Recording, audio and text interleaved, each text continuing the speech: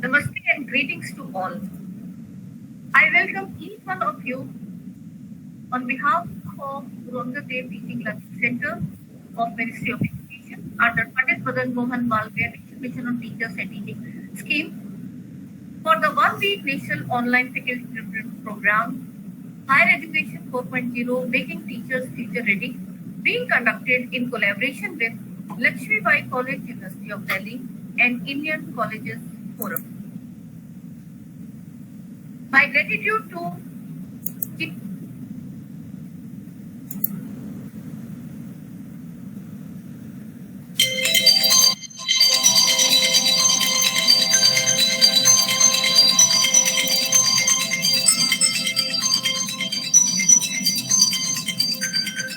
Namaste and greetings to all. I welcome each one of you on behalf of Guru Dev Teaching Learning Center of Ministry of Education under Pandit Madan Mohan Malviya National Mission on Teachers and Teaching Scheme for the 1 week national online faculty development program Higher Education 4.0 Making Teachers Future Ready being conducted in collaboration with Lakshmibai College, University of Delhi and Indian Colleges Forum. नहीं मिला है। अच्छा, ये तो प्रशांत का वो था, मैं खुद भेज देती हूँ उनको, मैं खुद भेजती हूँ। Okay former VCPA University and chairman of DADTLC and NRC Chemistry. My gratitude to very dear Professor Dr.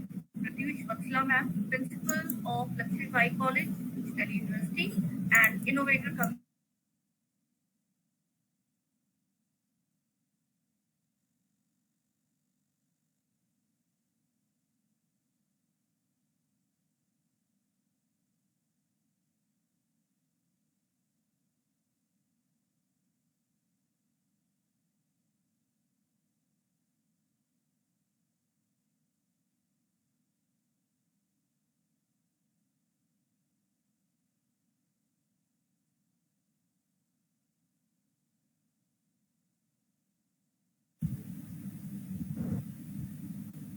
Good afternoon, sir, and welcome.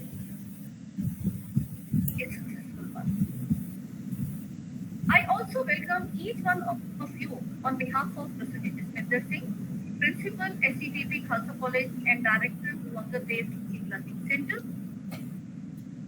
And especially I am thankful to all the resource persons who will be giving their valuable expertise in this 1 week faculty development program.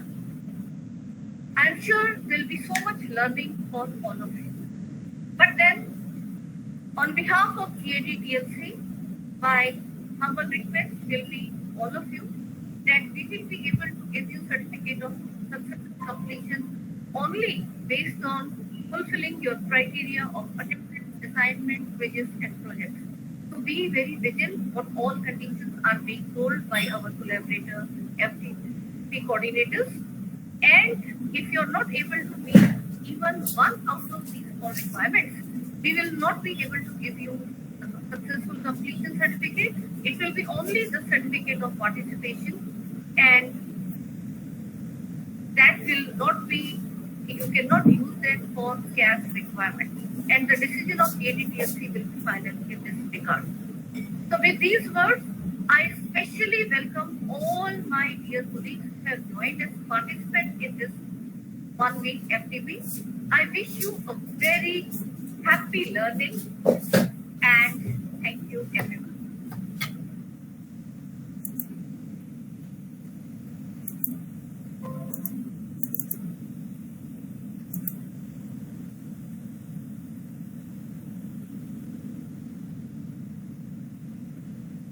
Welcome everyone on behalf of Guru Angad Dev Teaching Learning Center, a center of Ministry of Education, Government of India under the prestigious Pandit Madan Mohan Malviya National Mission on Teachers and Teaching Scheme. Situated at my own prestigious institution, Shri Guru Tegh Bahadur Khalsa College, a constituent college of the University of Delhi, I welcome you on behalf of the governing body of SCDB Khalsa College and also on behalf of the University of Delhi. This scheme has been centrally named in the honor of Bharat Ratna Pandit Madan Mohan Malviya ji. And at our college, the center has been named Take the Blessings of Guru Angad Dev Ji, the second of the 10 Sikh Gurus. I also welcome each one of you on behalf of the core team at the rate of GAD.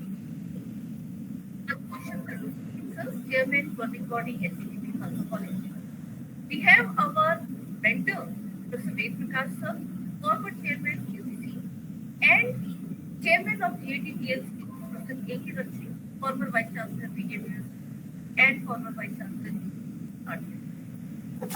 We also have esteemed guidance from Professor K.V. Bhanumurthy sir, Vice Chairman JDTLC and former Dean Faculty of Commerce and Business, Delhi School of Economics, and Professor N.G. Chadha, former Professor Department of Psychology, University, Delhi. And I especially welcome you on behalf of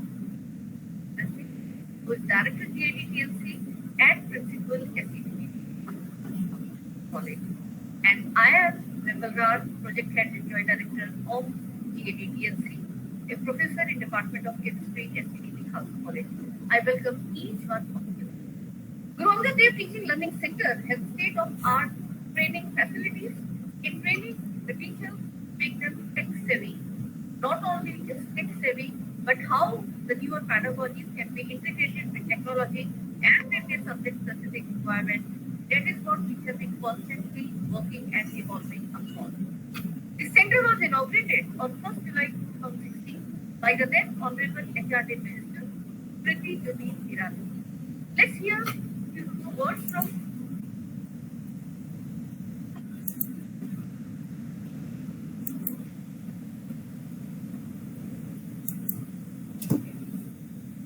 Good afternoon, everyone.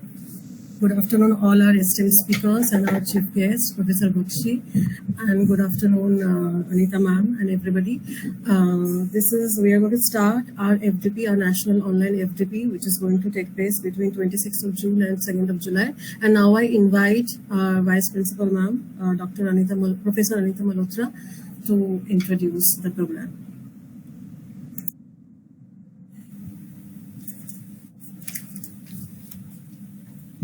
Good afternoon, everyone. I hope I am audible. Yes, ma'am, you're audible. Yes, ma'am, you're audible. So, good afternoon, respected Professor A.K. Bakshi, Professor G.D. Sharma, Professor Ramachandran, and Dr. Reshma Vats, dear colleagues and participants, all the participants of this FDP. On behalf of Lakshmibai College, I extend a very warm welcome to all of you. As you know, this online national one-week faculty development program has been jointly organized by Lakshmibai College and Indian College Forum in collaboration with Guru Angad Dev Teaching Learning Center, Pandit Madan Mohan Malviya National Mission on Teachers and Teaching, approved by Ministry of Education, Government of India.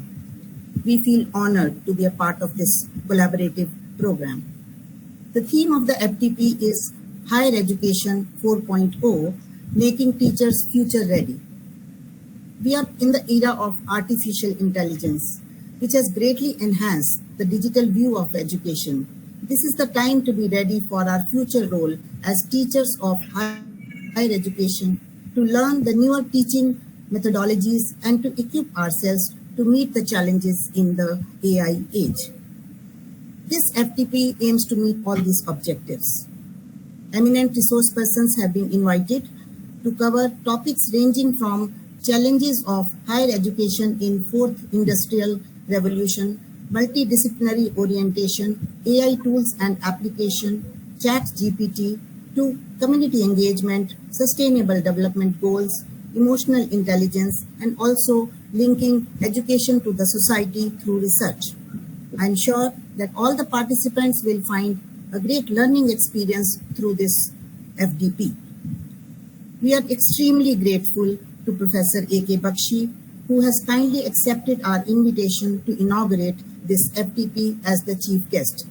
Let me also take this opportunity to express our heartfelt gratitude to Professor Vimal Rath for sharing her views through the two videos. It is my pleasure to introduce Professor Bakshi and Professor Vimal from GAD-TLC and the Program Director, Professor Pratyush Vatsala from Lakshmibai College, who is not able to join us due to some urgent work which has come up. Professor Pratyush Vatsala is the Principal, Lakshmibai College, and she has been carrying out academic, administrative, infrastructural, institutional and social work at the college since 2015. She has over 3 decades of teaching experience and has previously worked as Associate Professor in English in DBS, PG College, Dehradun. She has a number of publications in national and international journals and books, and she is recipient of various awards such as Dr. APJ Abdul Kalam National Dedication Award, Literary Excellence Award, Rashtrabhasha Gaurav Samman, the Best Managed Campus Award, and has also been recognized as Peace Ambassador by IWPG South Korea. She has been awarded the Lifetime Achievement Award by WAGE and also Nari Shakti Award in 2017.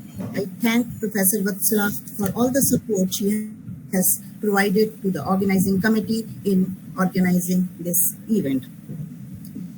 Professor Vimal is MSc PhD in chemistry from Delhi University and postdoctorate from IIT Delhi. She is a professor, Department of Chemistry, Khalsa College, and project head and joint director, GAD TLC of MHRD, and also the coordinator of National Resource Center of Chemistry. She is a leading woman edupreneur in e-learning with corporate e-learning experience. She has published a large number of papers and a patent, books, and has presentations and projects to her credit. She has been invited as speaker at local, national, and international forums. She has received INSA Best Teachers Award, Edupreneur Award by Ministry of Education, Bahrain, Delhi Ratna Award, Edupreneur Innovator Award, and published MOOCs which have been recognized by Australian government. Her contributions to e-learning are many. She has developed Teachers E-Kit, MOOCs, and teaching methodologies at national level, co-designed the 4-quadrant format of e-content for e-PG Pathshala project at UGC, managed 3 national level e-learning centers, and has trained over 70,000 teachers at GAD-TLC. She has developed more than 50 MOOCs for platform and has been awarded National Resource Center for Chemistry for ARPIT courses. At policy making, she has contributed to national level in UGC online courses regulation, e-governance, Technical Committee of National Academic Depository, and NEET of AICTE. She is member of Committee for Review and Continuation of e-PG Pathshala project of UGC, and recently she has been selected as one of 4 Indian experts for the G20 consultative group on making tech-enabled learning more inclusive, qualitative, and collaborative at every level. We thank Professor Vimal for her sharing her thoughts through the videos which we will be playing. I have immense pleasure in introducing the chief guest for our inaugural session, Professor A.K. Bakshi. Bakshi sir is former Sir Shankar Lal Professor of Chemistry, University of Delhi. He has been the founding Vice Chancellor, PDM, University, Bahadurgarh, Haryana, and Executive Director of Tertiary Education Commission at Mauritius. He has been the Chairman of National Resource Center of Chemistry of Ministry of HRD, member of Standing Committee of National Mission on Education through ICT, and visiting professor at IP University, Delhi. Her achievements include that he is a double gold medalist and is recipient of several awards and academic honors. He has been felicitated twice by former President of India, Dr. APJ Abdul Kalam, author of 180 research and education articles, has 1 patent to his credit and 11 books. He is editor or convener of 51 e-books and author of 63 e-modules of PG chemistry courses and ARPIT programs of Ministry of HRD. Sir has been the president of Chemical Sciences Indian Science Congress Association, member of various national and international committees, and he has also been felicitated by Union Minister Shrimati Smriti Irani for contributions as chairman GAD TLC in professional development of teachers. He has been a member scientist for third Indian research expedition to Antarctica and has contributed to building India's permanent base Dakshin Gangotri in Antarctica. With those words, I welcome you once again, Professor Bakshi, and I would request you to deliver your talk after Pracheta plays both the videos which we have received from Professor Vimal Raj. Thank you, sir. Thank you. Thank you, everyone.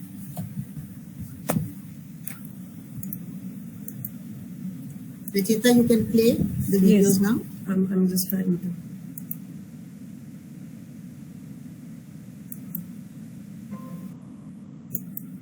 I hope all of you can see the screen. Yes. Okay, I'm just playing this.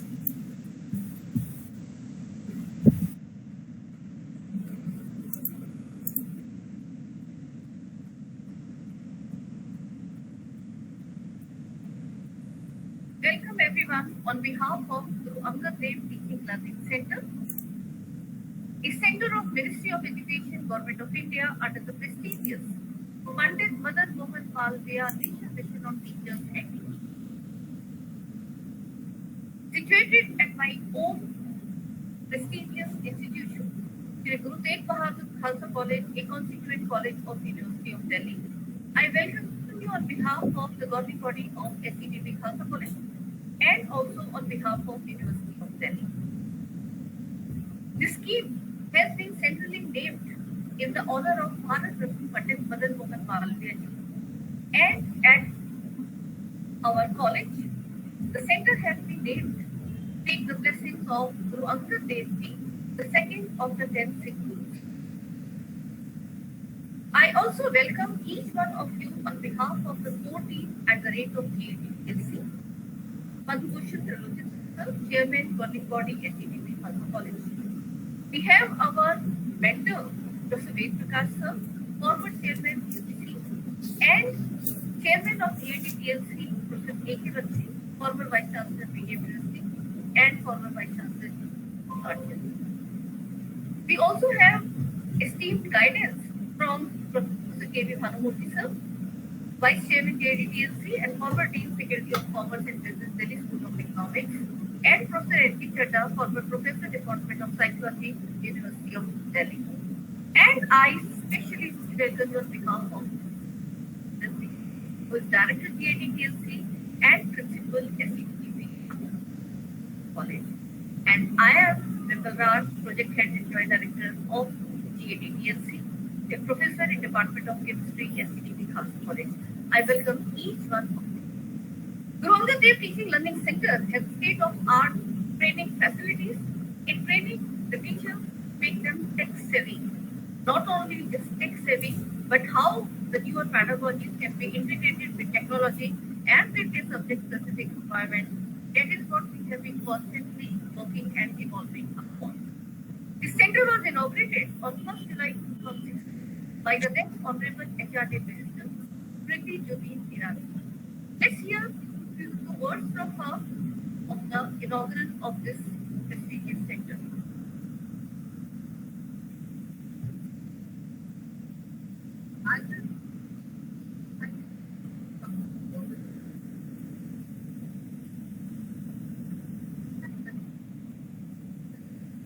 जीवित रूप में आपके सामने प्रस्तुत एक teacher की ललक उनसे उसके उत्साह का उदाहरण है कि भारत सरकार ने दिसंबर 2014 को माननीय प्रधानमंत्री जी के हाथों पंडित मदन मोहन मालवीय नेशनल मिशन को राष्ट्र के सामने प्रस्तुत किया, लेकिन उसमें हमने एक शर्त रखी कि जो भी इस प्रोजेक्ट से जुड़े वो स्वयं एक अनोखा टीचिंग लर्निंग का प्रस्ताव लेकर आए और उस प्रस्ताव में जो अनोखा हो अथवा वो प्रस्ताव अगर शिक्षकों के माध्यम से आए तो विशेष रूप से हमारा सहयोग ऐसे प्रोत्साहित शिक्षकों को जो दूरगामी परिणाम देख सकते ऐसे शिक्षकों को समर्थन करने का हमारा प्रयास है। My teachers and my heartiest congratulations. So I'm thankful to the entire Ministry of Education, right from the ministers and officials itself. The objective of this GAT TLC, what we proposed, was empower our fellow colleagues through various workshops, training programs, faculty development programs, faculty induction programs, and now they have taken proper shape in different formats. But also along with that, preparing them for developing open education resources, which have taken the shape of teachers ticket and development of e-learning objects which they can use in their classroom teaching learning methodologies. So the idea is how the teachers can be developed in ICT skills along with the newer pedagogies and for their different subject-specific requirements. And these are the various programs now which we are conducting in both face-to-face or online modes, seminars, webinars, workshops, which range from 1 to 3 days, conferences 1 to 3 days, faculty development program of both 1 week or 2 weeks duration, where proper completion with grades for their promotion requirements under the CAS of are met, leadership development program for administrator and for senior teachers, faculty induction program which is a 1 month entry-level program for the newly inducted teachers, and this is now mandatory for the first level promotion of all the newly inducted faculty. Development of teacher secret, which is a rigorous program starting from FDP. Around 6 months teachers take and group of teachers are contributing, and I'm happy to share more than 2,000 teachers are working in this area. The faculty induction program has been not only being executed by us, but has also been co-designed by us, and I'm thankful to Ministry of Education for putting my institution name on this document, where you can see there are 12 modules, out of which around more than 8 modules have been designed by us. And since then, we have been conducting various face-to-face programs from 2016, 2020, the corona phase. There were no online programs in terms of the FDP and all. But then, since post-April 2020, due to the corona pandemic, we have shifted more towards the online events and conducted various events and are also developing teachers in with the help of so many teachers. But prior to this particular center, GAT-TLC, our team has worked together in the Center for E-Learning, which was again established as a unique center by the group of PIs and co-PIs under E-Learning project. And rather than outsourcing the content production to the vendors, we took the initiative where we had our own studio and own technical team and guided them to prepare e-content in these 6 subjects: chemistry, commerce, economics, psychology, forensic science, and business economics. And all this content is available as 89 courses, each course having 35 to 40 modules in 4-quadrant format. And this is available on inslipnet.ec.in. I request all of you to use these resources in your classroom. Out of these, 42 books were developed and uploaded on the SWAM portal as the largest contribution out of total 63 PG level books developed under the aegis of UGC. The first stage, 42 is our team's contribution. We also have a center which is National Resource Center of Chemistry. This is again under the aegis of Pandit Madan Mohan Balkani. And under this, the ARPIT program, which was the abbreviation annual refresher program in teaching. This was done online and as group format. platform. And since 2018, we have conducted 3 UPIT programs.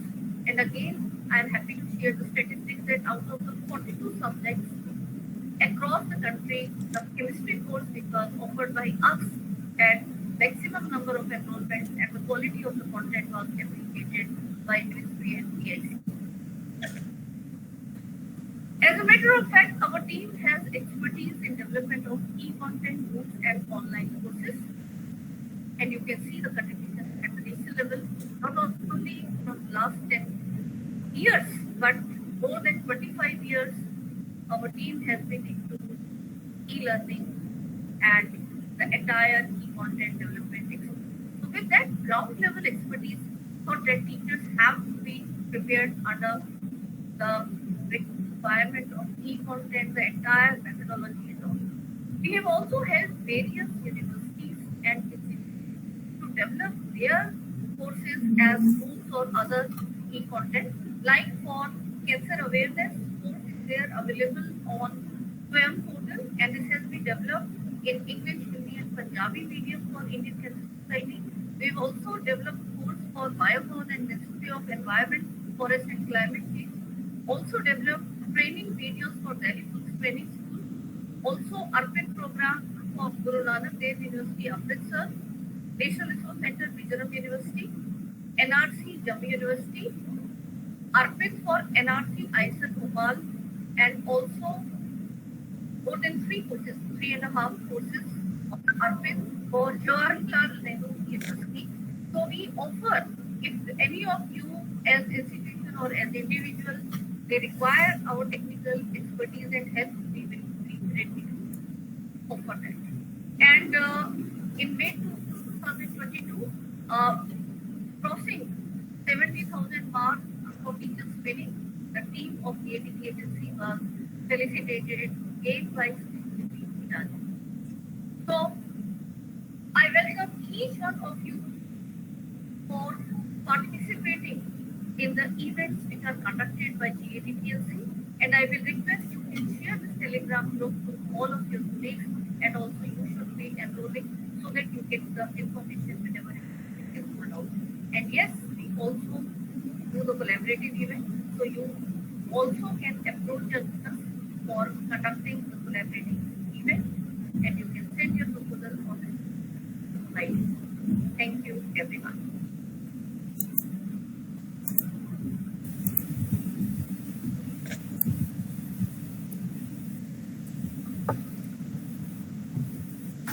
We once again thank Professor Vimal Rag for sharing these videos with us and all the participants.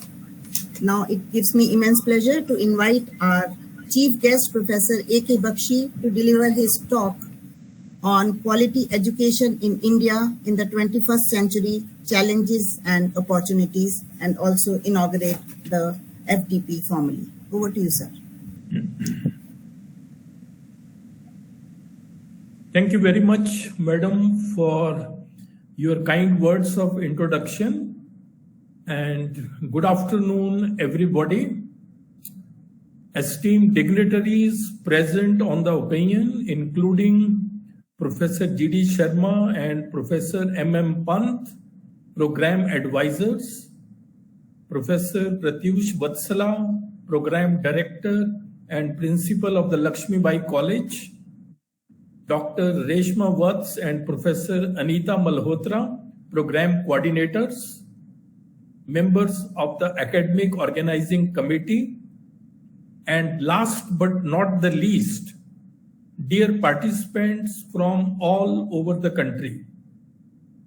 It's indeed a great honor and a privilege to have this opportunity to inaugurate 1 week online national FDP on Higher Education 4.0, Making Teachers Future Ready, being jointly organized by Lakshmibai College of University of Delhi and Indian Colleges Forum in collaboration with GADTLC of the Ministry of Education, Government of India.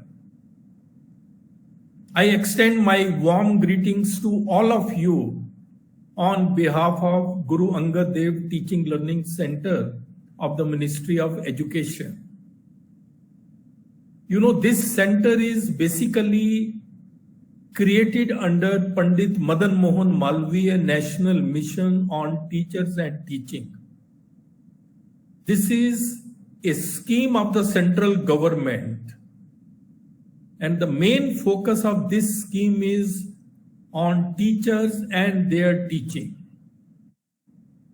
So, under this scheme, GAD TLC has been conducting various programs on different aspects of higher education in the country with a view to empower the teachers. And we have touched upon so many different aspects. I'm very happy that today we are going on a new topic, and that is basically on higher education 4.0. And I'm very sure that the participants will find this course very interesting, a great enriching experience, because as I can see, many eminent resource persons are going to deliver talk at this FDP. So in that line, I will like to share some of my views on quality education in India. And before I start my talk, let me share my screen.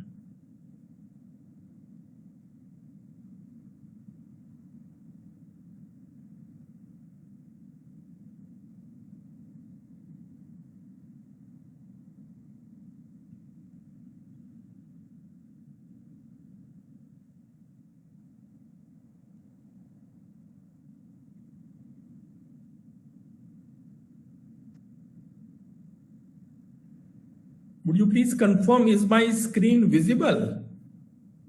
Yes, sir, it's visible. Yes, sir. And am I audible? Yes, sir, you're audible.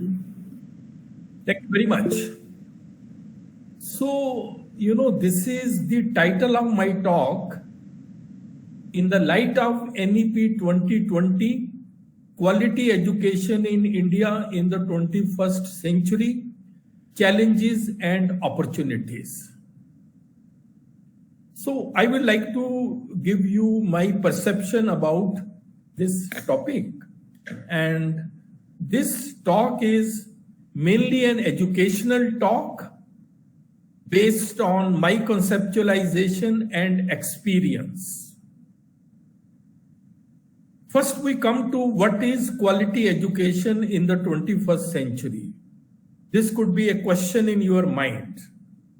Let me start from the very basics.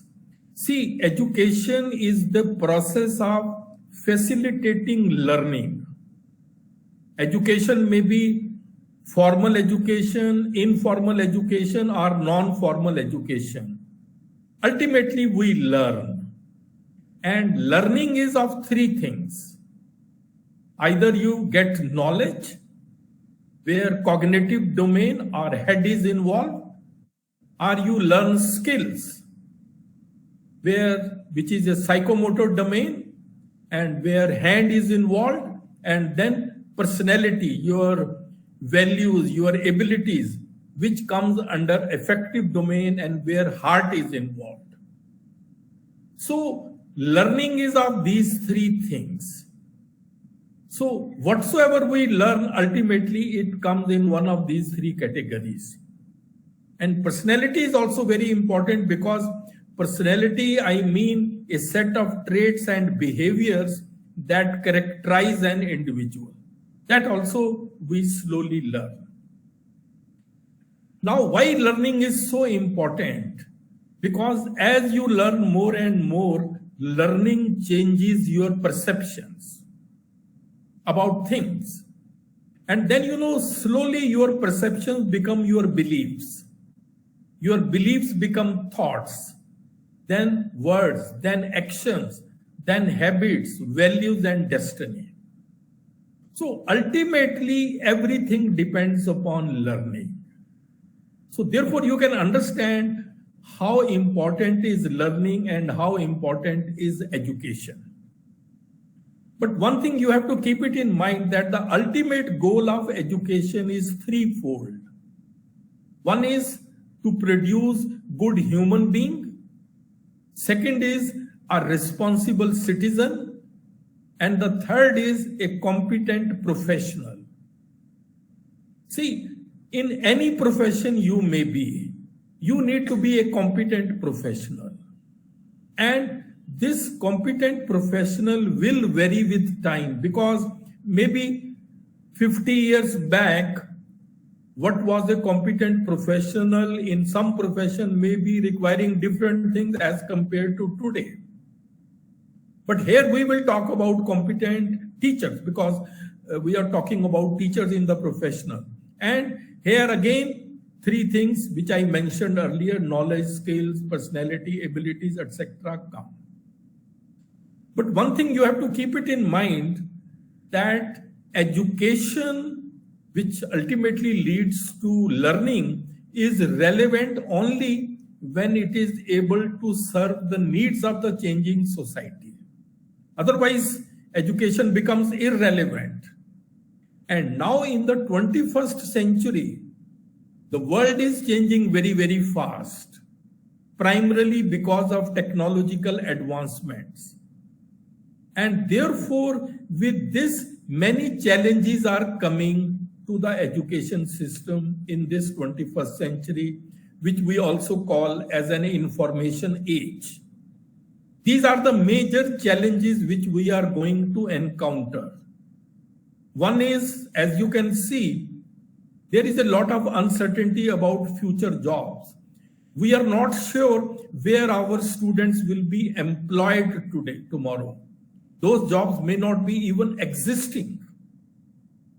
Then artificial intelligence, robotics, and automation are going to take over many traditional jobs, especially those jobs which are of repetitive nature, which are of predictable nature, which do not involve critical thinking or creativity or research. They will be taken over by them. And then, all educational institutions are focusing on increasing gross enrollment ratio. So massification of higher education is taking place. So on one hand, traditional jobs are becoming less and less.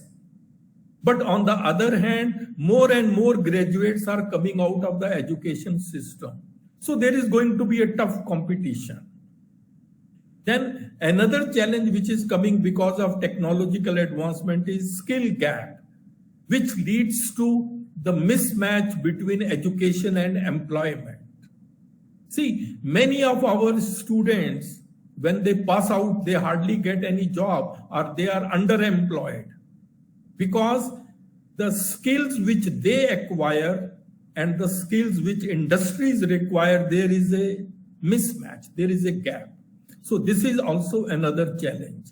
And then in the 21st century, because of technology, there are now multiple sources of knowledge which are available. There was a time when teacher was the only source of knowledge, but not now. You have so many ways. And then world is witnessing Industrial Revolution 4 and Industrial Revolution 5. And we need to change according to that. We need to adapt them.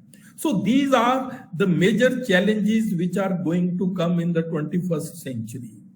And I just mentioned about industrial revolutions.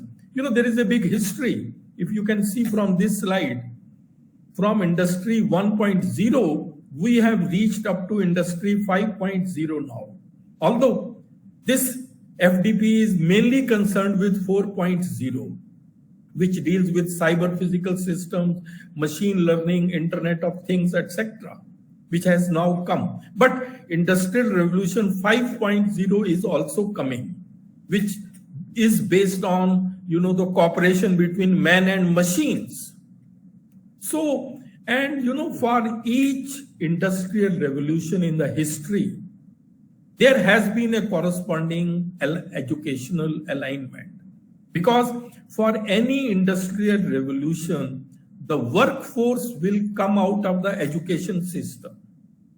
Therefore, education system must be aligned with the needs of the industrial revolution. And in this FDP, we are talking about higher education 4.0, which will be aligned with the needs of the industrial revolution 4.0. Although 5 is also coming. And now in this industrial revolution 4, so many technologies are coming: artificial intelligence, machine learning, Internet of Things. And the biggest challenge which is going to come, which you must keep it in mind, is that all those jobs which are, so-called left brain functions, look at the numbers, or analytical thinking, or languages, these are called left brain functions. They will be taken over by artificial intelligence. Humans may not be required for the left brain functions. Because, if you go into the depth of artificial intelligence, it is based on certain algorithms. So anything that can be measured by numbers can be solved by artificial intelligence. But if you look at the right side of the brain, here we have creativity, critical thinking, emotional intelligence, and then empathy. These cannot be taken over by artificial intelligence. So you can very well understand what will be more in demand in future and what will be less in future. Because these are the technologies which are going to come now, are already there. And already these are the part of the education system in many institutions in our country as well as abroad. So much so, that it is very difficult to imagine education without technology in the 21st century. I hope you will agree, because problems or challenges are also because of technology, but their solutions will also be found in the technology. Technology is only an enabler. We cannot allow technology to become our master. It has to be our puppet. And in the light of this, quality education in the 21st century will focus on these 3 things. Because I told you, learning is of 3 things: knowledge, skills, and personality. So knowledge will be one thing which will be required. Not only disciplinary knowledge, interdisciplinary, as well as practical knowledge. In any discipline you may be, this will be required. Then 21st century skills are also required. I will come to that. And third is personality, about which I mentioned. And please note, these 3 things taken together constitute competence. That is what I said earlier, competent professional. You have to be good in all the 3 things. Even if you are weak in one of them, it will affect your performance. That is why all educational institutions try to create conducive learning environment for this type of education. They try to have adequate infrastructure so that their students are able to succeed and thrive in the modern world. So this is what the focus is going to be in the 21st century. And 21st century skills, which I said, these are a basic set of abilities which we all, including our students, need to possess if we want to excel and thrive in this world. They come under 3 categories, as you can see.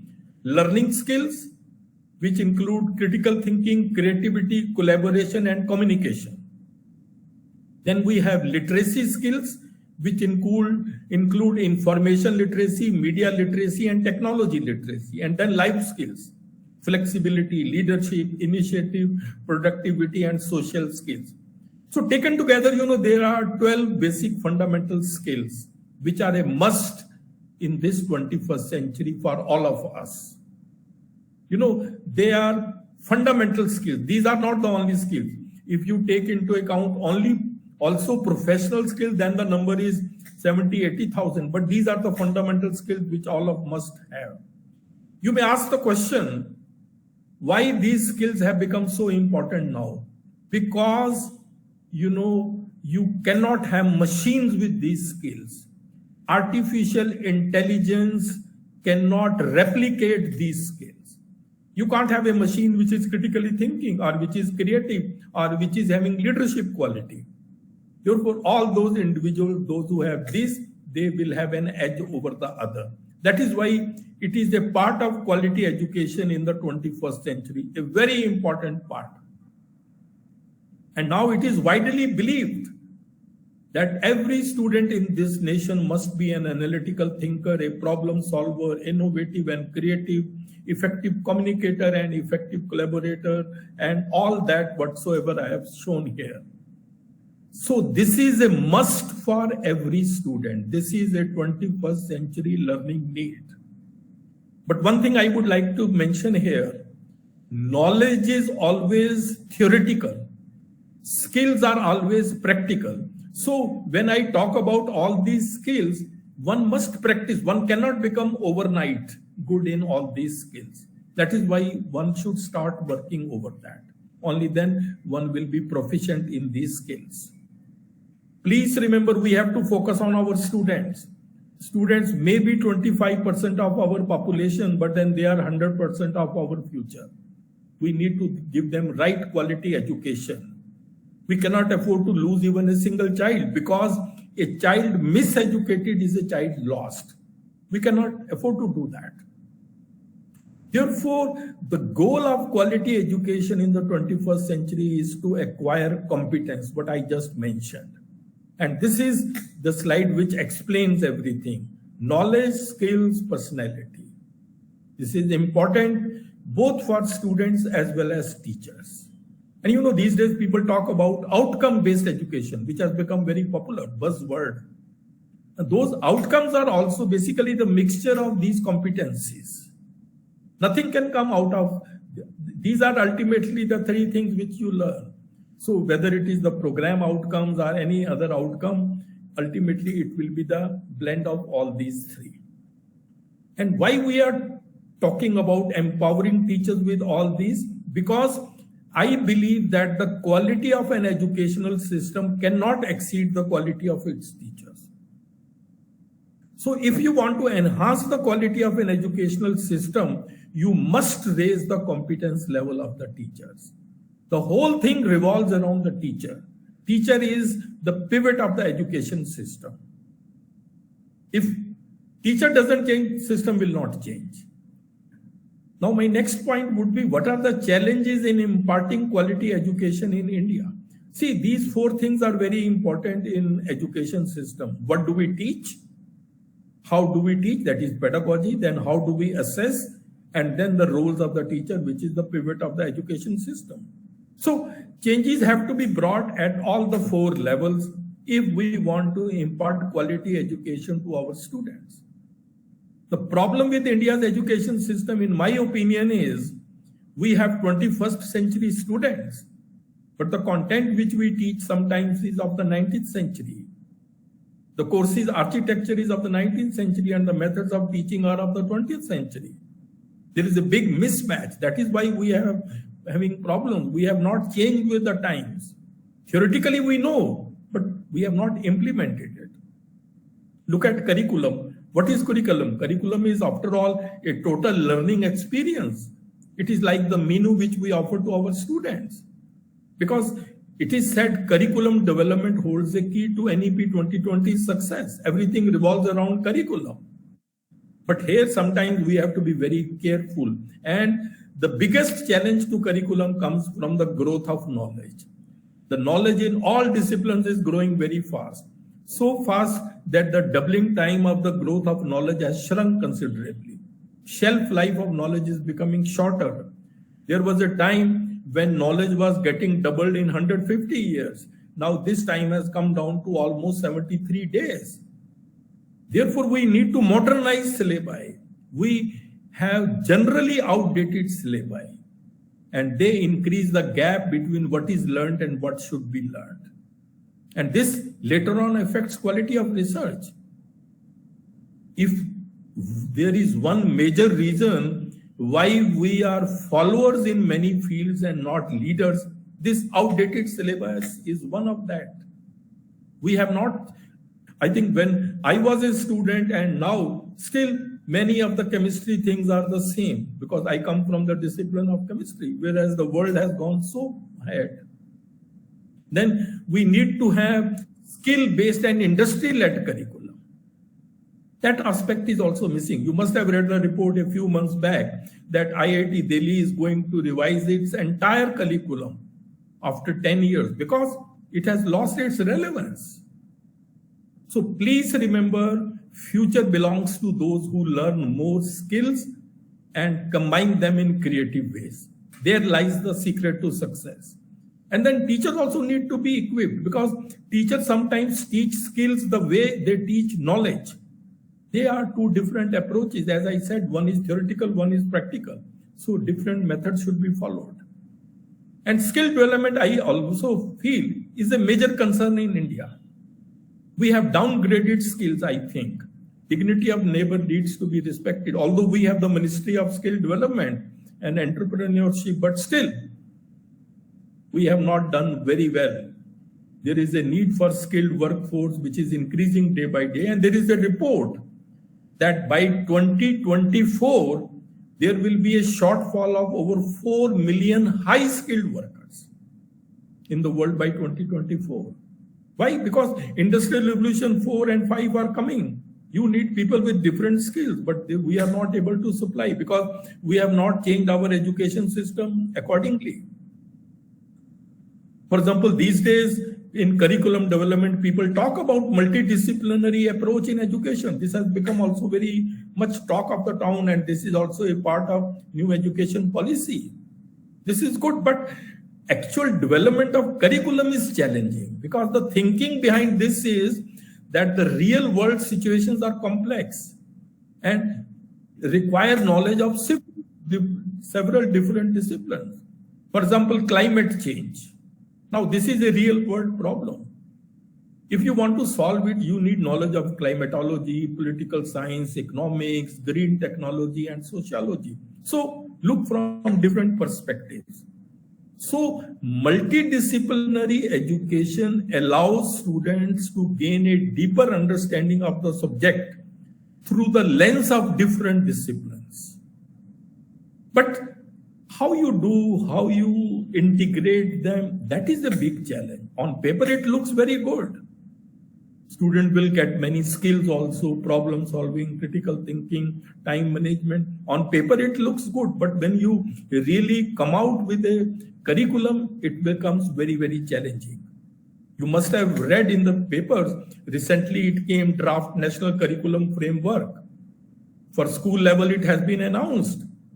Now, curricular areas will replace the streams, which we used to have science, commerce, and humanities. They will be replaced by curricular areas. And there are 8 curricular areas. For example, for 11th and 12th class, there are going to be 8 curricular areas. These humanities, mathematics, and computing, vocational education. These are the 8 curricular areas. Each curricular area will have some disciplines, and each discipline will have some few choice-based courses. So that is going to be the structure. Look at, suppose I take science curricular area. In science curricular area, there are 3 subjects, physics, chemistry, and biology. And in physics, these are the 4 papers. In chemistry, these are the papers. These are called choice-based courses. So in each curricular area, there will be many disciplines, and in each discipline, there are going to be choice-based courses. So students will have to choose, and in 11th and 12th taken together, they will have to take or pass 16 choice-based courses. They can take any one combination, but it may create confusion. It has many, disadvantages. Students may not be knowing. So it depends upon, let's see how the things work. This from school level, it is going to be introduced from next year. Second component in education is pedagogy, how we teach. We still teach by talk and chalk method, which is mainly a teacher-centric approach, mainly a monologue.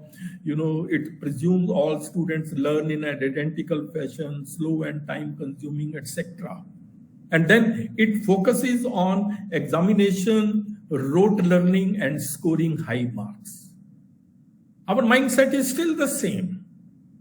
This is today's reality in every discipline. Nobody wants to learn the concept. Everybody wants to score 90 plus marks. A student's mark sheet has become a prestige sheet for the family, but a pressure sheet for the child. Very, very unfortunate. Our education system sometimes I feel is outdated. Does not encourage thinking, innovation, and creativity amongst our students. Focuses only on examination, rote learning, and scoring high marks. Please remember, without creativity, there can be no progress, and we would be forever repeating the same pattern. What's the point? We mug up the things, we reproduce in the examination, and then forget. That's not the purpose of education. Education is not the learning of the facts. It is the training of the mind to think out of the box rather. And that is also one reason why we are not able to excel in research. This was my article in a leading magazine. Recently it came. Crisis of innovation and creativity. India's future is in innovation. Make education more creative. The irony of our country is we still focus on well-filled mind, but what we need is a well-formed mind, which comes out of thinking, innovation, and creativity. Please remember, era of rote learning is over. That's not going to help us. But we have not come out of this shell. We still work on that. Real education is one which transforms the learners.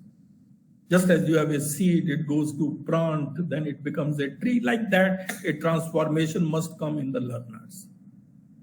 And the basic thinking, I think sometimes we presume that learning is the product of teaching. This is wrong. Learning is not the product of teaching. Learning is the product of the activity of the learners. So learners need to be engaged. Then they will learn. And there are so many methods of engaging the students. These days we talk about experiential learning also, which is very much a part of new education policy. And learner-centric methods could include all this: problem-based, project-based learning, case studies, inquiry-based, flipped classroom, then collaborative learning, think, pair, and share strategy, community reach, all these internship. In all of these, whatsoever is being shown here, a learner is engaged. And then they will never forget. So we need to shift slowly to that. We still have a focus on lecture-based learning. I think we have to come out of that. Flipped classroom model, for example, is becoming so popular all over the world.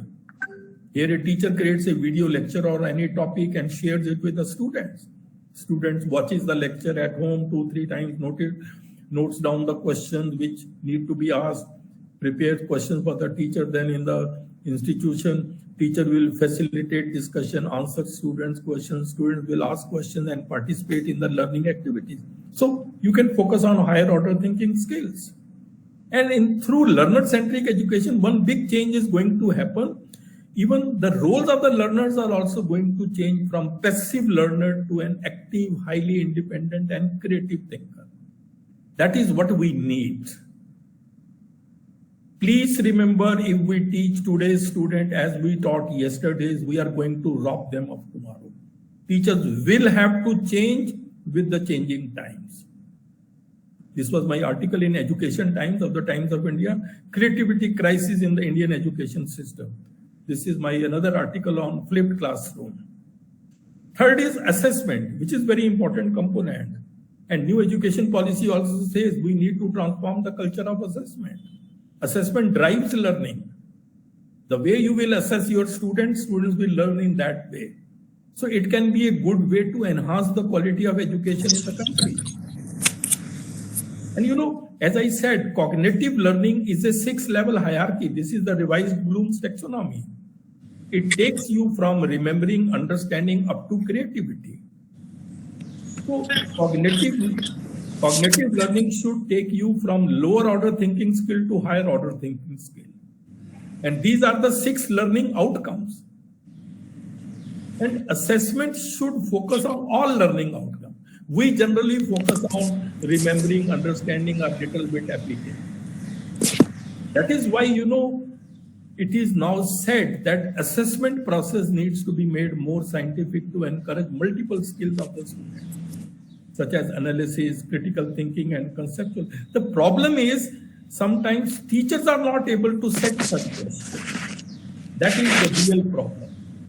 Teachers will have to play a very important role in assessment and evaluation. We have about 4 crore students enrolled in higher education. But in assessing them, creativity, competence, or skills of the teachers matter the most. Now, for example, this CUTE has become very popular for admission to the universities, MCQ based. But this has certain limitation. It's not possible to measure the ability to apply knowledge to complex problem or solve problem. There is no opportunity for the students to demonstrate the depth of their knowledge. There is no opportunity to showcase their creative, logical, and analytical skills. Then writing skills are missing, oral skills are missing. So these are the limitations. So the best way is you should do a blend of so many assessment tools. Look at this. This is a very beautiful slide. For lower order thinking skills, you can have MCQ, short question answer, match, fill in the blank, numerical. But for higher order thinking skills, either projects or internships or e-portfolios or field work should be used. But we are not able to do. That is why we are focusing generally on the lower order thinking skills. And now I come to the roles of the teachers. In the light of all these, nothing can be achieved if the teacher doesn't teach. Traditional roles of the teacher have been these: disseminating knowledge, creating knowledge, administration, and management. But now technology has totally changed the way education is imparted. Technology has impacted all areas of higher education. Look at this. During Corona pandemic, all these developments took place and our center was very active. Teaching, learning has changed. E-learning, MOOCs, PowerPoint, video clipping. Now so much. Everybody talks about these things. Experimental work, virtual labs have come, revision of syllabi through email, discussion forum, video conferencing. In research, electronic databases have come where you can do quickly the literature survey. Online examinations are becoming very popular. So many assessment tools have come. You can now have questions which are audio-based, video-based, etc. Training of the teachers is online. ICT empowered pedagogies have come. So much it has changed. You can very well see how things are changing. And now from this year, we are going to have National Digital University. One more thing, this has recently a development. In the school in Bangalore, it has come out with robot teachers, which is an artificial intelligence empowered teacher. Student will ask questions via command. And then it answers 100% precision. So such robot teachers may replace human teachers in future. That could be a possibility. Who can stop that? That is why it is said for teachers in higher education, research is very important. Research cannot be done by robots. And now some teachers worry that there will be perhaps no students to teach anymore in near future as technology might take over teaching our students. So even there are question marks over the future of teaching profession. Things are changing. Because, in any profession with one set of skills, you cannot continue. Lifelong learning has to be there. Reskilling, upskilling is a must. And therefore, new roles of the teachers have come. And the new roles of the teachers are these. You have to become tech savvy in ICT skills. Tomorrow, students may be enrolled in e-learning and MOOCs. If they have some question, who will answer? You. So you must learn how to manage virtual classroom and discussion forum. You need to engage students by learner-centric pedagogies. Teachers will become coaches or mentors rather than merely knowledge providers, as was the time once. Then you should be proficient in the development of e-content and MOOCs. Almost nearly 4,000 MOOCs have been developed and put on this SWAYAM platform.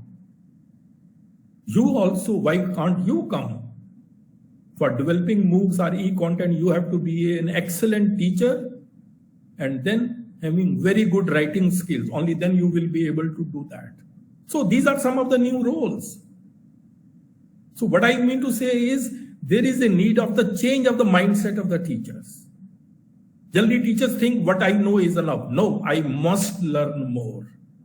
Then you should be interdisciplinary in your thinking, upskilling, and learning other subjects. You know, there is a very famous quote, birds born in a cage think flying is an illness. So change your mindset. Regular professional development is the need of the hour. One refresher or orientation course, that will not work. Professional development is a journey and not a destination. This was my article which came about how Education 4.0 will work for coming generations. This was my article in Times of India, how technology won't replace teachers. Please remember, technology will never replace great teachers. But technology in the hands of great teachers can be transformational. It can be, you know, this blend, you are a good teacher and tech savvy, that combination can do wonders. Just 3-4 minutes I will take and then I will stop it. Yes. Just last point which I want to say is I want to also give you some tips for building personality, because this is what I showed earlier. You may be very good in knowledge, you may be very good in skills, but if your personality is not good, the whole thing is gone. Your competence will be of no value. So focus should be on enhancing your competence. You know, look at this report. 87% of all people fail not because of capability, but because of personality. But the worst part is they do not know that their personality is coming in the way of their job performance. Because, you know, personality is hidden. It is like an iceberg model for competence. Knowledge and skills are known to everybody, but personality is below this sea level. Attitude, traits, thinking style, that you come to know only when you deal with the person. And generally, this creates problem in your performance. So try to be proactive, and you know, there are just 3-4 small things which I have learned in my life, I want to share with you. Just very quickly. Self-belief is believe in yourself. A bird sitting on a tree is never afraid of the branch breaking because her trust is not in the branch but in her own wings. So believe in yourself. Self-confidence can do wonders. You may be in any line. Excellence should be the key word. A penguin can never be a giraffe, so try to be the best penguin you can be. Then self-discipline is another thing which I also learned quite late. Control over your thoughts. If you can learn self-control, because there is nothing in this world that can trouble you more than your own thoughts. So if you can learn self-control, you can master anything. This is something you should practice.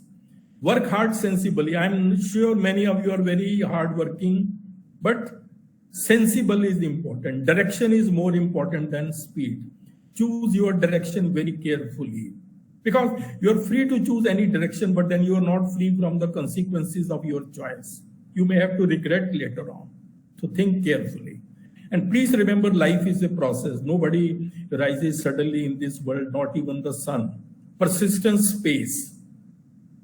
Look at the right side. If you get 1% better each day for 1 year, you will end up 38 times better at the end of the year. So that should be the thing. Then many of us are not able to make mark in life because they start living in a comfort zone. Please remember, life begins at the end of your comfort zone. It's only after you have stepped out of your comfort zone that you begin to change, grow, and transform. So come out of that. That should be the driving force for you. Then overcome fear of failure. I also used to have, when I was a young teacher, this was something which was hindering my growth. Look at this quote. जब तक तुम डरते रहोगे, तुम्हारी जिंदगी के फैसले कोई और लेता रहेगा. Failures can be the pillars of success depending on how you take them. Your attitude towards failure determines your altitude after failure. Change your mindset. And please remember, you are at your best when things are at their worst. You will come out with your best.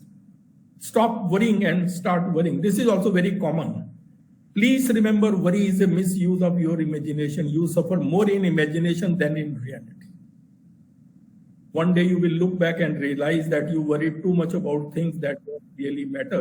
But by that time would have gone. This is a slide which I have put in my office. What I can control and what I cannot control. What is in my control is my attitude, my effort, my focus. What others think of me, what are their attitude, what will be the outcome, or what will be the actions of others, I don't need to worry. Generally, people think more about what others think rather than what is in their own control. Please, this can be a big changer for you. So these are all personality traits. I will skip them. So ladies and gentlemen, at the end of the day, your biggest competition is you. You have to become the puppet of your mind, not master of your mind. You have to become. Be your own king. You are a king if you know how to rule yourself. You don't have the problem. You are the problem. वो एक हिंदी में कहते हैं ना, स्वर्ग भी तू है, नर्क भी तू है, इन दोनों का फर्क भी तू है. And it's never too late to be what you might have been. Just any time life can change. Work with bulldog determination and strong willpower and the world will be at your feet. Challenges keep us. There is a very famous quote. A ship is safe in harbor, but that's not what ships are built for. So humans are not designed to be happy in status quo. So continue to remain dissatisfied so that you can get better and better. Challenges are what keep us fresh. Take every problem as a challenge and not every challenge as a problem. Challenges, as a matter of fact, are the doorways to excellence. This should be your mindset. It is the mindset which separates the best from the rest. And last slide. These are the lessons I want you to learn, which people learn late in the life. Everything is temporary in this world. Remain connected but not attached. And life is not fair. Life will never be fair. Don't expect life to be fair. And then beneath anger, there is always some fear. Things don't matter that much. People matter though. Once people leave your life, they create a vacuum. And then a lifetime is not very long. Very soon the life will be over. You may be 30, 40, 50, 60 years. So many years have gone. And then you played it too safe. You should have taken risks in life. And life has no reset button. Live every day like it's your last day. It said realization comes to everybody in life, but generally by the time it comes, it's too late. Then you can't do anything. तो ये last slide है. दुनिया में जितनी भी अच्छी बातें हैं सब कही जा चुकी हैं, बस अमल करना बाकी है. Thank you very much. I know I took little more time, but I just wanted to complete and give this talk which would be motivational. Thank you very much. Thank you, sir. Thank you, sir, for your enlightening speech. And I'm sure all of us, we have gained from your wise words. And these are very uplifting words, I must say. And I thank you from the entire team of Lakshmibai College, SEEDS, and of course GAD TLC for being with us and presenting us with your wonderful insights on how we as teachers can cope with the changing mechanism of, the pedagogies and everything else. But I'm sorry, madam, I took little more time. I know. No, I sir. should not have taken, but... No, sir. We are only happy to hear, more from you. But of course, we are time bound. So, yeah. So, therefore, I would like to invite Dr. Reshma Vats to say the word of thanks. Thank you. So, very good afternoon to all of you. It's my proud privilege to present vote of thanks. First of all, I would like to present vote of thanks to Professor A.K. Bakshi ji. Thank you, sir. Thank you for joining today.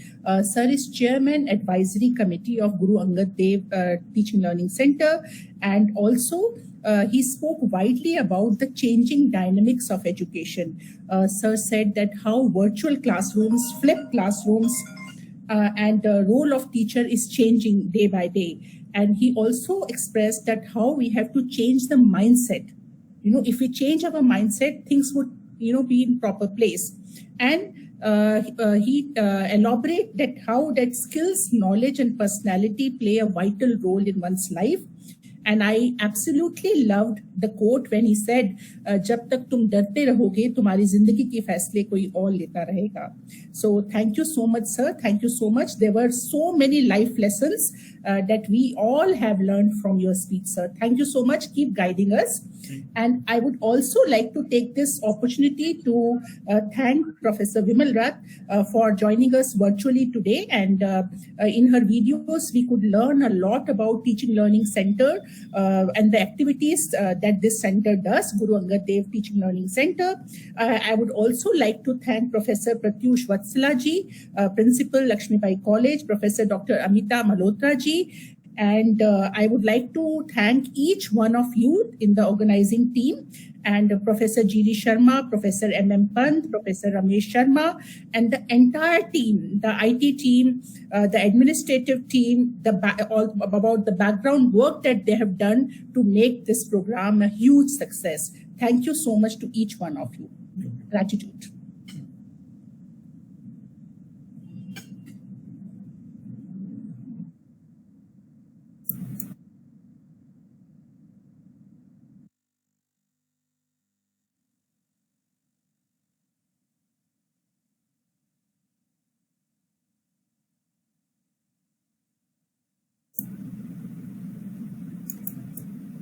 All right. Thank you, ma'am. And I would like to invite Dr. G.D. Sharma, who is the leading force, one of the leading force, besides our principal ma'am, Dr. Pratyush Vatsala, for bringing into fruition this online FDP for which all of us we have been working. Sir is an eminent personality. He's from SEED, ICF, Indian Colleges Forum. And there are lots which could be said about him, and I would like to invite him for his talk now, for his session now, sir. Thank you very much. First of all, let me congratulate the TLC team, and particularly Dr. Bakshi, who covered the larger ground with regard to the theme of this FDP.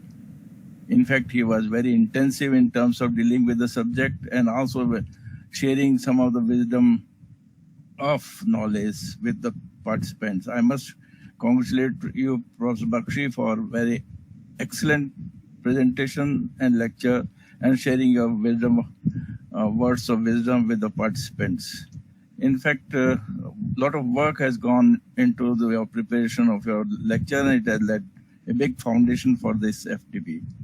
I must congratulate Dr. P. Vatsala and her team for arranging this FDP, which is dealing with the future, which is a need of the time.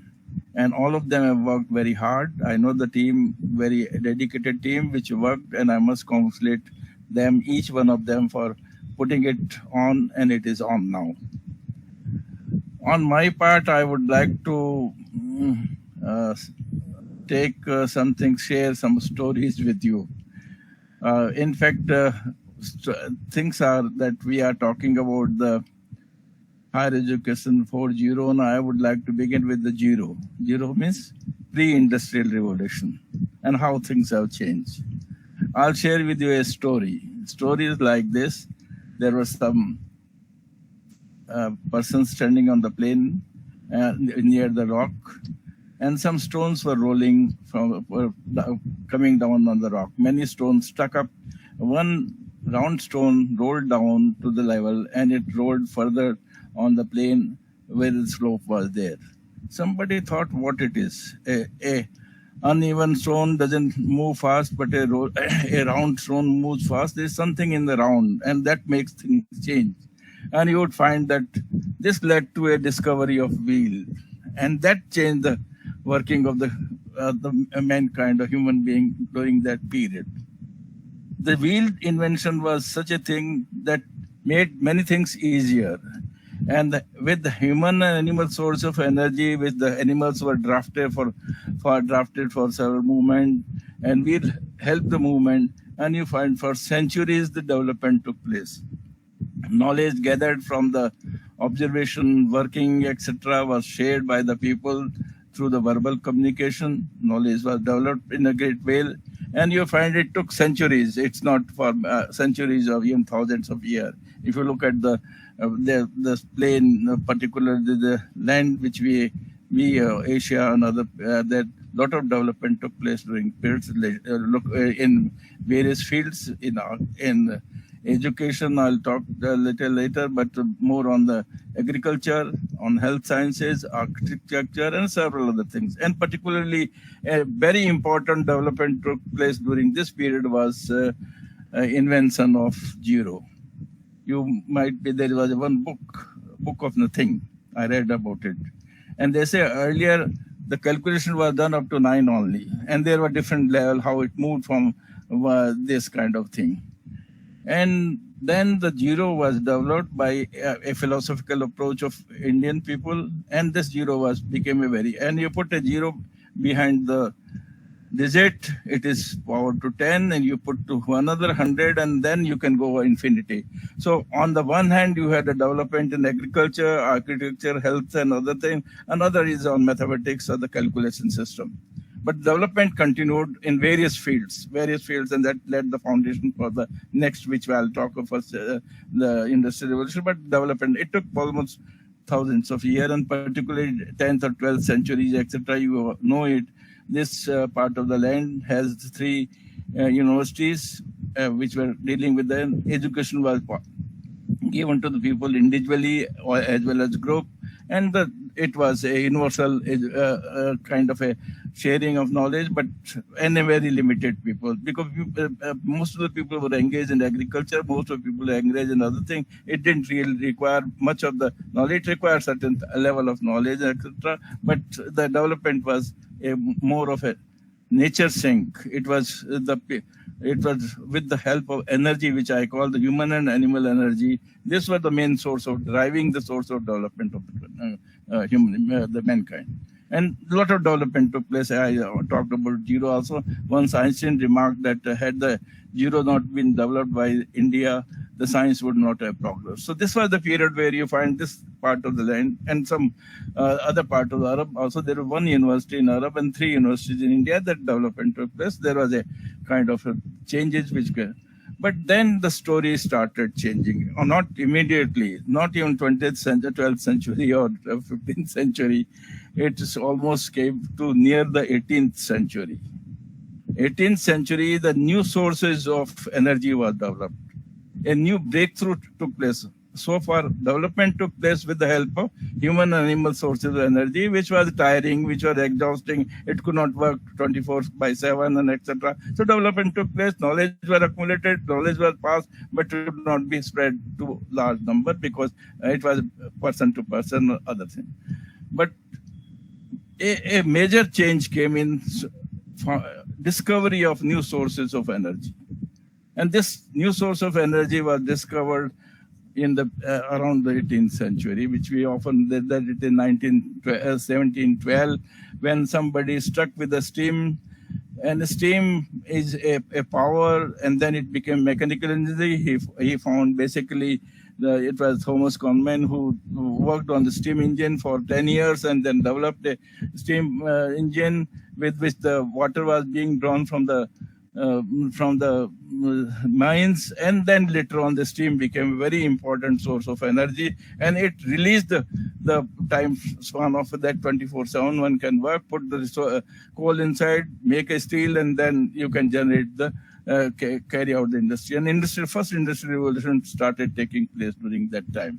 It was more based on steam, and then steam led to various kinds of communication. It led to drawing of wheel and steam. These are 2 important. Wheel continues to be very important source of development of the mankind, and that. So the first industrial revolution was based, and therefore you would find that earlier education was in a group, but this first industrial revolution, since you went into the industries, setting out for the manufacturing of clothes or manufacturing of several other things, it needed large number of people. Large number of little bit educated with a little higher level of cognitive skills and etc. Some lateral. So your schooling system started. You would find that schooling and universalization of primary education, which we are talking about, that became a need of that time. need of the time of first industrial revolution, because large number of industries were set up with the help of steam, but still it was a slow process development, and the first basic level of cognitive skill and implementation skill in large number. So you find schooling became important. For schooling, the teachers also became important in higher education. And research also continued during that period, but not at that level of time. And then the story started changing again when the discovery was made about the electricity around 1752. One man he was flying the kite, and he found that there is some kind of the copper wire was added to kite flying, and he found that there's some things are jerking him in that, and then later on it became dynamo and dynamo, and that again changed the development, human process development in a much more different way. Earlier it was restricted to putting the coal in the furnace, and then steam is generated. The steam will run the wheel, and wheel will do several other activities. Now it is electricity became very important. It can be transmitted to any part of the land, and the changes started checking very fast in terms of development process. You can call production process, you can call distribution processes, and all other things, and education processes also. In education processes, now it needed little more level of large number of people in terms of cognitive, little more higher level cognitive. So those countries which went into the second industrial revolution, you would find that the higher secondary, universalization of higher secondary became very important in that. Using this kind of development, when research was, of course, continuing with that sort of thing in it, but it was a kind of slow, but development which took place during this period, you would find that even first industrial revolution led to change in terms of the printing press and etc. Second revolution, it enlarged the process of this various fields, because foundation was already laid in the first pre-industrial revolution of knowledge and other thing. Now it was machines, and the mechanical sources of energy was used. Mechanical source of energy was particularly steam to electricity.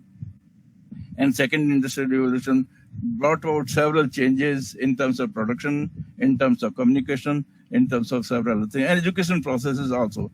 That was required large number of persons to be having at least higher secondary, which is called structured education, higher secondary education.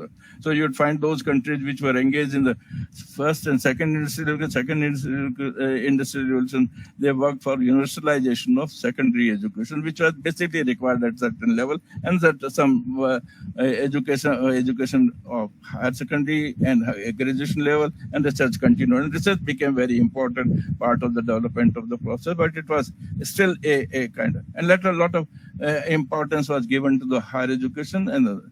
So the second industrial revolution was electricity, and electricity to that way. But it was very, not that, but new source of energy was also found during that period. You will find fossil fuel was found. You will find that the wind energy was also found. You find a lot of new source of energy. Energy became the more driving source for the human civilization development, human education development, and other than that. So you find that second industrial revolution again released the scope for development of agriculture, development of industry, development of manufacturing. Manufacturing took much more, and it spread all over this.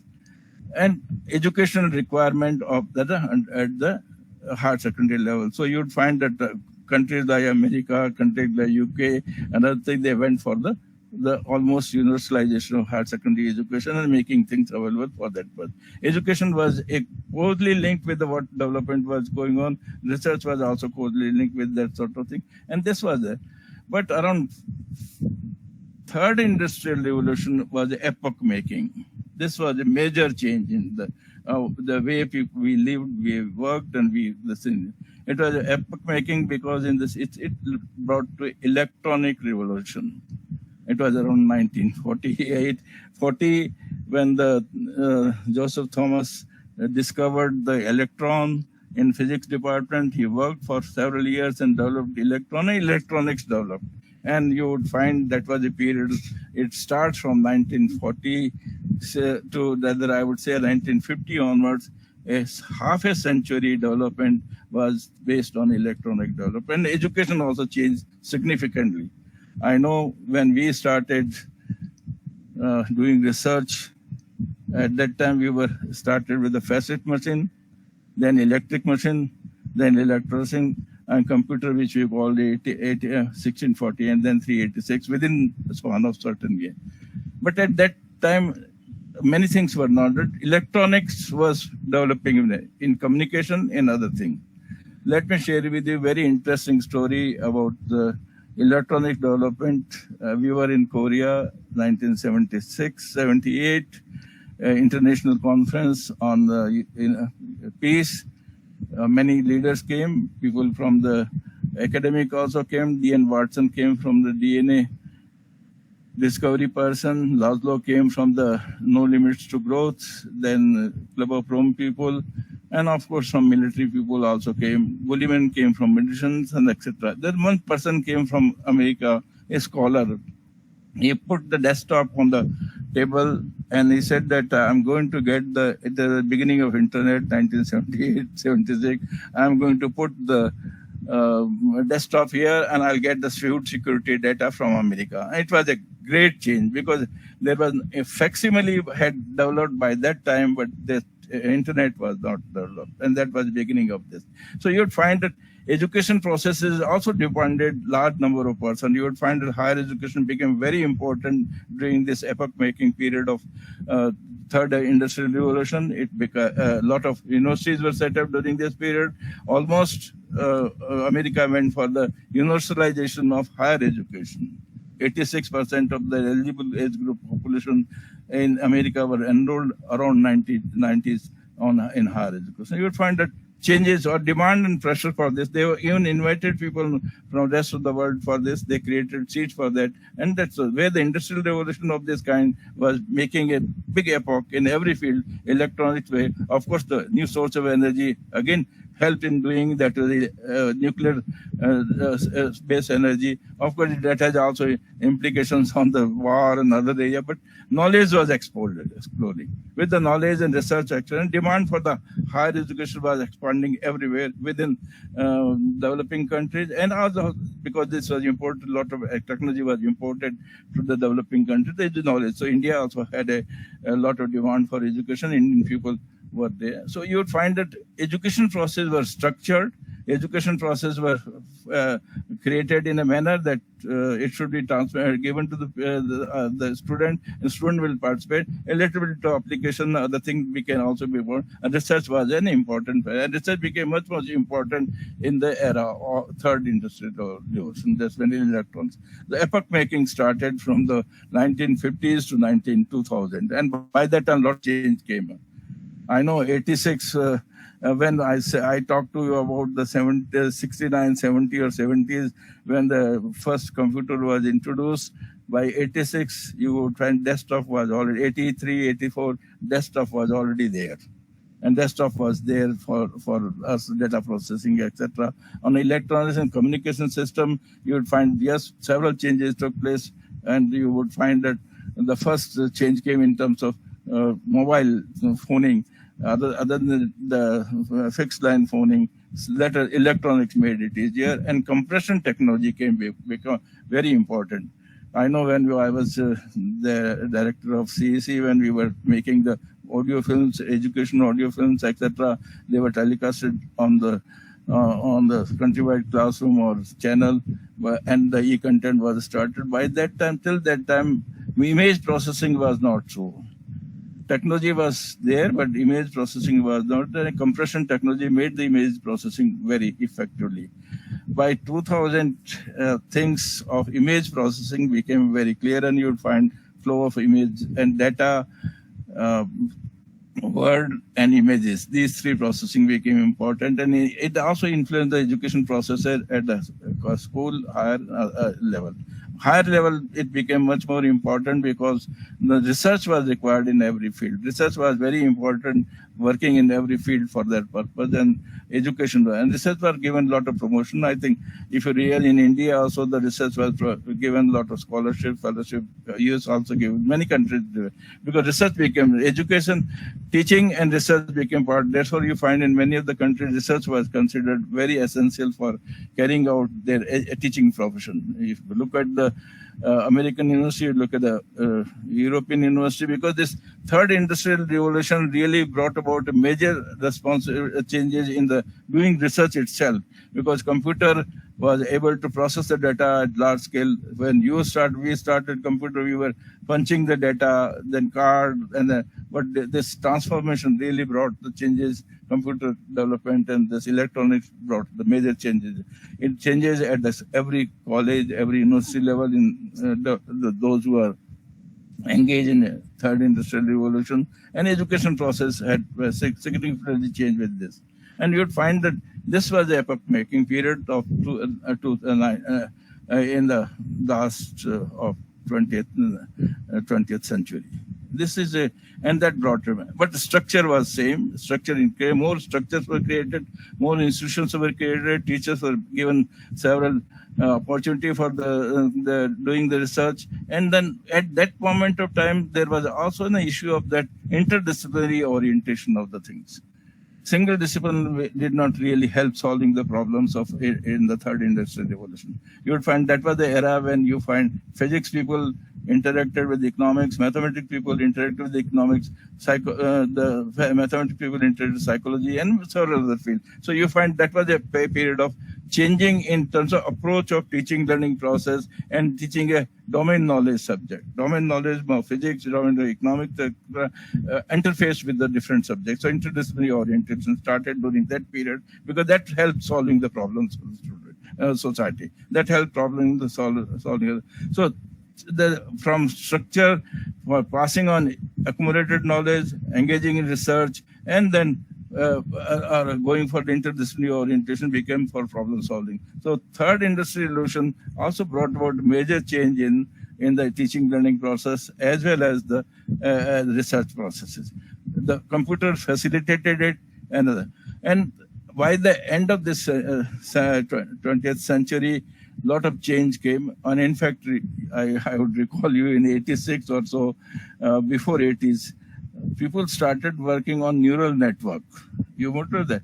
So basic cognitive skill jobs should be done by the machine, which was already done after the first and the second industrial revolution.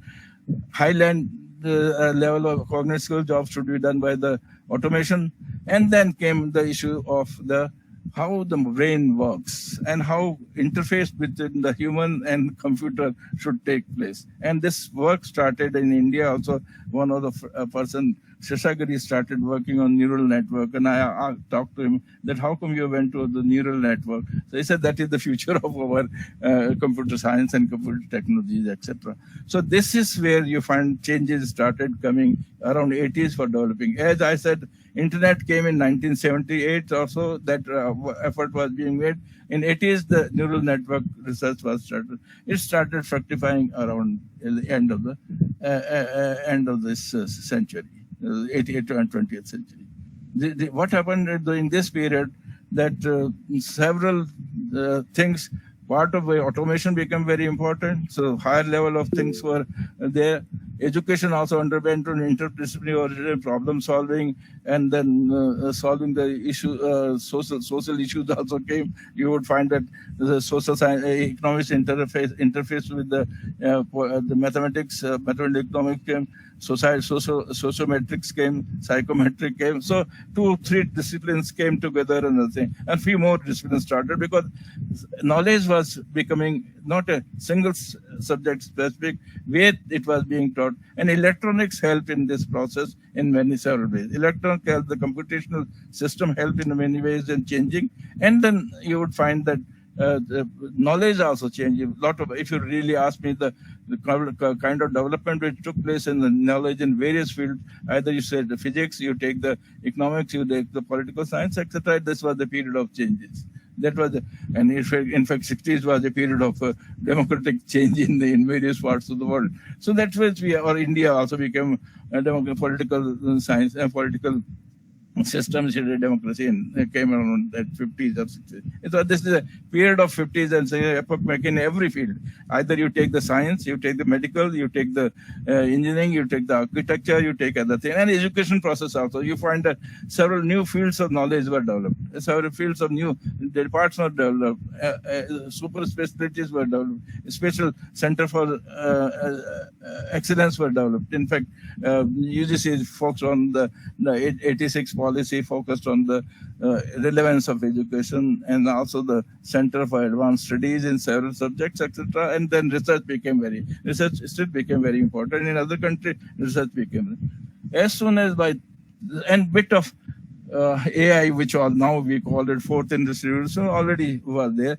And 2000, you would find that major breakthrough came in terms of compression technology and ability to move around the subject. And by 2010 or 2015, your internet became not only the data processing, word processing, image processing, and the mobile communication. And that brought about a major change in education. And education also broke the boundaries of institutions and etc. It went out for the teaching, learning process, research, and it became a kind of teamwork in many fields of studies, many fields of research, many fields of teaching. In fact, team teaching became very important in many of the developed countries. In that, those who are engaged in the third industrial revolution effectively.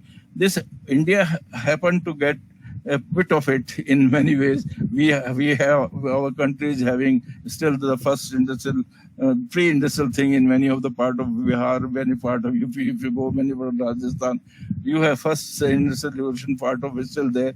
Third industrial, second industrial is still some part. Third industrial revolution part is still. So it's not a uniform. The revolutions are not a uniform. They are universal, but they are not uniform. So that issue would remain, and that issue will become much more pronounced. But third industrial revolution is a big epoch making electronics, and electronics can be new sources of energy, etc. Another new source of energy is being discovered, already discovered, is the solar, which I'll talk to you later. This energy source is a driving force, really is a driving force, and thinking development of various fields as you find. Education became very important in almost all the industrial revolution. You talked the first, even in pre-industry was there, but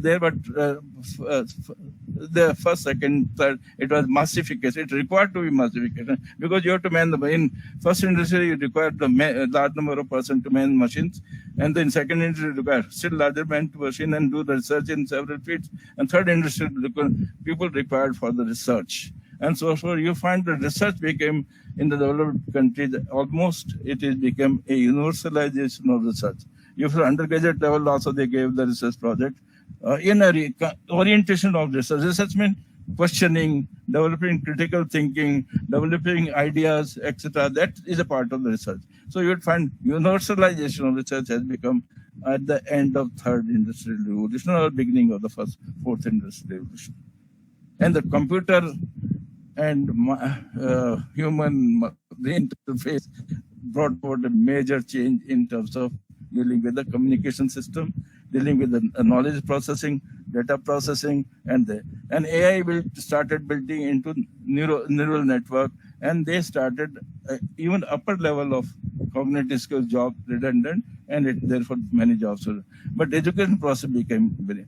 But beginning of the 21st century, that is 2010, 2020, has brought out a major challenge to the education processes. What is the major challenge? The structures are getting broken. You would find that the structure, though demand for higher education is increasing, the structures are getting broken. Because things can be can be done by technology, which you said that before COVID we were never were able to do it because image processing was not possible. Technology, the compression technology was not developed so much. Now it's possible. So a professor is not a particular institution based. It could be institution based. It could be also universal based. knowledge became universally available in various forms. And so it was breaking the boundaries of the education institutions were trying to you might be interested in knowing that this technology which we are dealing with today, and we are sitting at different parts of the country and also having exchanges which were not possible 5 years back, but this compression technology enabled it, which is 2G and 4G and 5G, that became so point is research has to be continued on. Research continues on all the aspects. Research today, or 50 years back, research on the what we call going to future one would be also that not robotic, not better, but quantum computing is already going on. That quantum computing is going to change. But education became, but here in fourth industry, you have major challenge of this. Education might go out of classroom. It might do not require the people to be taught. It will require people to be questioned and people require to be critically problem solving. And this is going to bring out slowly it's going to be. Education could be done at a level, any part of the world, any part world, and you can reach. Today, if you ask somebody that how this is working, there are about several tech companies, etc. But Coursera, another thing, they became very important. In fact, MIT courses are made available on the internet free, and if you want to get the certificate and appear for the test, you will be charged for that. I was told supply chain management course, which was made available to the people throughout the world. About 1 million students appeared for that, admitted for that course. And about 1/3 of them appeared for the test and they got the certificate. So it is knowledge has gone out of classroom. Certificate degrees also the class. So this is a beginning of it. It will take little 5-6 years time. Again, a demand for higher education and research. Therefore, there is a demand in many of the countries. They started research as a part of the teaching learning process for critical thinking. It is creative thinking and all those things, because machine could undertake the job which a cognitive school job was taken, and this is going to be much faster in next 4 or 5 years time. But teachers' role would undergo a major change. Already started undergoing change, but it will go much more change, because demand on this technology demands lot of information, lot of data, lot of other things, and research can only provide lot of data, lot of information, and then it can make more effective, etc. And it will bring out even why people are afraid today of this growing technology of AI, etc. It's going to disrupt lot of business processes also. It's going to disrupt not only industrial processes also. Other day I saw a small video print. They are printing the stick, etc., and that could be made available. So this changes are coming very, very fast, and because computer and the brain interface is becoming very important, human interface, which we call it, and added knowledge of the neurosciences are going to change it about. So education process and classroom are likely to go a major change in terms of knowledge would be, it was available, but not freely available to the people. You want to listen to the Einstein's lecture, you can listen, and when you are going to physics, then you are going that level. Earlier also, those who happen to go to the library, those who happen to go to the video, etc., they could, but now it is put on your table, on your palm top, the mobile, and you have to, it has also dangerous way. And therefore demand would be that how do you ensure as an educated person, education which is reliable, which is and research and other things can only be. So it's like this is in every technology, it has the other aspect of it. This technology has a greater aspect because that was having limited impact, a little more impact, but this has a universal impact. A one message, wrong message, can be spread to trillions of people through your WhatsApp, through your various Telegram, etc. It can have large kind of damaging effect also. A good information can also reach. As soon as you find that some disease has come up, a solution has come, in a few seconds it can be solved. So the technology, which is fourth industrial revolution technology, is more higher education oriented, more research oriented, more critical thinking oriented, more creative thinking oriented. Machine will do a lot of stuff.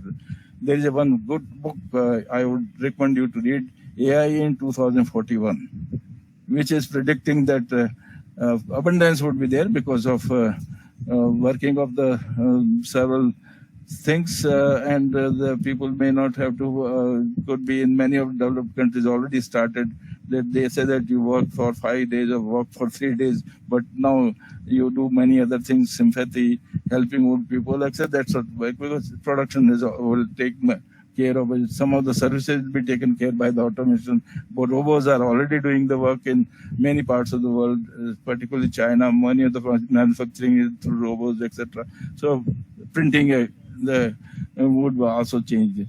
But what the challenge would be coming, that is it a helpful to the society, helpful to the mankind, helpful to this decision have to come from the human being. This decision has to come by research. This is and they would require a lot of data on this purpose. Data information, even this AI would need a lot of information, and there will be higher demand on people who are able to research, who are able to do. There will be interdisciplinary orientation, there will be multidisciplinary orientation to solve the problems of the society. So all those things would become very clear in future, this quarter. So that is a challenge. And next challenge to the teachers would be that things are already available in the books. It used to be available also. One of the teachers one day went to the classroom, research.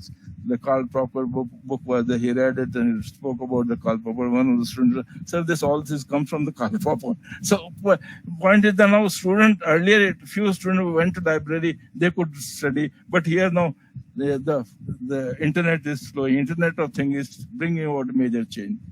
Internet of Things is bring so it is available, and everything. You want to see the processes, how it takes place. The simulation exercises could be made available on the internet with all the video, audio effects and etc. with 3D effects and etc. So the earlier problem of getting into the information, getting into the but wisdom is still far off. That comes from the analysis of several things, doing analysis, doing working, and then telling this is the gist of it. Therefore, for highest rated person in the system are those who are research competent, researchers, and therefore they would continue to be good. You would change from the universal higher education. We are trying to go for 27% to 50% over a period of time. Then, in fact, it might course of time. By the time things move, you would require many people are doing research at undergraduate level, postgraduate level, and the level of that would be different. It would be more critical and analytical orientation requirement. It will be more creative thinking, or teachers would be required to deal with the subject in a different manner. What is available both through internet, both e-content. We started developing e-content when I was director of CEC. The e-content, etc. This is already. But what is beyond that? That is going to the challenge for the teacher. Future role of teacher would be what is beyond. What is available is available. What machines can do, machine would do. And easily you can get the information what is possible on the machines. But next is how do we deal with the larger issues of society impacting the world. Larger society impacting the world comes from the research, analysis, analytical approach, creative thinking, and that becomes very important. And demand for higher education will go, but system of education might restructure itself.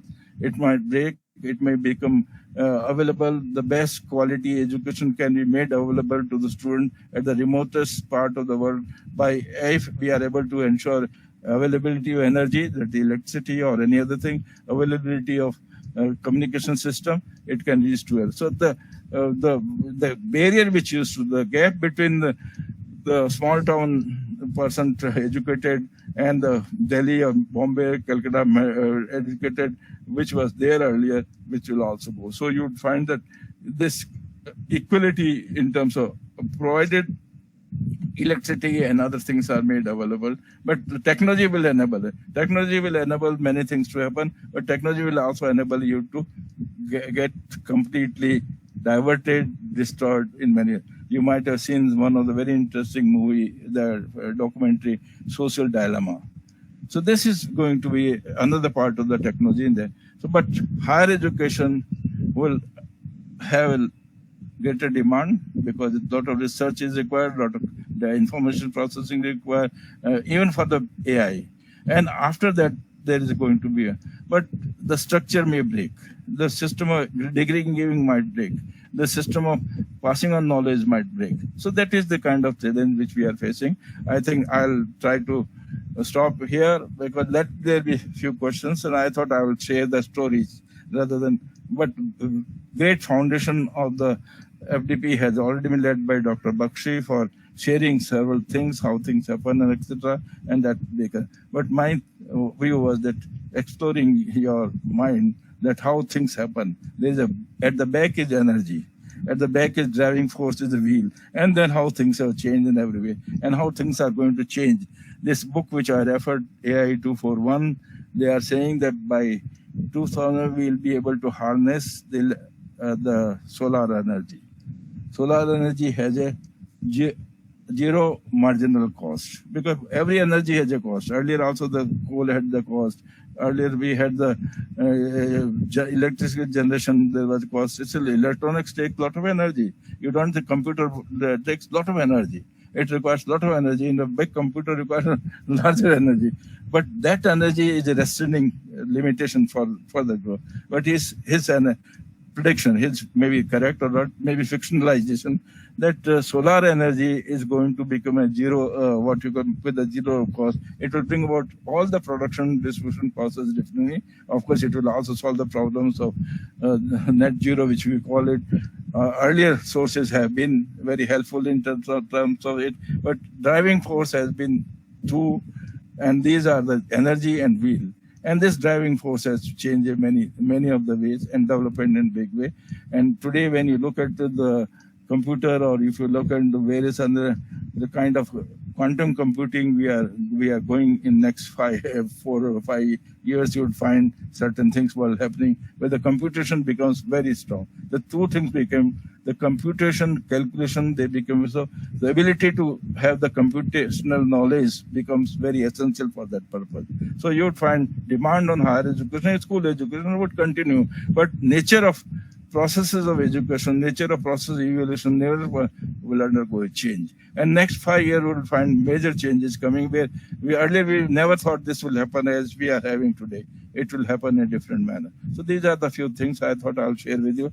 I'll stop here. It's already 3:50 and 10 minutes can be given to the people for asking questions for that. Thank you so much for giving patient hearing. Thank you, sir. Thank you so much. And I think I was also hurrying up a little bit, because we had to manage, so many sessions together. And I think it's only befitting, going by the, scope and the extensive scope, of your talk, that you have been, the senior fellow and head of the higher education unit of NIEPA, that you had worked also as the director for the Consortium for Educational Communication. You had also been a part of, you had been the director, IIE Pune, and a consultant of UNESCO, UNDP, and IIEP Paris. And I'm sorry that I should have introduced, with all these, accolades, earlier, but as we were sort of rushing, and I think, it's only befitting that I reintroduce you now to our viewers. And if anyone has any questions, please post it on the group, or you can ask him in here directly as well.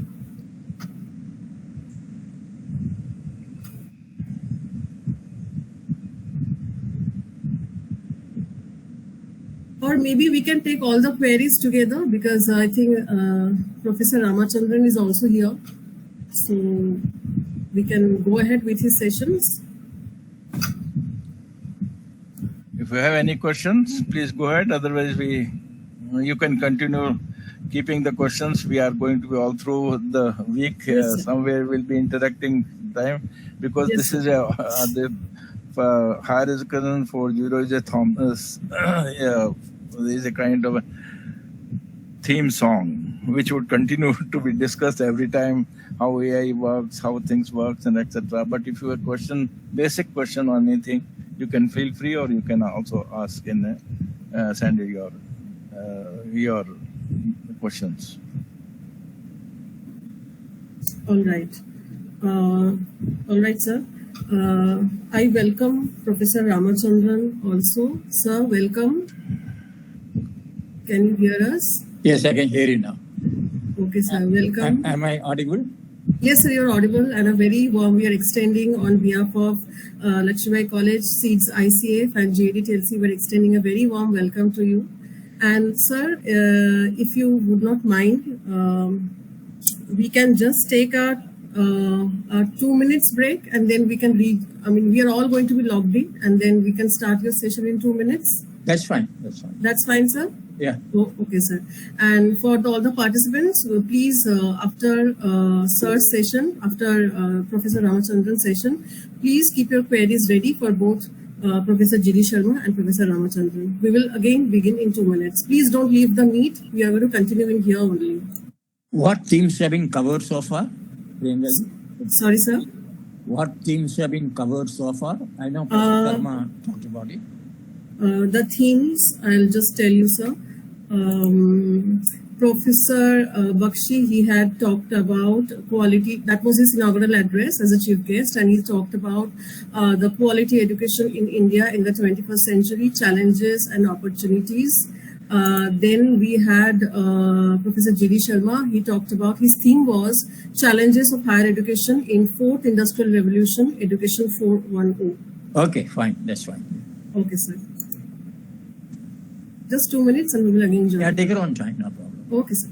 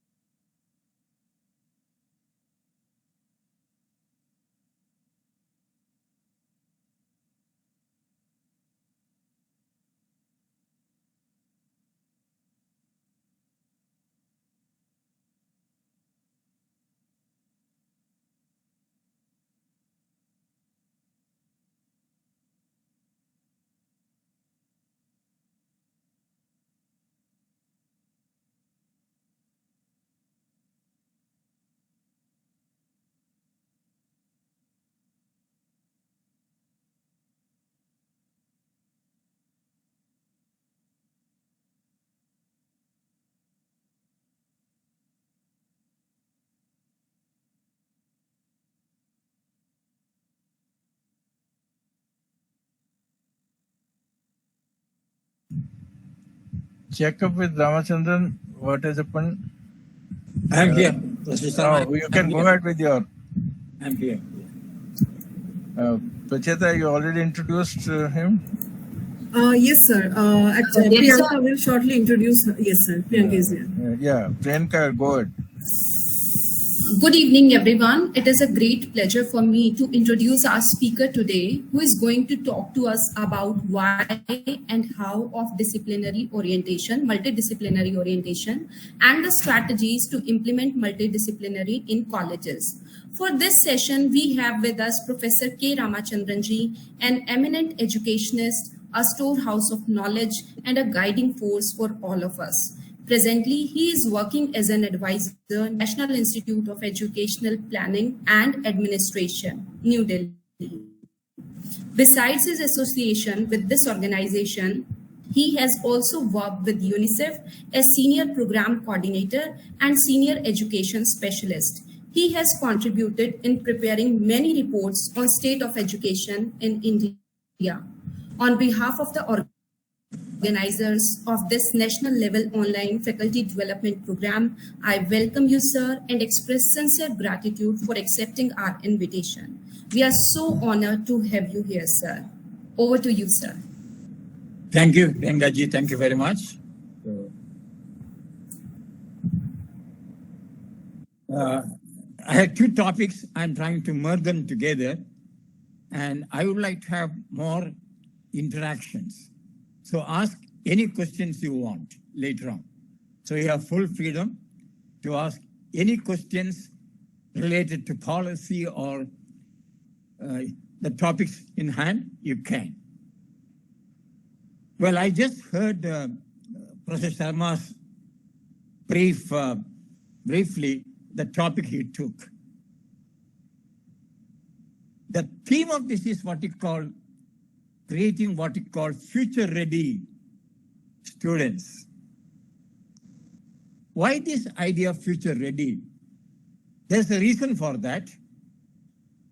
The students you and I are now dealing with are distinctly different from the students dealt with about 20 years ago. The current students are born and raised in a technology-rich environment. In fact, my granddaughter, who is only about 10 years old, she's so tech-savvy, I just can't believe. And she thinks that I am pretty outdated.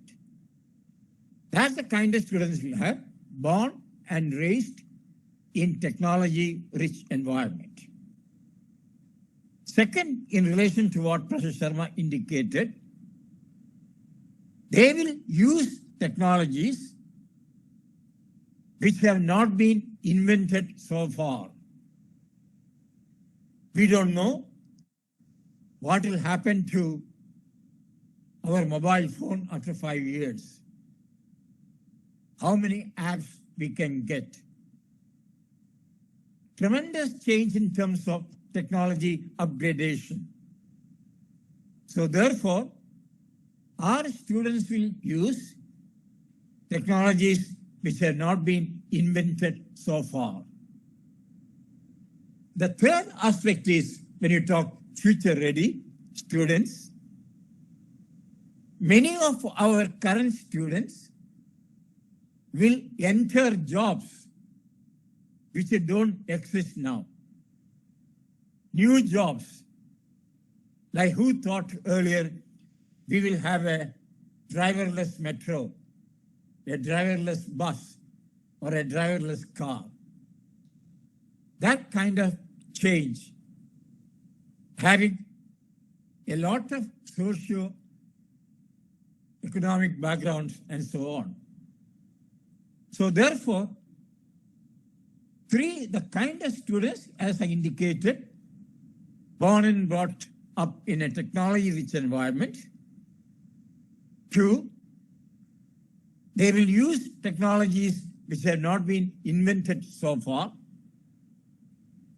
They will enter jobs which don't exist now. And the current learners have more ability to learn how to learn. They can learn a lot of things through self-learning, self-directed learning, self-managed learning. Then many of our current students or future students will want to learn what they want, not what we want to teach.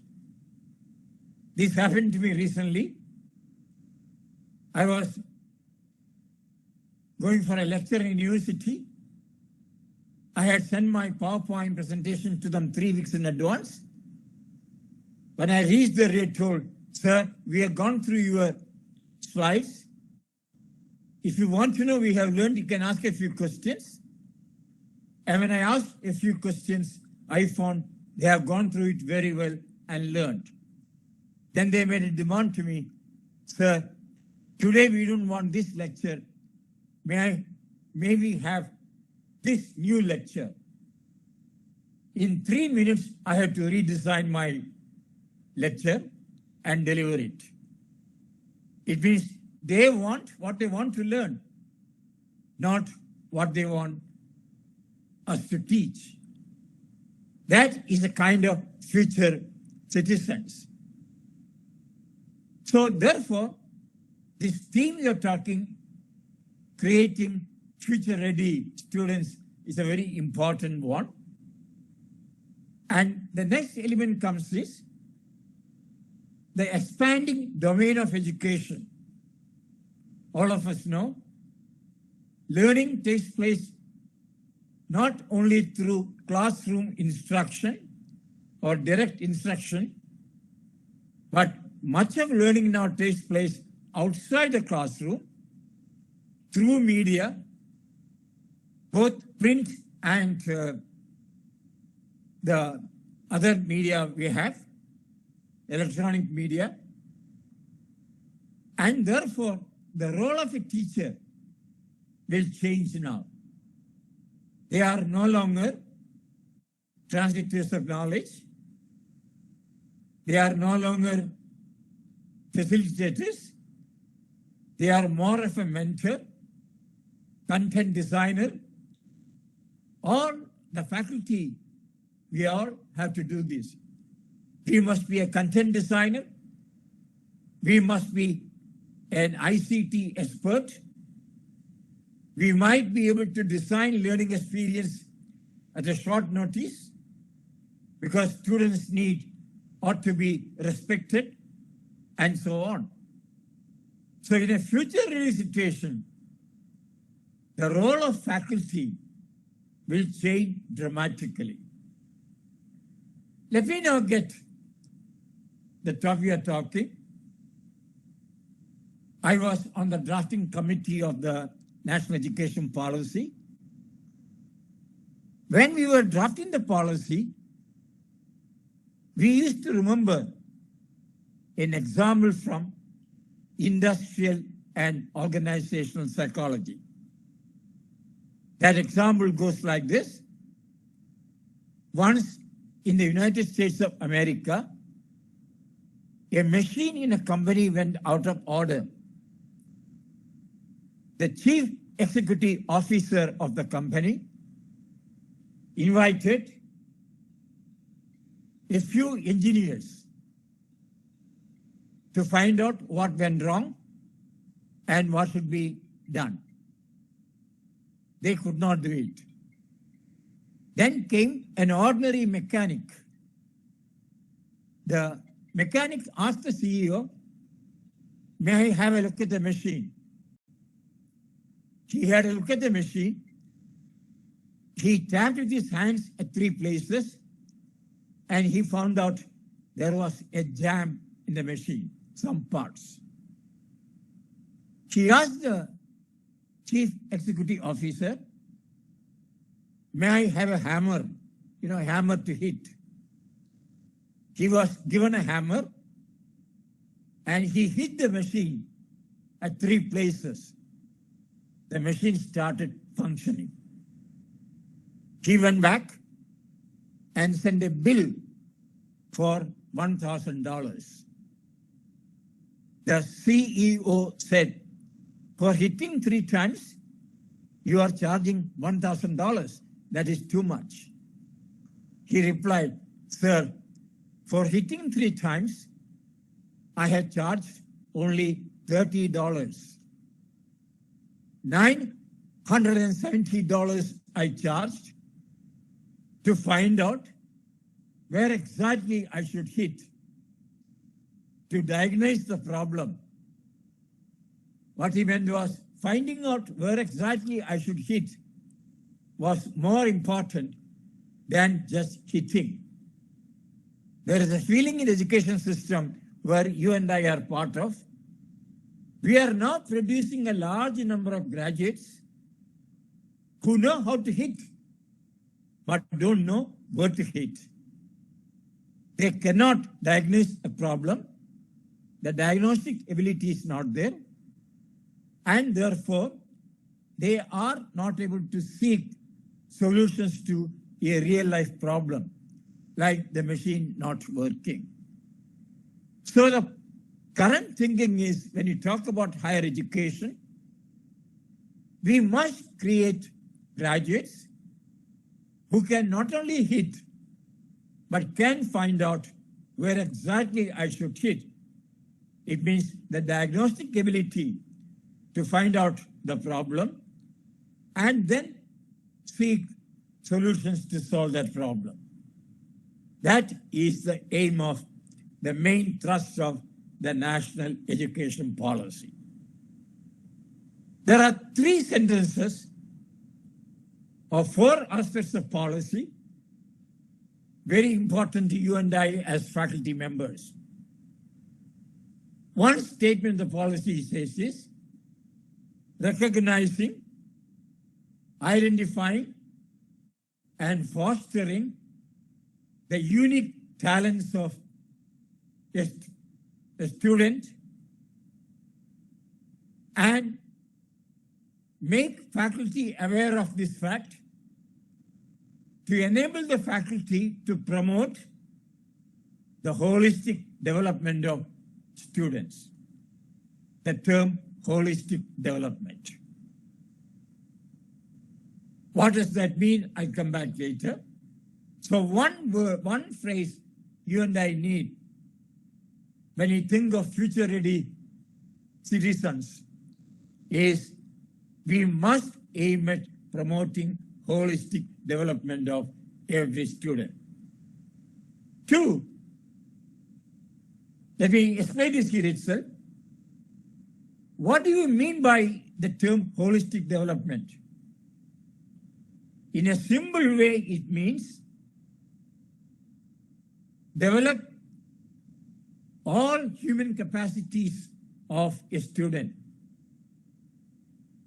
Capacity in terms of intellectual development, capacity in terms of physical development, capacity in terms of aesthetic development, capacity in terms of social development, capacity in terms of emotional development, capacity in terms of ethical practices, capacity in terms of moral development, and so on, all in an integrated manner.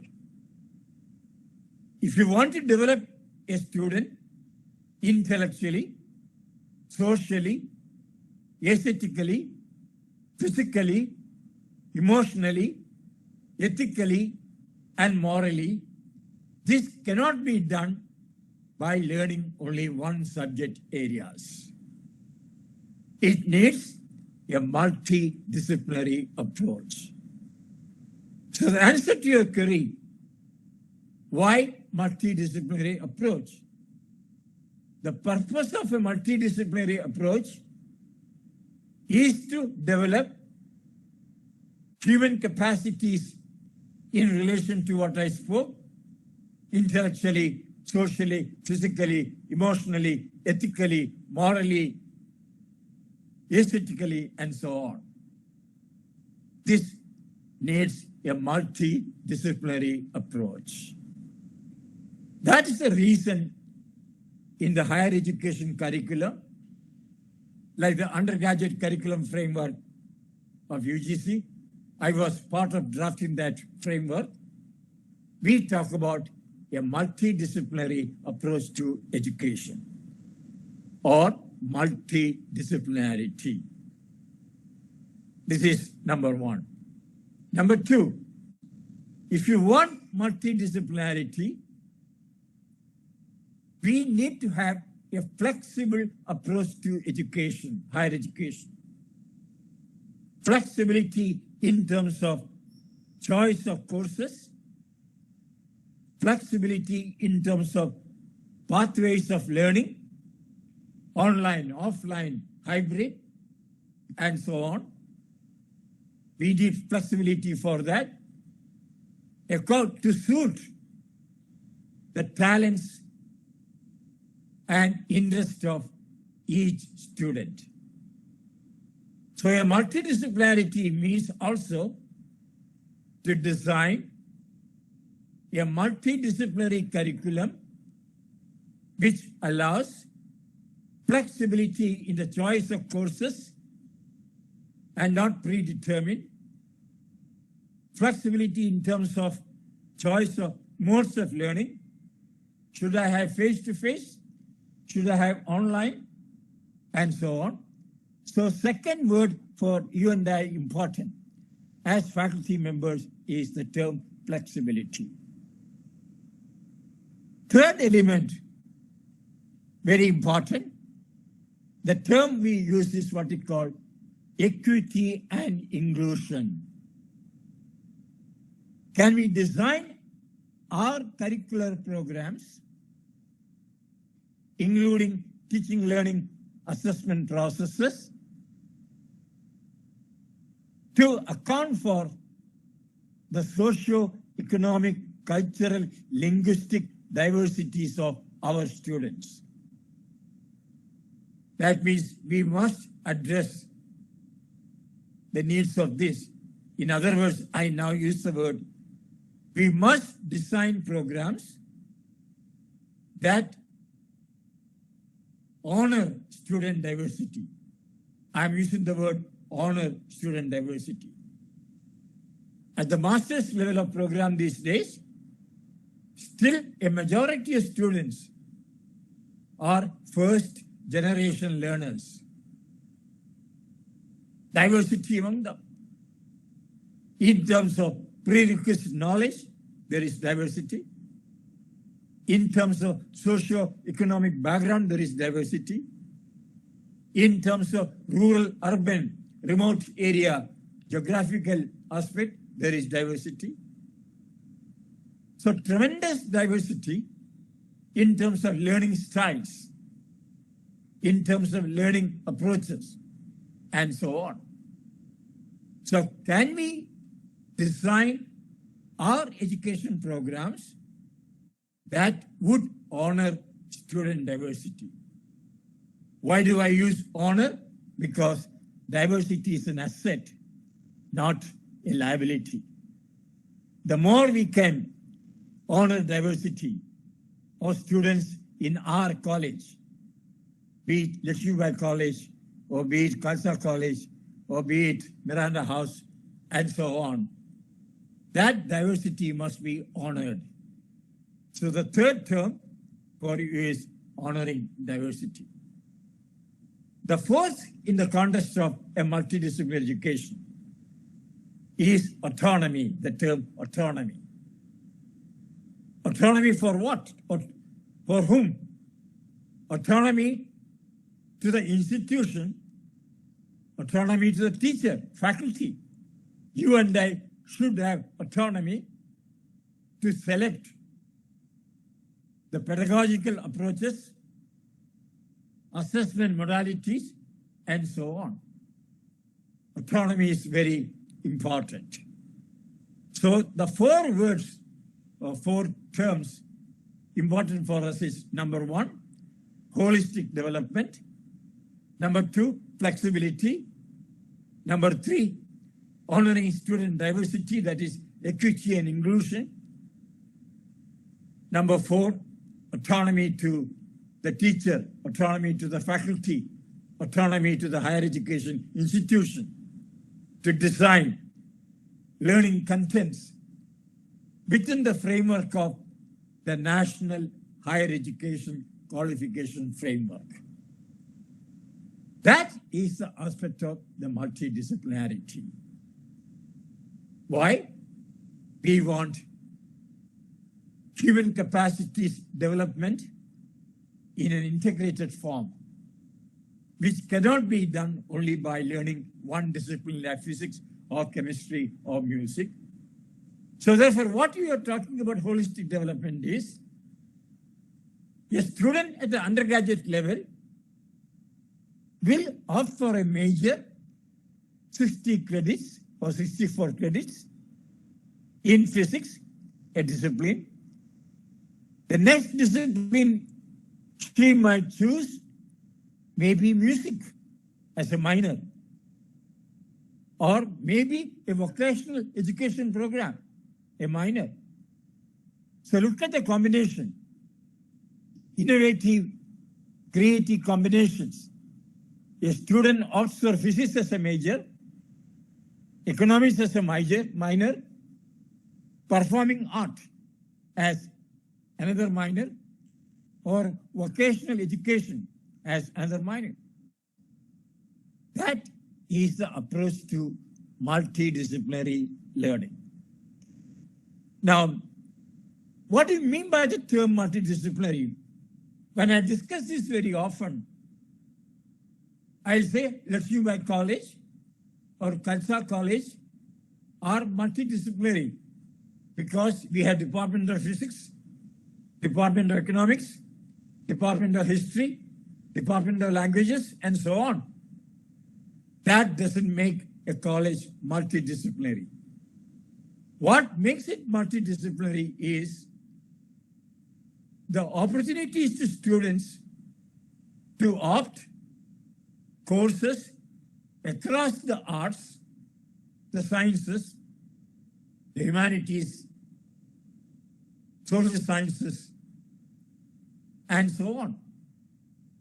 If you don't give that opportunity, then you can't say we are offering a multidisciplinary program. So multidisciplinarity means the students must be given opportunities to choose from a variety of courses across departments, which we have now. What was envisaged in the choice-based curriculum framework of UGC a few years ago. That did not get implemented because many colleges did not offer courses across the sciences, the humanities, the social sciences, the arts, and so on, the physical education, and so on. So therefore, one of the important aspects of multidisciplinarity, if you want to implement, the college should provide opportunities to students to opt for courses across disciplinary areas.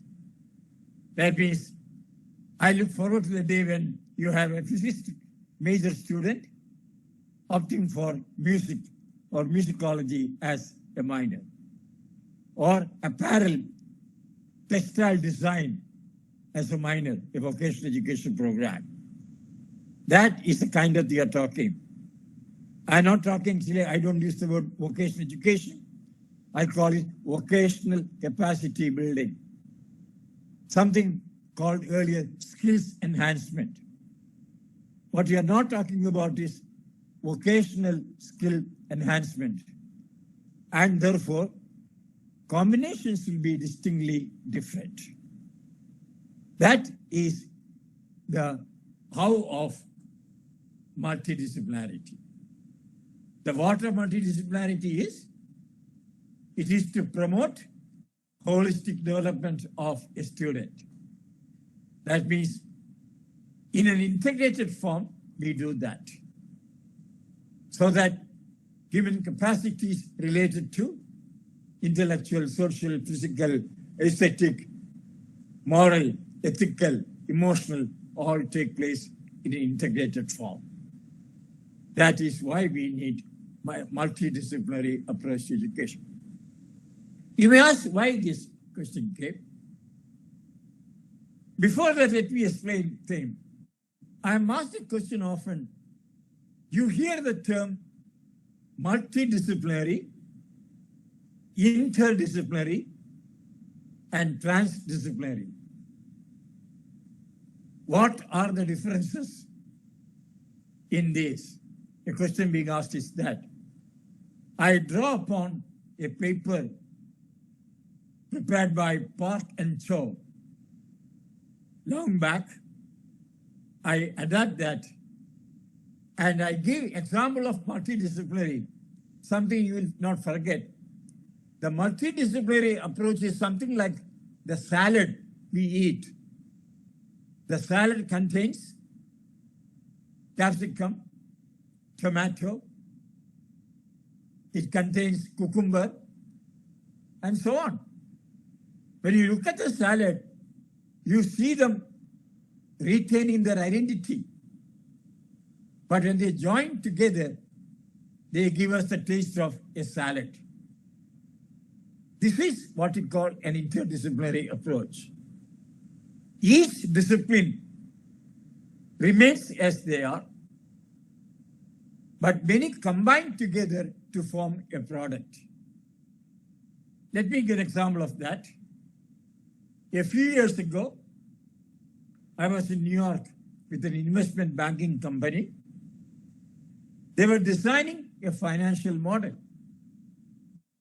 When I entered the room, I found 4 computer designers, not just programmers, computer designers, 4 economists, and 4 physicists. They were trying to design a financial model. I told them I understand the need for economists, need for computer designers. What do these physics people do here? I got the reply, the financial volatility can be explained in terms of Brownian motion in physics. I did not know that at that time. Now here you have 3 disciplinary groups separately, computer designers, economists, and physicists, retaining their identity, but together they work as a team, a multidisciplinary team, to produce what we call financial model. That is the multidisciplinary approach. Like the salad I told you, the cucumber remains separate, capsicum remains separate, tomato remains separate, carrot remains separate, but together they give the taste of a salad. Exactly the way I talked. Computer designers, economists, physicists join together to produce a product, a financial model. That model, therefore, is, I now use the term interdisciplinary. The interdisciplinary is something like, when we eat dal tadka, yellow lentils. If you look at the dal tadka, you cannot distinguish between the gravy of dal tadka. They have gelled together, joined together, and together they make the taste with the lentils, what you call dal tadka. This is what in interdisciplinary manner we do. Take, for instance, a discipline like environmental education. When you're talking about environmental education, we are talking about climate change, pollution, and so on. They are distinct disciplines but joined together to produce what we call environmental education. Biotechnology, it is an interdisciplinary program. Business studies, an interdisciplinary program. Women's education, an interdisciplinary program. Like it has statistics, it has women's studies, it has about women, and so on, development. Together they make an interdisciplinary program. Biotechnology, biology and technology together, an interdisciplinary approach.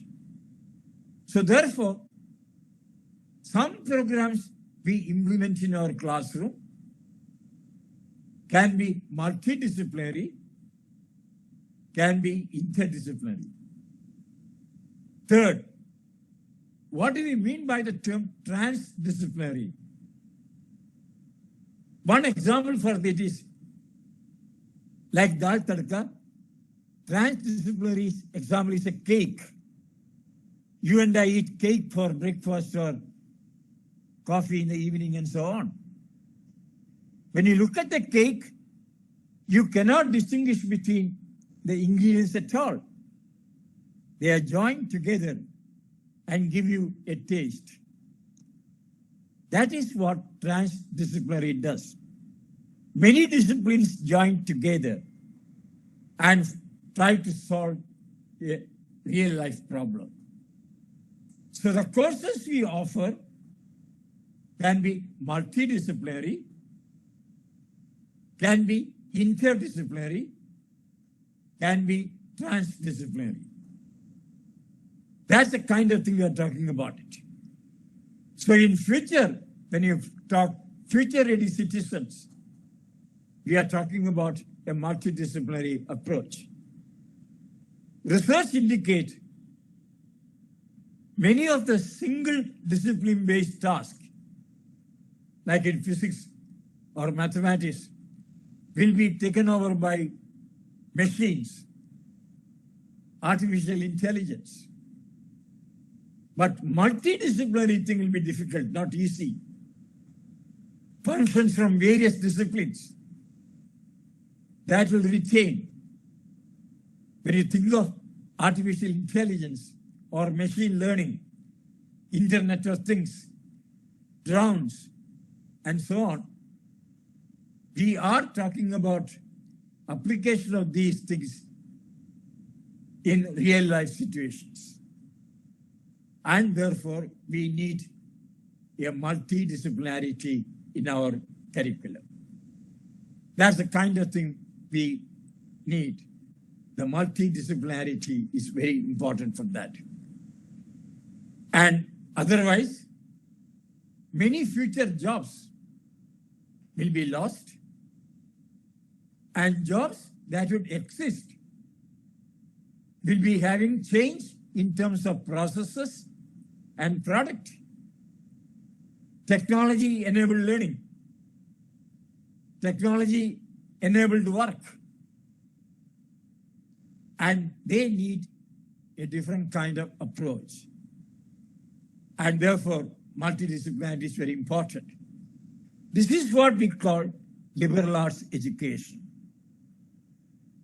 Albert Einstein said, when you say liberal education, combining study of many disciplines, multidisciplinarity, the very thinking of student changes.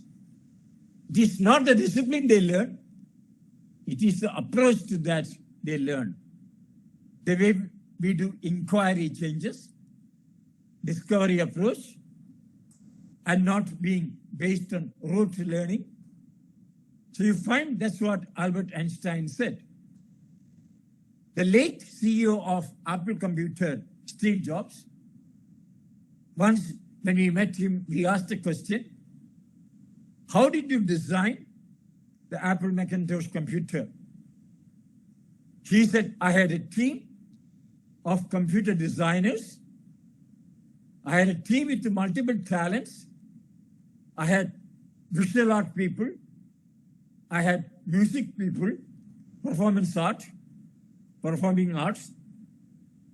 They were the ones who gave idea about the design of Apple Macintosh.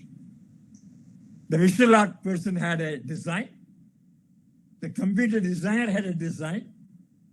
He said, I managed to produce Apple Macintosh because I had a multidisciplinary team who could think differently and not in a monodisciplinary format.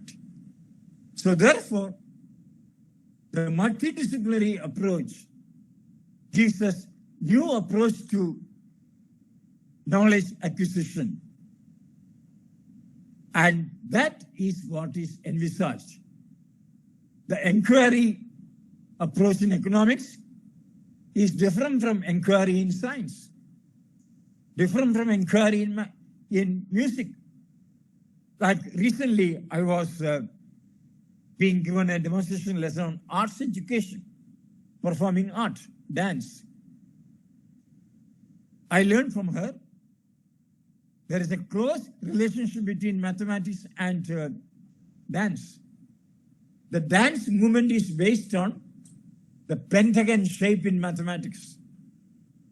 The movement of hands, movement of feet, they go in terms of pentagon shape.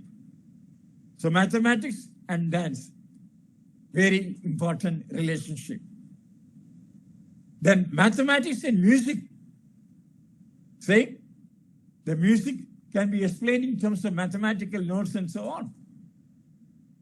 Long back in Tamil Nadu, I was part of a team which helped them design courses. As part of the action, I was supposed to demonstrate a mathematics lesson coordinates to the faculty, a faculty development program. The previous night, I watched the dance performance of Dr. Padma Subramaniam, the Bharatanatyam dancer. I watched her feet moving backward, forward, sideways, and so on. I got the idea. Why don't I use movement of these dance steps to teach coordinated mathematics? This is what we call art integrated pedagogy. For you and I as faculty, this is not very important. Art integrated pedagogy.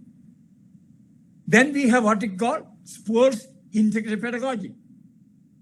If you and I want to develop team spirit, coordination, nothing like a game like Coco, Kabaddi, volleyball, soccer, and so on.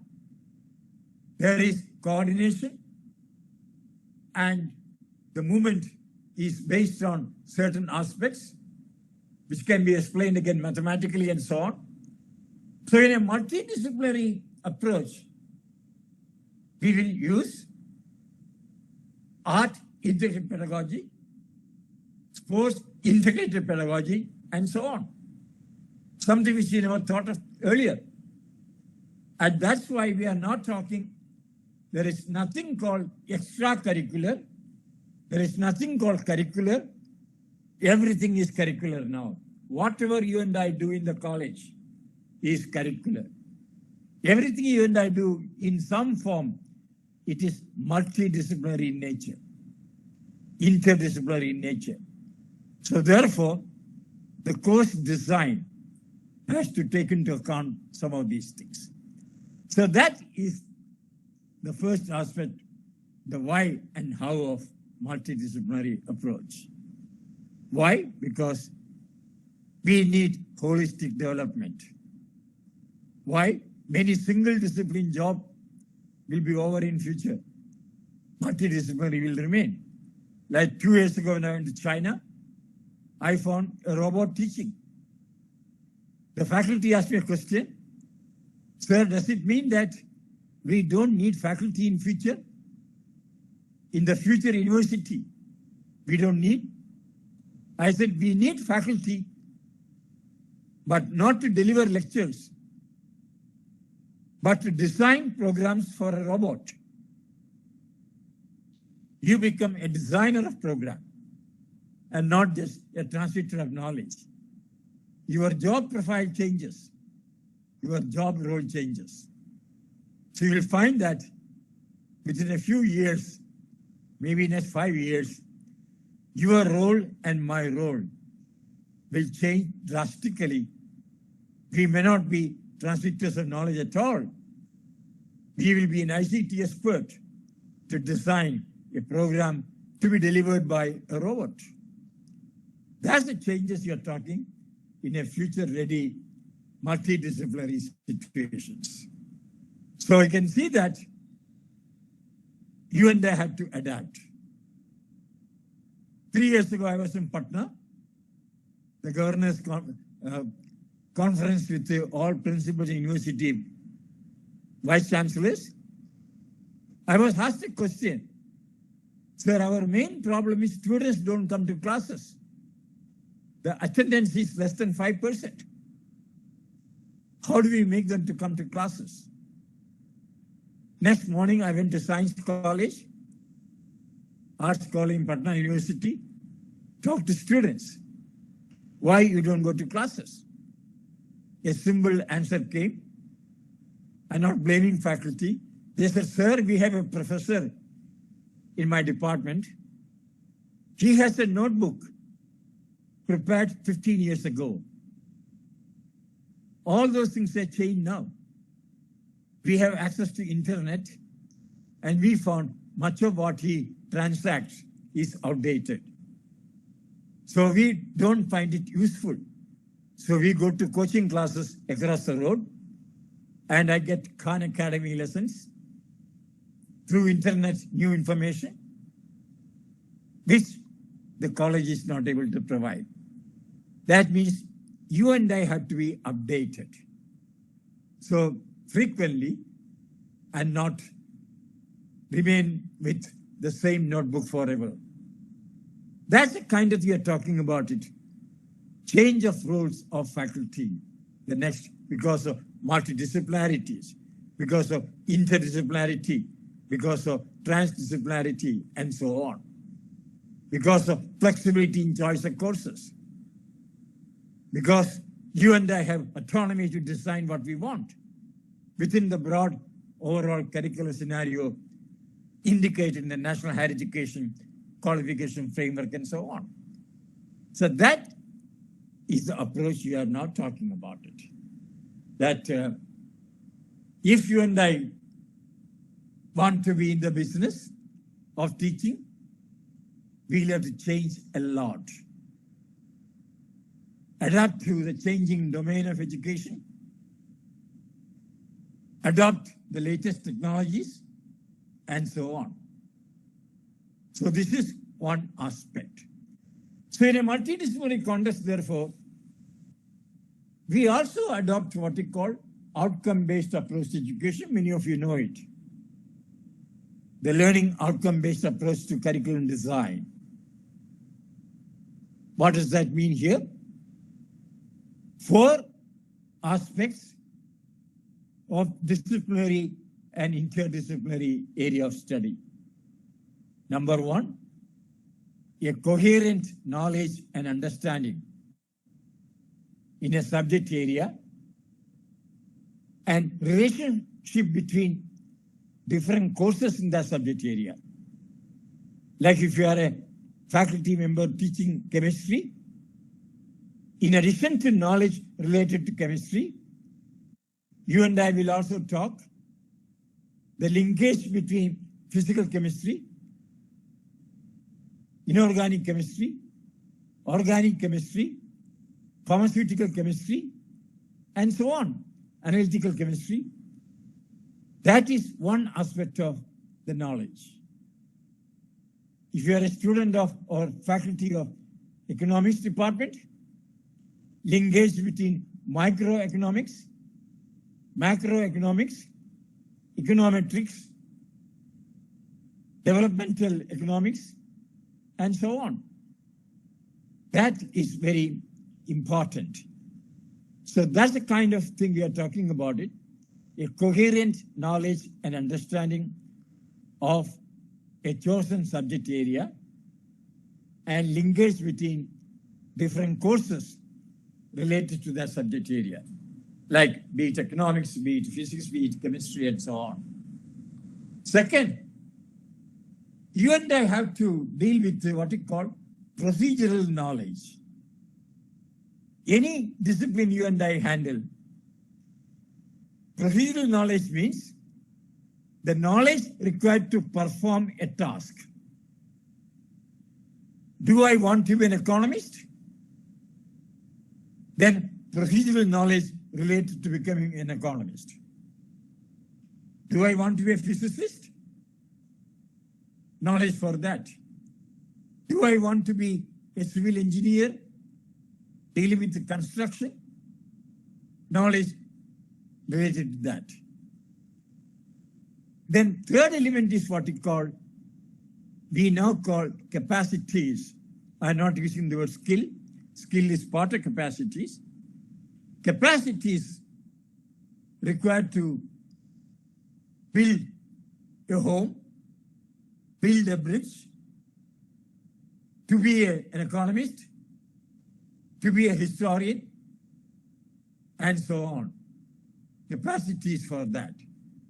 And lastly, apply the knowledge and capacities we have gained to solve a real life problem, like construction of a bridge, checking alignment of a railway line, checking alignment of a power line, and so on. And that is application. So, coherence, knowledge, understanding, number 1. Procedural knowledge, number 2. Capacities related to the subject area to solve a problem, to perform a task. And 4, application of what you and I have learned to a real life, solving a real life problem. These are what you call disciplinary or interdisciplinary or multidisciplinary area of learning. More important in the approach involved in multidisciplinarity are what you call generic learning outcomes. And topmost among the learning outcome is problem solving. Ask the question quite often, what do we mean by problem solving? I get back to my granddaughter, who is now 10 years old. When she was 5 years old, she was coming to India for the first time from the United States of America. I asked her, where are you coming to? She said, India. I said, which city in India? She said, Grandpa, that I don't know. My grandson told her, you are traveling to the capital city of India. The moment she got this clue, capital city of India, she told me, Grandpa, give me 5 seconds. She opened her iPad, Googled capital city of India, and got the answer, New Delhi. She came to India at the age of 5. We were checking into a hotel in Mumbai. The first question she asked the manager was, Uncle, what's the Wi-Fi code of this hotel? He said, why are you bothered about it? Sir, using Wi-Fi, I can talk to my friend in San Diego using Apple FaceTime. Then I asked her a question, what is 10 plus 20 plus 30 equal to? So, Grandpa, give me 3 seconds. Press the 10 on the iPad, then plus 20 plus 30 plus, she got the answer 60. Everything by iPad. My son told me, what kind of questions should we ask to make her solve a problem? Either concrete or even abstract. I gave an example. When she came to Delhi, on the bank of the river, Yamuna, I said, we are on this side of Yamuna now. Opposite of Yamuna, there is a village. 3 children from this village,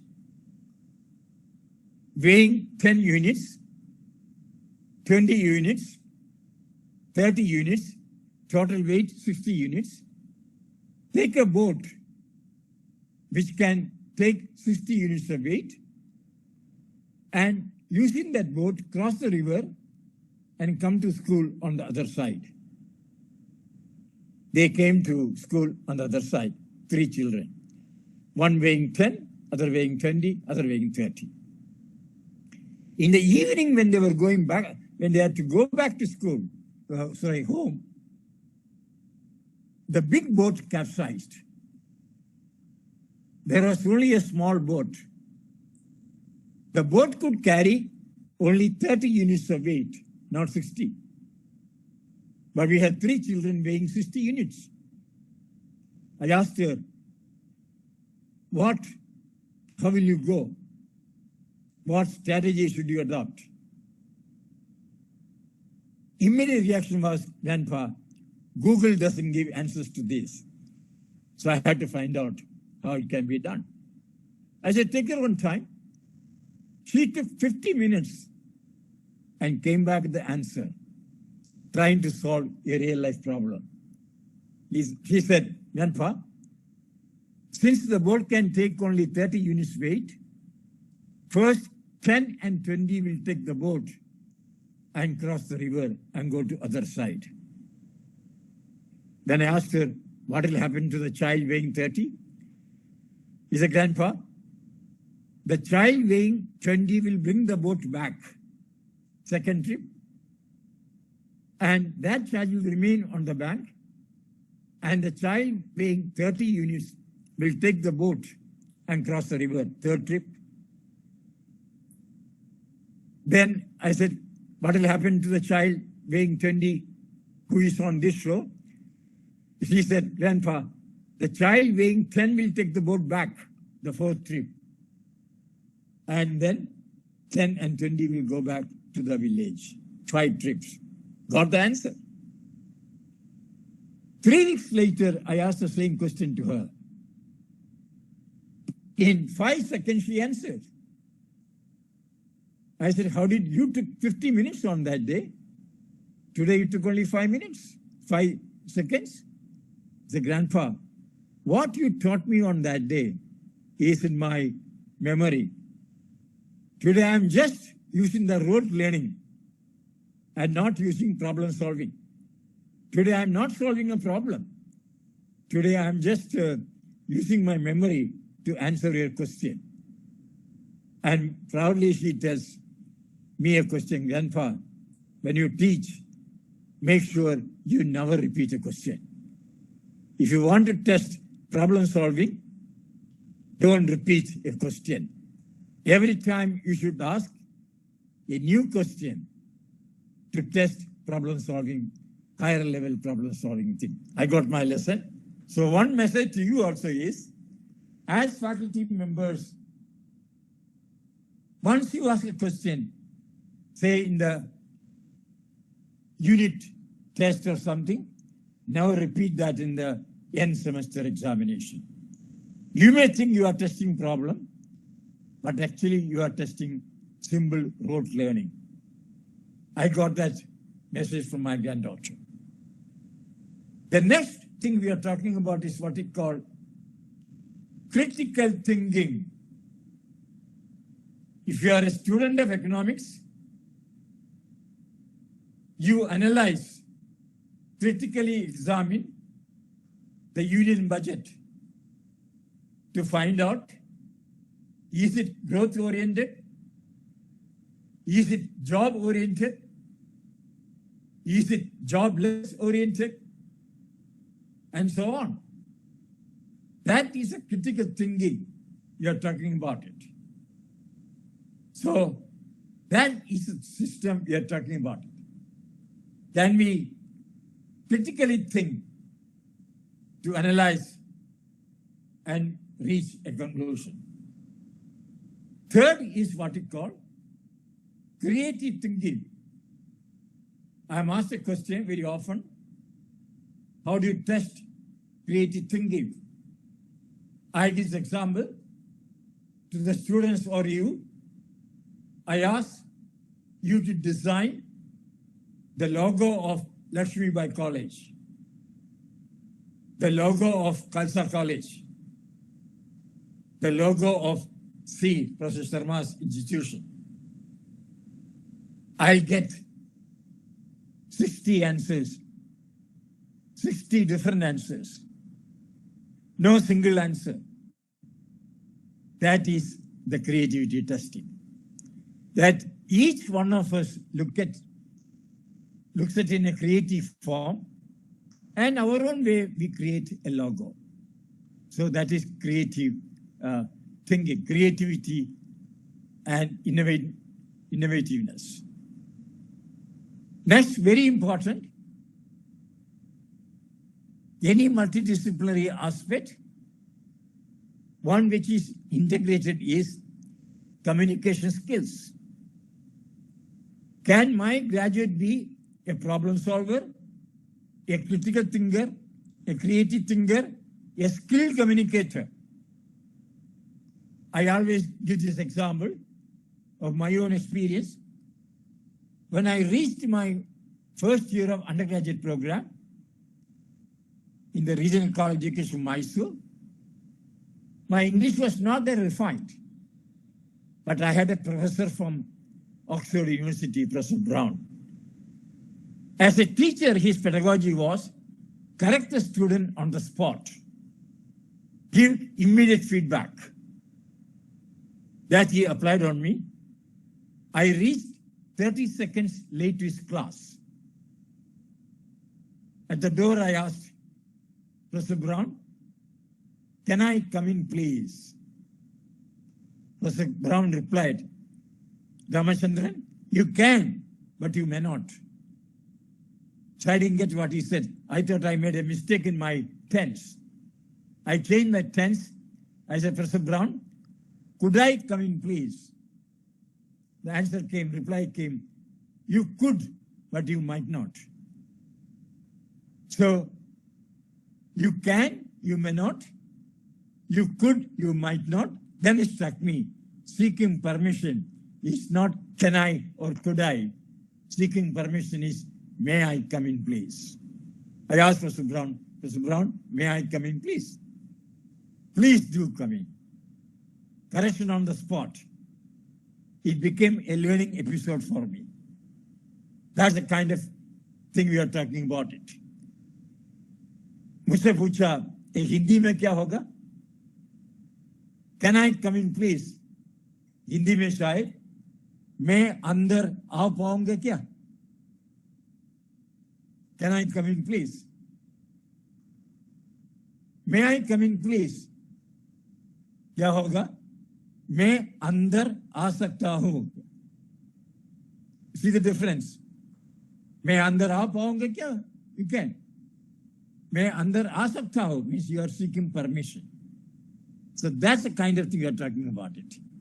So skilled communicator, both in written and oral form. Then you and I want our students to be what it called a team player. So, which can be developed through a group project. The Indians are not good at this at all. If you have a group project and assigned role, we'll compete each other to show that I am better than the other. And Japanese have a very nice saying, you might have heard about it, that one Indian is equal to 2 Japanese in performance when they work alone. If 2 Indians join together, they become half of a Japanese. It means we are not good at working in teams. So can we develop the capacity to coordinate, work in teams, and so on? This is the other aspect of the new learning. Next element is very important again, that what we call leadership readiness, if not full skills. Can you and I develop leadership readiness or skills among our students who can become future leaders and so on? Then ethical and moral reasoning, very important. Anything you and I do should be ethically correct. No plagiarism and so on. Morally sound, value-based. We promote the right kind of values as enshrined in the, what you call the Constitution of India. Can you look at that? Sometimes what we call emotional flexibility. How we act in a situation. I give example of 2 of our good cricket captains. Mahendra Singh Dhoni, a very cool-headed, no emotions when something happens. That's his leadership style. Virat Kohli, very expressive, will shout, run, but both achieve the same result, winning a game. But there is a different approach. So can we also create students with the different approaches? We are talking about the multidisciplinary or interdisciplinary learning. These are very important. So what you and I are trying to create, therefore, will be, in addition to disciplinary interdisciplinary knowledge, procedural knowledge, skills, and application ability, producing a problem solver, a critical thinker, a creative thinker, a person who can do innovation, a person who is a team player, a person who has emotional flexibility, skilled communicator, both in oral and written form, a person who is digitally literate and skilled. Every student, they are much better than us, who can apply digital and technological solutions in education, in health, in environmental situation, and so on. Very important, these things. Then ethically and morally sound person, and so on. So when you say multidisciplinary, a problem solving is not taught through one discipline alone. Problem solving is taught through a variety of disciplines. If you are able to classify a group, say you give triangles and rectangles to a group of students, say, can you classify it? They'll classify this as triangle and rectangle. You give only rectangle, something big and something small, classify in terms of size. Then after that, you ask them, can you classify the students attending, the faculty attending this program? They'll say men, women, those who wear spectacles, those who don't wear spectacles, those who wear pants and shirt, those who wear salwar kameez, and so on. So you find these are what we call transferable competencies, and they are multidisciplinary in nature. So any of these higher order thinking, they are not developed through only one discipline. They are developed through multidisciplinarity study. So that is why the why of multidisciplinarity. So I try to answer the first question, the why and how. That how do we, what is the importance of multidisciplinarity in terms of solving problems, real life problems, and so on. What I'll do now is, I'll stop at this stage and seek a few questions from you. And as I told you, ask anything you want. Based on what I spoke so far, any clarity you need, please go ahead. Priyankaji, open to questions. Yes, sir. So, Kanksha Kumar, you have raised your hand. Do you have any query? You can ask.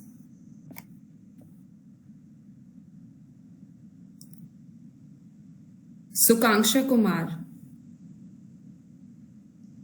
Is he muted? Participants, if you have any query, you can raise your hands and you can directly put in the chat box if you want to ask any question. They can also ask orally. It's okay. Yes, yes. Hello. Good evening, sir. I'm Shobhi Sarkar from Shillong, teaching in St. Edmund's College. I have two questions. When you were talking about job roles in future for us, you said in 5 years or so, our job profile will change. And it'll be like curriculum designing and all. My question is it good for us or bad? My second question, sir, with due respect to everyone, as you were giving example of your grandson or granddaughter, I think, coming from America.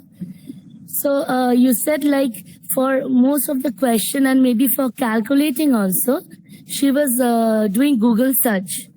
So like again, I said with due respect to everyone, and definitely it'll be a digital world and world of technology.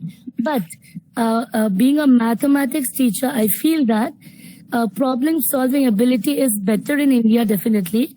and it gives it enhances our critical thinking ability, which you talked after that only, which is very important, right, sir? So depending for these basic things on Google or something, is it good for our future? So the question to you, like 2 questions from my side. Great. Thank Yes, you sir. for asking this Thank you, question. sir. The second one, the answer is yes to some extent. The controversy now coming on the AI, artificial intelligence, ChatGPT and so on. Last week, the school where my grandson goes, they were given a question to write an essay. They used ChatGPT and 4 children wrote the same essay taken from ChatGPT. It means the thinking process of the student was not used. So therefore, what we may have to do now is, if they use the Google thing, the kind of questions you and I ask should be much above that, without that. I give an example of it. The place where I teach, 2 years ago, I told them, during exam, you can bring your books, notebooks, I don't mind. They were very happy. Oh, I can use my book. When they saw my question, immediately told me, sir, we cannot solve this problem by using our books at all. This needs creative thinking. They could not do it because I raised the level of the question much higher and not rote-based, not fact-based, not information-based, and all problem-solving based. And they found the books were useless. This is what you and I may have to do in future. They may use Google, but can we use questions without using it? But technology is important. Let me give an example. As a student of physics, one concept I never got correctly was the resultant force. You would have learned an example. A ship got grounded very near to the dock. To pull that ship to the dock, they used 2 boats. Tie the boat to the ship. Question is, what angle should the boats move to pull the ship to the dockyard? I could not teach this even 2 hours properly. But today, I use virtual lab. And the ship is there on the screen. The boats are on the screen. Just change the angle from, say, 30 degrees to move towards 45 both. And you find at the end of 45 degrees, they start moving. Now, what I used to teach in 2 hours, I can teach in 10 minutes using technology. But you are right, technology must be used appropriately. And therefore, you and I have a challenge to design test items to show that they are using higher order thinking. Like in the United States of America, there is a test, undergraduate students, college assessment program. 60% of the questions are like this. Problem solving based on patterns and so on, which cannot be learned through books. Now I can tell you a question. CBSE, university, NEET exam, all those who get 100% mark, you think they are great, but many are not, because they have learned all these test items in the coaching classes. So what they are actually doing is, they get a repeated question, so it is nothing but rote learning, symbol recall, or symbol recognition. So the challenge for you and I, therefore, is how do we design questions which are not repeated? How do we design questions which will test higher order problem solving behavior? So that's the kind of thing we are talking about it. And therefore, in future, you will find the university exams will change drastically. It may take 4, 5, 6 years' time. So you and I have to adapt to that. Answer the first question. Adapting to the changing roles of a teacher.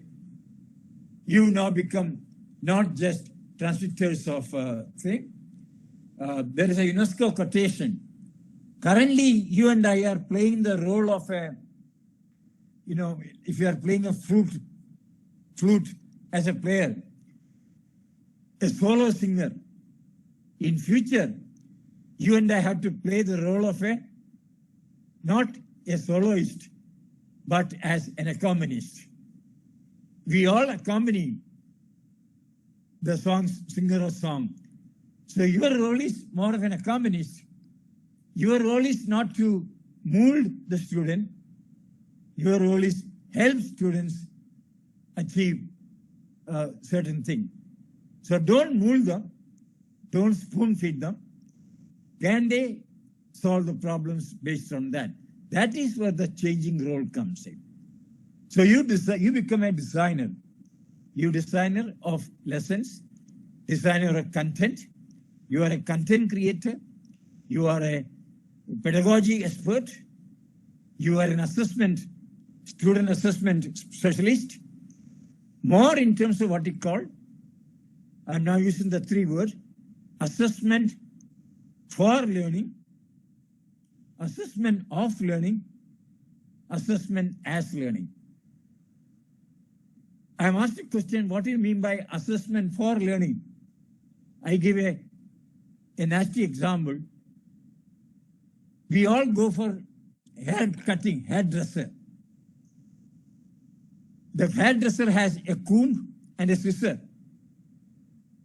What he or she does, use the comb to set the hair, and then she cuts it with the scissor. And after cutting, the comb moves again to find out, have I cut it properly or not? Then she finds slightly more to be cut. Second time cut. Again comb moves. Third time cut. Again comb moves. This is what we call assessment for learning. We learn the effectiveness of our cutting hair. That is what we call assessment for learning. Formative. Assessment of, you and I do very often. The end semester examination is assessment of learning, summative assessment. Assessment as learning is very important.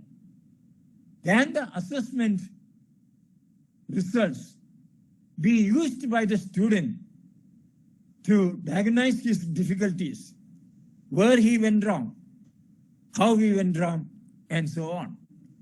So that is what we call assessment as learning, then assessment of learning, but more important, you and I will use assessment for learning, what we call formative assessment. So in a multidisciplinary, interdisciplinary scenario, we'll be using more and more assessment for learning.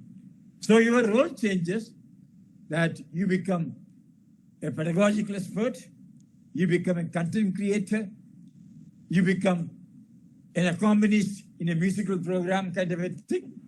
Together we do, and that is a role we call what we call design thinking. All faculty development program you and I do will now need what we call design thinking as an important aspect. Can I be a design thinker? New things. And that is what you and I need to proceed further. So there is room for changes in the role. There is room for using assessment for learning, and there is room for promoting higher order thinking. And the best tool for that is the assessment. In the higher education, if you don't change the assessment procedure methods, no reform will take place. We will produce rote learners. You think we are testing higher order thinking, but they have learned this in the coaching classes. So the high scorers, they are not necessarily what you call real thinkers. They are also rote learners, learn from coaching classes and so on. I asked students of CBSE exam getting top rank. I meet them in America. I asked them, what is the difference between CBSE studies and the study you are having now? They give me a simple answer. So the rigor of the course here is fantastic. If I miss one class, gone. I won't be able to make up for the next 12 days.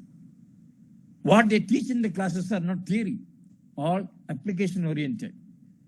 I was once in Harvard for a program. I missed one class. It took 13 days for me to make up. They were all what you call problems, design, the thinking, creativity, and so on. Then the students cannot afford to miss classes. So in Patna University, the example I gave, they can afford to miss classes because it is mostly information-based. They can read that from textbooks or online learning or internet. So if you use teaching of that nature, the kind of examples I gave, then they will come back. So therefore, yes, you and I have to change. And if you don't change, there may be a time when students will say, sir, we can do it. I use this smart classroom sometimes in school. I went to learn that. Then I was see, why am I at this stage trying to learn smart classroom teaching? And when I was doing that, I got into trouble with some online thing. I was not able to rectify it. A girl got up, grade 7. Sir, may I help you? What I could not do in 3 minutes, she did that in 5 seconds. That's the kind of students you and I have now in the classroom. Amazing students, therefore, more inquiry, discovery-based learning. I give you a long answer for your short question. No, sir. Thank you so much. Thank you so much, sir. Go ahead, ask any more questions. I hope you got your answer. Yes, thank you so much. Thank you so much, sir. So Kanksha Kumar has raised and you can ask your question.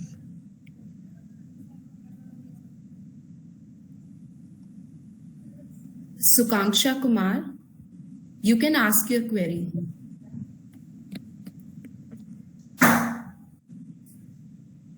Or anybody else? Sukanksha Kumar, do you have any query? This line maybe is muted or something. But anybody else? You can ask any questions you want. Don't worry.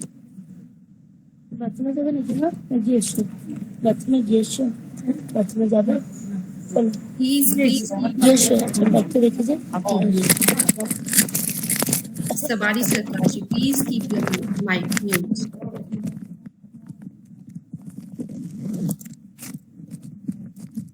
If you don't have any more, go ahead. Yes, sir. We can move ahead. Yeah, I think there are no more queries. We'll move ahead.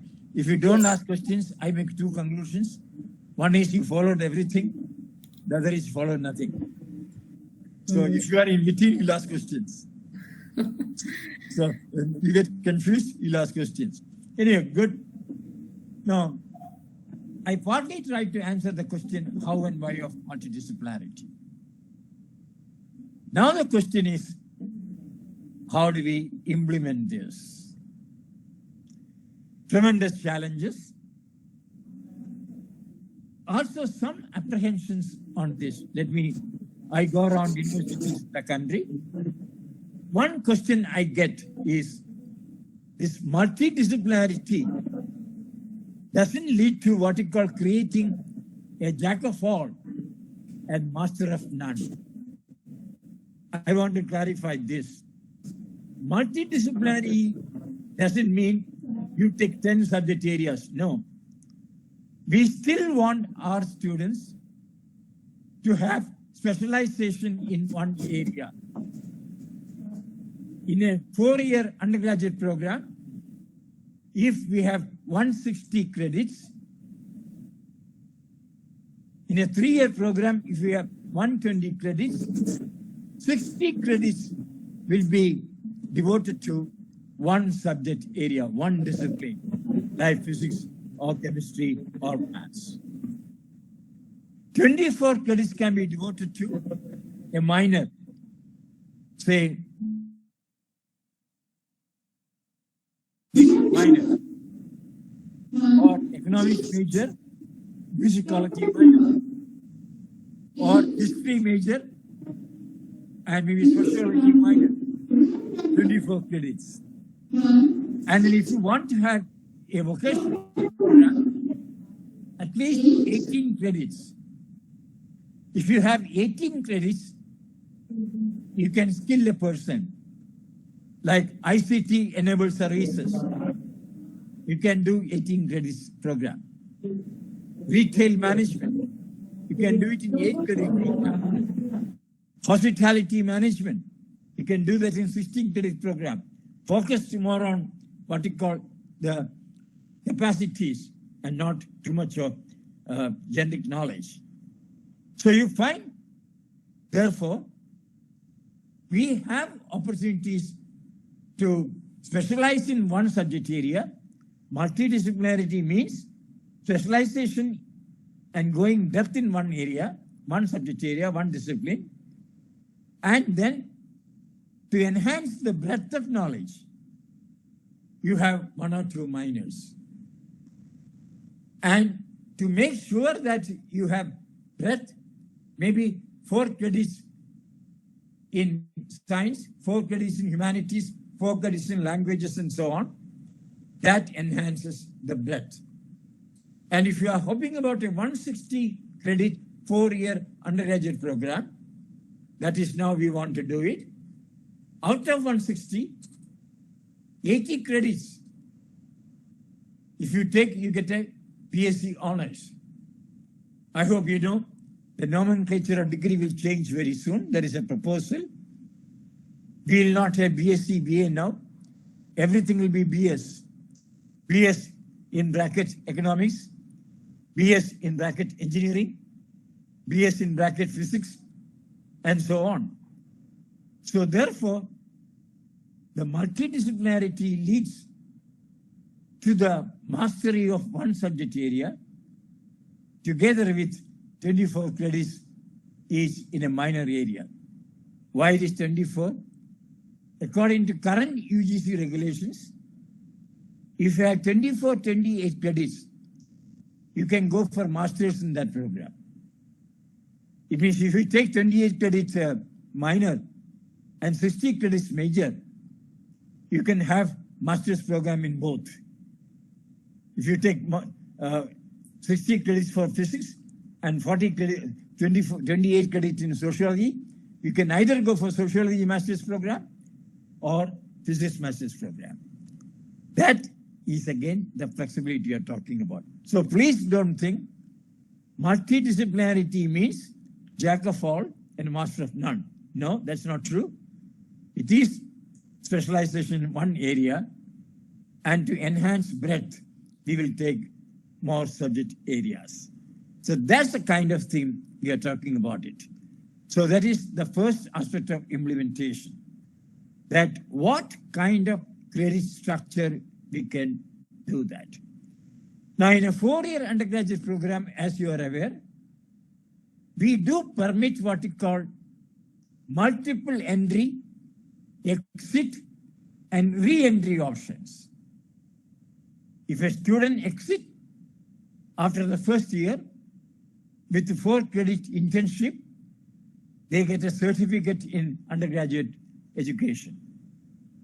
If they do 40 credits and 4 credits internship, a diploma in higher education. If they complete 60 credits, a bachelor degree in higher education, in physics, chemistry, and so on. If they do 80 or 92 credits, BA honors. If they do 80 credits in a subject and 12 credits in a research project, they get BA honors with research. And one student who gets BA honors with research needs to have a master's program only 1 year. No need of 2 years, flexibility. If you complete 3 years, of course, you need 2 years master's program. So look at that. When you think of implementing again, a lot of flexibility. 1 year master's program, 3-year degree program, 4-year degree program, 4-year honors program, 4-year honors program with research. For them, 1-year master's program, others 2-year master's program, or 4-year undergraduate program with research. Can also directly enter to PhD if they do a good research project in the 4th year. So you find the flexibility very much coming up, and that is the first step towards the implementation of multidisciplinary program study. So that is something you and I have to do it. So I hope you would have seen the curriculum framework for the 4-year undergraduate program. That is now the basis for designing undergraduate program. Those who want to get out after exit after 3 years, they can. They'll get a bachelor's degree. Those who want to exit after 1 year, they get a certificate. And if they want to come back, we don't want them to leave. Due to some reasons, they want to exit. We would encourage them to come back within 3 years. These credits can be accrued and deposited in the academic bank of credit. When they come back after 2 years, they can redeem that credit and start their program in the 2nd year or 3rd year according to. See, when you say multidisciplinary program, therefore, the implementation is having tremendous flexibility. Let me also tell you what students think about exit and re-entry. They say, I joined in a very ordinary college because I did not get admission to St. Stephen's or Khalsa College kind of a thing, or Miranda House or Lady Sri Ram College in Delhi. After 2 years, I'll make an effort. I'll exit from this college and seek a seat in the Lady Sri Ram College or Hansraj College kind of a thing. They interpret multiple exit and re-entry that way also.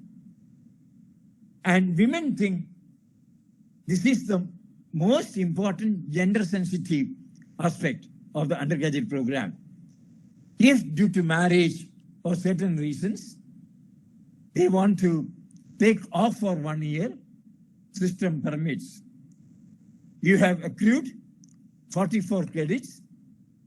You come back after 1 year, you can start from where you left and accrue credit for 2nd year, 3rd year, and ultimately a bachelor's degree. So we find that the multidisciplinarity is very closely linked with the flexibility of approaches. Or in the 4-year undergraduate program, you don't need to declare the major during first semester. You may think, I want to major in economics. At the end of 2nd semester, after undergoing 2 courses, the student says, sir, I want to change my major from economics to something else, sociology. That is not possible. After 2 semesters, if you want to change the major area of study, you can. And provided you complete 60 credits within 3 years. So you find that it is not only multidisciplinarity you're talking about, the flexibility attached with that. And that helps us in doing it. So you may ask, what should your college do? 2-3 ways of doing it. Number 1, if there is money, if you are not offering a particular program, say economics and mathematics. You can offer economics, not mathematics now. Can we start a mathematics department so that your students will opt for economics major, mathematics minor? That is not possible. Take the case of engineering degree, BE, mechanical, civil. You and I know there are not students coming up for mechanical engineering, civil engineering now. A lot of seats vacant. They asked me, what should we do? I said, well, what do they want? They all want to do computer science. So my proposal was 60 credits mechanical engineering major, computer science major, minor. They have come back now. So you also go according to the demands of the situation and not supply driven. Currently, most programs are supply driven. I have faculty in this area, so let me offer course. Not according to the student's interest and demand. So can we make it demand driven? So one aspect is, if you want to offer one or two more courses, you may have to open departments, have faculty. It has financial implications. And so therefore, this is one approach. If you don't have this money to open a new department, what can you do? We are now proposing a suggestion. There is an institute called Central Institute of Education in Delhi University. That institute wants to start a 4-year undergraduate program in teacher education. But they don't have disciplinary teachers like physics, chemistry, maths, biology. They are exploring, can they do that with Khalsa College? It is just opposite CIE. Or for girls, can girls go to Miranda House if there are seats available? This is what we call joining arrangement. So either you open a new department. If you can't do that, if the college management is same, can you think of what you call a joining arrangement? That is one of the ways of implementing that. The training, you can also do with 48 credits in Delhi University, 12 credits in Jawaharlal Nehru University, or 12 credits in Princeton, New Jersey, America. Even that is not possible to make it a multidisciplinary program. The courses which you don't offer, like somebody wants to do a course on economics of education, can they do that in collaboration with the Jawaharlal Nehru University? And the degree will be awarded by both. The stamp will be of both the universities. Or 48 credits online or face-to-face. 16 credits online. It means mode of learning can also be changed to make it multidisciplinary. That one discipline you do all face-to-face, the other discipline you do online. So that is what we call hybrid situation. Can we do it? So these are the possibilities now thrown up into colleges. Either you start new departments, or you have training arrangement with another college and other higher education institutions, or you have what you call a cluster university. Like in Mumbai, 2 weeks ago I was there. There's a cluster university with 3 colleges. They share facilities, they share courses. In Bangalore, there are 3 Maharani's colleges. They have now formed a cluster university. Courses not available in one college can be offered by another college and student can go there. Of course, all the colleges are close by. That's the example I gave you, Khalsa College and CIE, or Khalsa College and Kiruvarimal College, not very far. These are the possibilities now possible. So therefore, implementation of multidisciplinarity can be through the starting of new departments, courses, so that courses can be opted across disciplines, across departments. Then training arrangement, some part in one institution, some part in other institution. On completion, jointly we offer degree. Cluster universities, that is a possibility, we can think of that. So this will depend upon the kind of colleges and where you are located. If it's just too far away, it becomes difficult. Then you go online mode or a hybrid mode. So the options are available to make programs multidisciplinary in nature.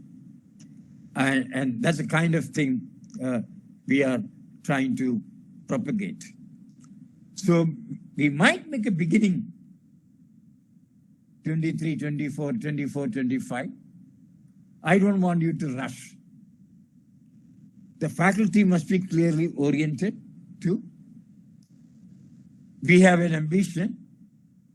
50% of undergraduate students in colleges will opt for a vocational course, 18 to 20 credit.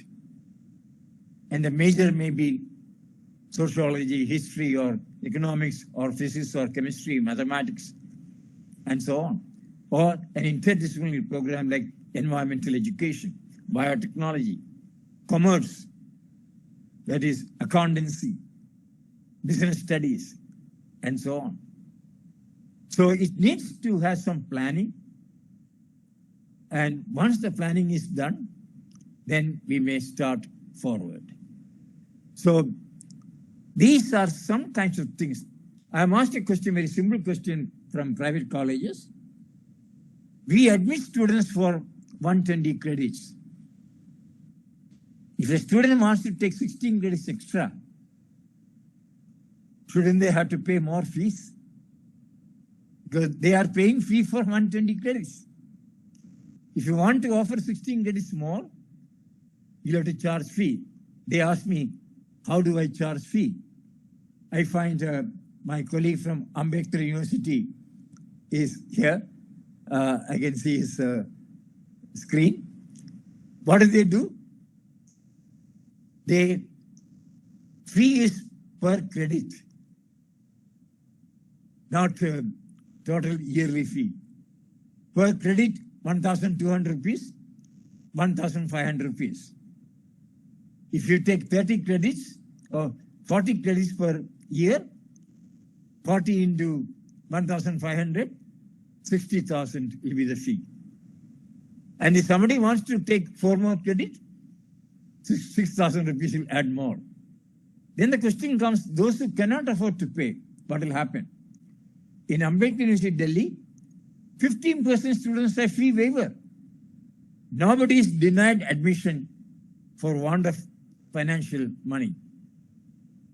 So any private college, any public college, we can say 15 to 20% will give fee waiver. Some people get 100% fee waiver. Some may get 50% fee waiver. Some may get 25% fee waiver.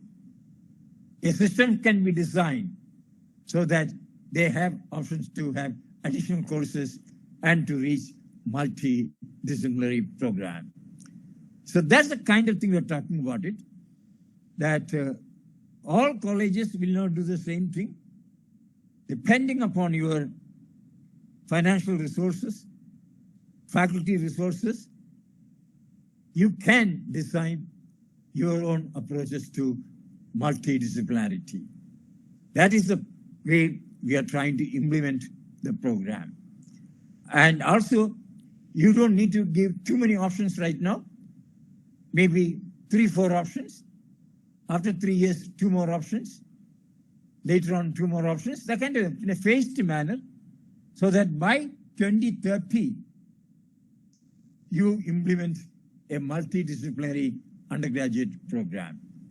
So prepare an institutional development plan for introducing your programs in a span of next 8 years and say by 2030, my college will fully implement the multidisciplinary program. So the policy provides freedom for that. But every one of you as faculty members, for a program for your department, a program for your university for the next 10 years, and how the transition from monodisciplinary programs to multidisciplinary program can be facilitated during the next 7 years, 8 years. That freedom is to the faculty and the institutional head. That's why I said autonomy to the college, autonomy to the faculty to design your own programs and see how we can go about it. So the actual implementation, one is the time. You fix a date when you want to. Then second is the option. Should I have new departments and new faculty to make it more multidisciplinary? Can I think of joining arrangement with the neighborhood colleges? Can I think pathways of learning, partly face-to-face, partly online, hybrid? Is that possible? So that means, can I choose the learning pathways? Or should I go for a cluster university? The management is same. Can you think of that? So I think, like for instance, Punjab has 13 Khalsa colleges. They were university for some time, it has changed. Now they want a cluster university, why not? And gradually, in future, I hope you are aware, the affiliating system of a university like Delhi University will not be there. Either you will have autonomous colleges which can award their own degree, or you will have constituent colleges. Constituent colleges. That means the admission, everything will be taken care of by the university. Either autonomous or constituent. There may not be what you call affiliating college kind of a thing. So I think that's, again, the options coming before you and see how we can move about it. I'm sure there will be a lot of questions on this, apprehensions. Go ahead. I think let us clarify and clear this. Seek any clarification you want.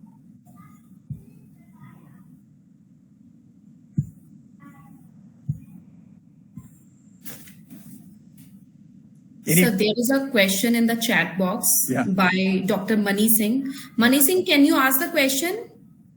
Or you can read it.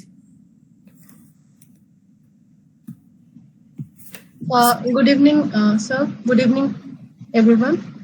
Actually, sir has given lots of answer in his discussion as well.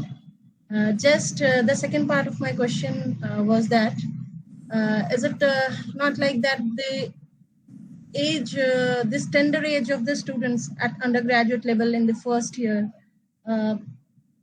are very young to take decisions because they will be given so much options. They have been given in NEP so much options with much flexibility.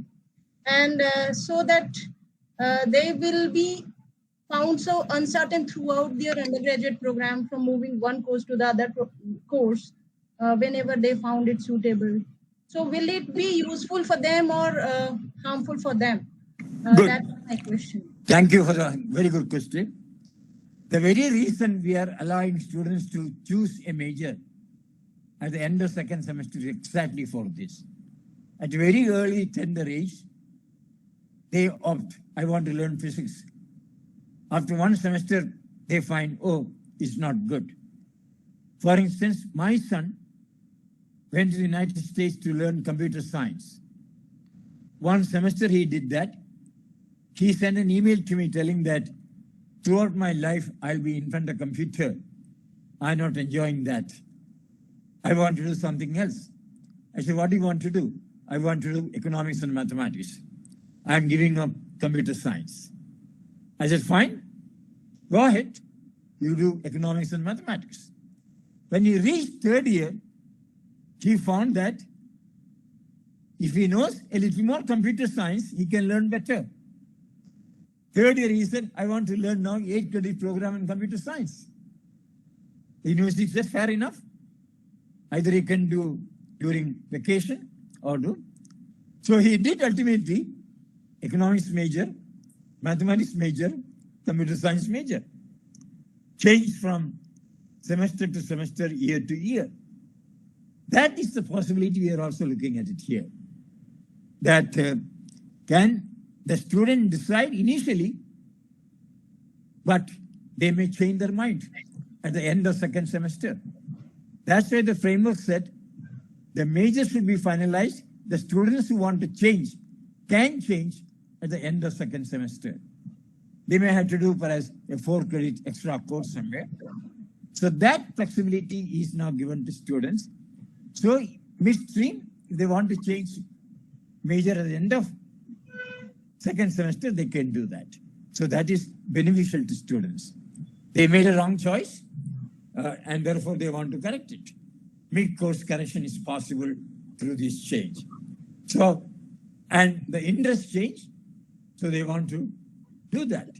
So that's the kind of thing we are looking at it, that according to the interest of students, you can, at the end of second semester, you can say, I now want to give up physics, I want to learn economics. That is possible. So therefore it is beneficial to students, not harmful. They get an additional option. And then they also get an additional breadth. What they have learned will not be a waste. They get breadth of study, breadth of learning, and that helps them in future. I can tell you, as I told you earlier, single discipline-based tasks in future will be taken care of by machine learning, machines. And therefore, if you had multidisciplinary tasks, that is not easy for technology-enabled system. Yes. And see how we can do that. And therefore, multidisciplinary studies will help, broaden their perspective. Like the research area in social sciences, like economics, is distinctly different from physics. So that's what Einstein indicated. The liberal education means it broadens your mind and not just facts, principles. If you want to use a broadened mind, go for a liberal arts education and see that both breadth and depth are taken care of it. Thank you. Right, sir. Thank you. Thank you so much. Amita Malhotra, you have a query, you can ask directly. Amita Malhotra. Good evening, sir. Good evening. Sir, I have posted a couple of queries though.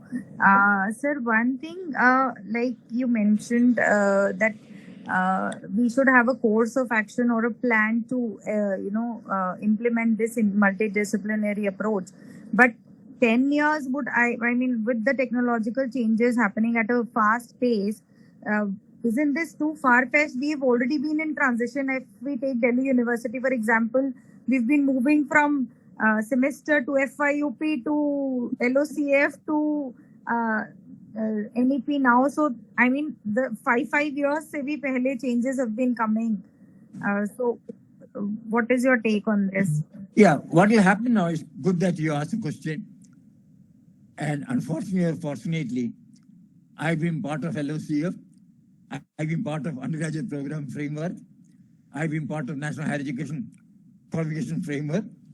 Now, what is going to happen is certain aspects will remain same. You are right. In the case of interdisciplinary studies, things are drastically changing. In the next 5 years, you'll find new curricular areas emerging, which is not the case now. Like you will find like seed farming, agriculture course, horticulture. They will also come into normal colleges. Lakshmibai College will offer that. That is part of what you call interdisciplinary studies. That can we do that? And you will find it is possible. Like mathematical biology, We never thought of it earlier. Now it's a big area. That how the cognitive science coming up very strongly now, the brain studies and all. That is not the case 5 years ago. So you'll find that the options we have in future will change. But the broad approach will remain same for the next few years. But the kind of courses that will emerge will be distinctly different. Something which we never thought of it may emerge as the new course. That the college must be flexible. That is why, like what you're talking about now is, what you are doing now is a faculty development program. Yes, I sir. was telling Professor Vimal Rath that we may have a look at it, fresh look at it. Faculty development has 7-8 components. The kind of thing we are now doing is supposed to be a training, faculty development program, mostly a training program. The complaint from faculty coming is, sir, we are trained, overtrained, but no change. Therefore, the faculty development program means 6-7 areas. Number 1, training, of course. Number 2, lectures by eminent scientists, eminent scholars, exposing faculty to that. That's the kind of thing now we are doing now. Third, demonstration lessons by expert teachers. Like I do that very often. Instead of giving a lecture like this, I take a class and all of you sit behind. A 45 minutes lesson.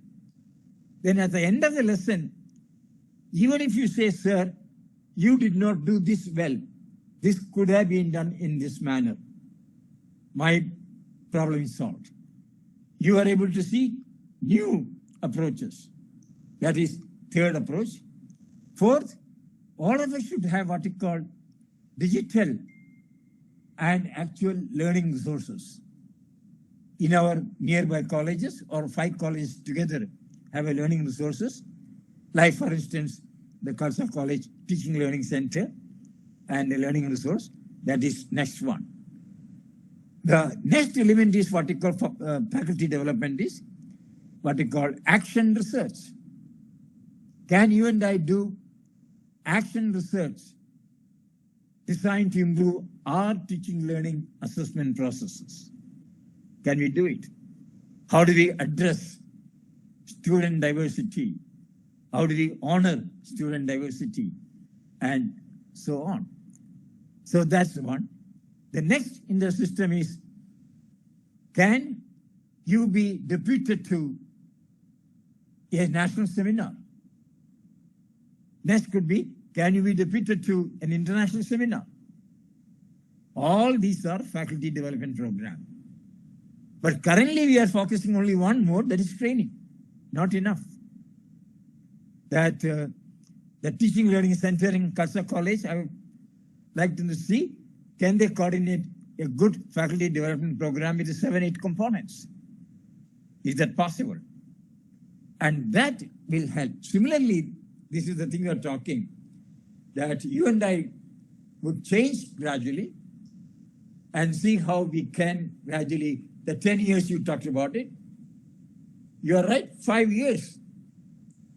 You can see what you call the Industrial Revolution. The first revolution was 1789, sorry. Steam engine, steam-driven engine.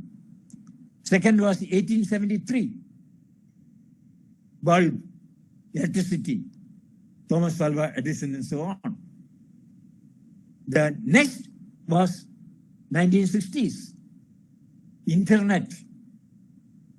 And now, Industry 4.0, AI, machine learning, Internet of Things, drone approach, and so on. The time lag between the Industrial Revolution decreasing. And not only that, the invention and their application, the time is shortening. So you are right.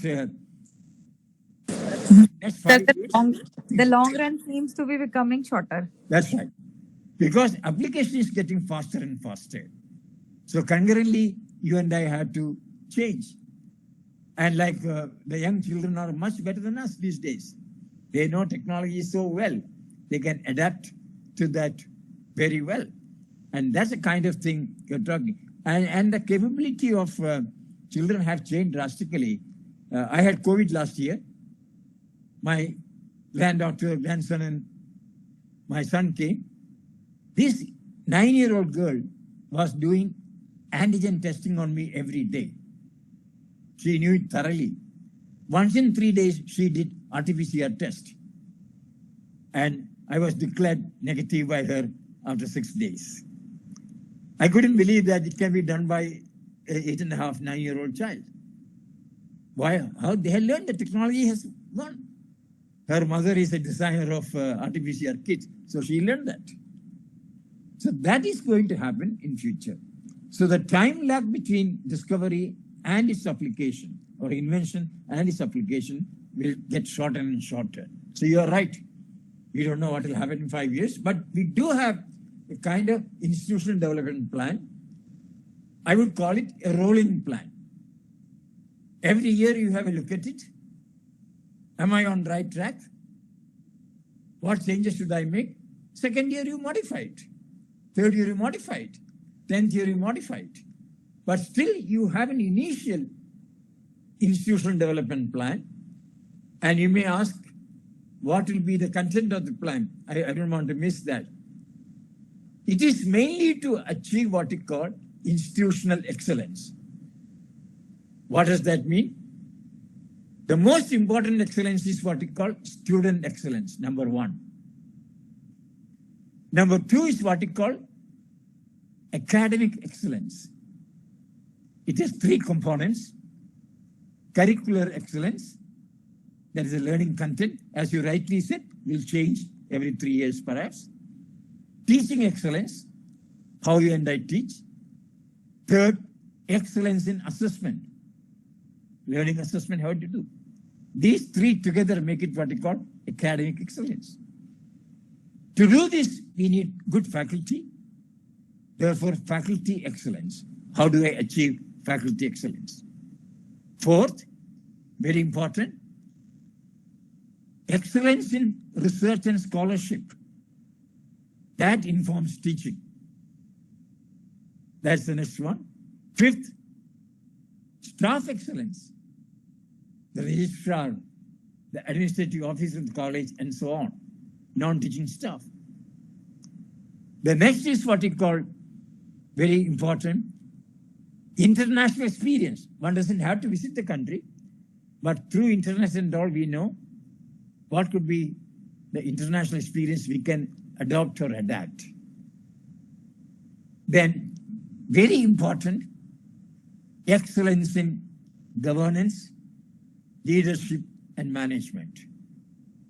The college, university, administration, governance, how we can do it. These are all components of what we call an institutional development plan. So currently you may go for a 10-year plan with the 7-8 components, and then treat that as a rolling plan, and every year have a look at it. Should I make any changes in learning contents? Mostly curricular changes. Should I make a change in my teaching approach? Should I make it more technology-oriented, less technology-oriented, and so on? That freedom is given to you and all. That is your autonomy to the faculty, academic autonomy to the faculty. So you are right. No plan may last 10 years for us. Yes, sir. So Sir, in fact, this leads to the second question that I've posted, sir, about the flip side of the autonomy. Sir, it has certain, from where does the funding come? If the colleges, there are certain colleges which may not be able to sustain or maybe lacking the infrastructure. How do they go about with the autonomy? Thank you very much. I'm glad you asked the question. When we say autonomy, there is no proposal to reduce any grant you get. Autonomy, there are 3 autonomies. One we call academic autonomy. that you design based on the national curriculum, national higher education qualification framework and the national framework, you design your course. That is academic autonomy. Administrative autonomy means your college wants to open an off-campus center. Currently, you have to go to UGC. Can you be given autonomy to open a campus? Off-campus centers. That autonomy you can. The third is what we call financial autonomy. If you are transparent, gradually, some financial autonomy can be given. I give an example of it. A few years ago, Punjab University, Chandigarh was given 150 crore rupees. And the Vice Chancellor was told, you can use the money the way you want, which department you want to invest, which courses you want to start. We will not interfere. That helped Punjab University a lot. Why Punjab University is good at science department? That is because of that. They invested a little more money in departments which have potential for excellence. This is what is done by Singapore University. They give more money to a department which have potential for excellence as compared to other departments. They are not neglected. When I asked this question, they asked, philosophy will not get money, science will get money. Philosophy also, if you are teaching it very well designed, why not? So that is the kind of approach you are talking about it. That changes will take place.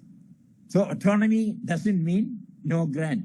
The current level of grants will continue. No change in that. It's a wrong impression by many. Autonomy is more in terms of academic autonomy to design courses, teaching learning processes, assessment process and all. Like I asked this question, which college are you, madam? Amita ji? Sir, I'm from Lakshmibai College only. Lakshmibai College only. Okay. How many students do you have? Sir, for commerce, we have around 600 students in our course. Total? Total around 4,000, sir. Look, you have 4,000 students. Once you reach 5,000, I would say, why do you want to be affiliated to Delhi University? You can have your own autonomous college awarding your own degree, awarded by Lakshmibai College. Doesn't have to be Delhi University. That is what we are proposing. Like Kirorimal College, 5,500 students. Ramjas College, 6,500 students. That is a university by itself, when you have 6,500 students.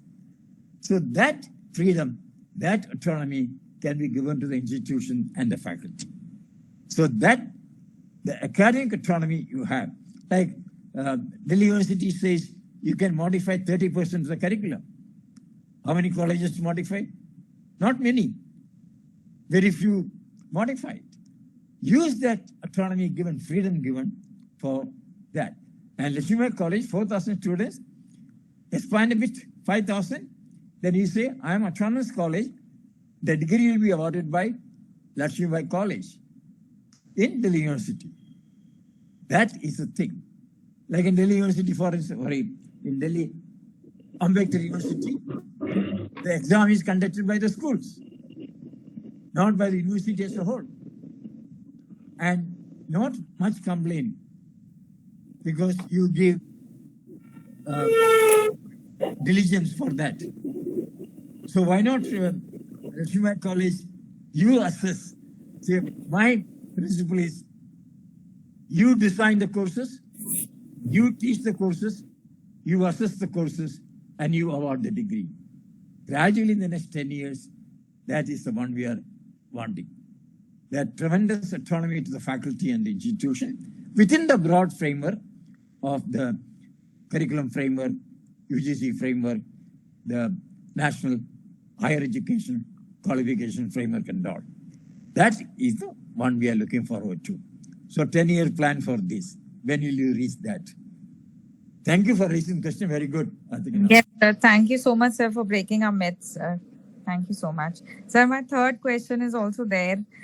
Sir, what is your take on regulation of technology? Like we can, is it there to tame us as humans, or we are to, I mean, it's the way it is disrupting education to employment to everything. So what's your take on regulation of technology? I think gradually there may need to have some regulation, especially in the context of AI. The discussion going on in the United States of America, 6 of them has said, stop research for 6 months. Let us have a look at it. The impact of this on thing. Like a country like in the United States, there are no workers. They use AI in place of workers. In India, we can't afford to lose jobs. We need to have that as well. So therefore, the way we use AI in India would be different in the way Japan uses AI, because that country has declining population. And if Japan goes like this, we don't know what will happen to Japan in 25 years' time. Whereas India still have 1.4 billion people. Maybe after 20 years, there will be a decline in India also. But technology, one should not be a slave of technology. Technology is designed. We have to use it judiciously to make sure students learn, to make sure that the faculty role is changed, not replaced.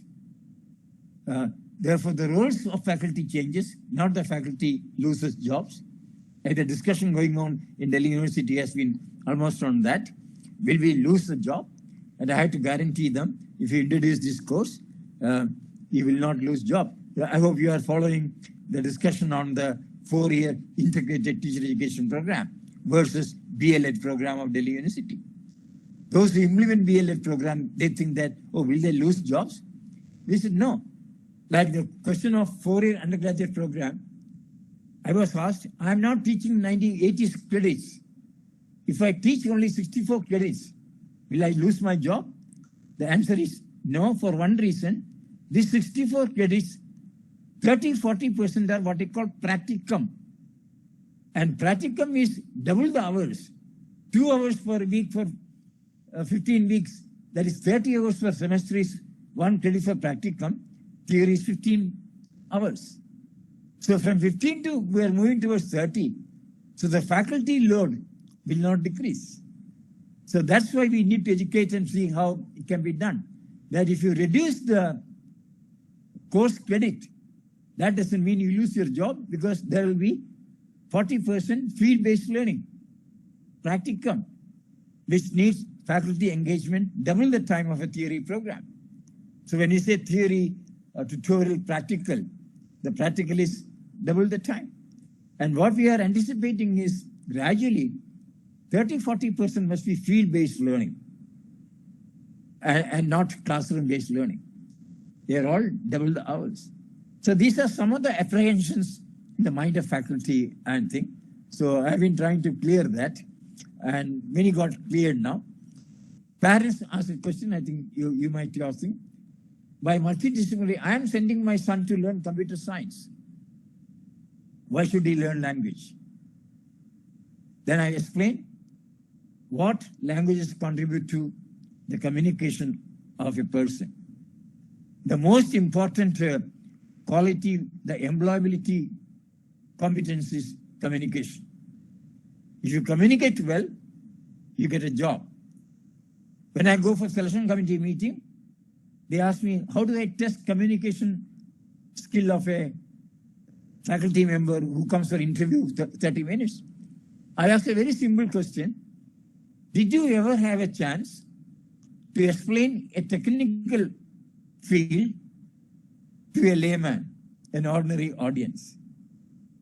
To please me, they say, yes, sir, I had. Then I tell, can you explain how you did it? Through that explanation, I judge how she can communicate or not. So there are questions of this nature which will test the competence. It's a what you call, these days we use 4 terminologies: knowledge, capacities means like problem solving, critical thinking, creative thinking and all.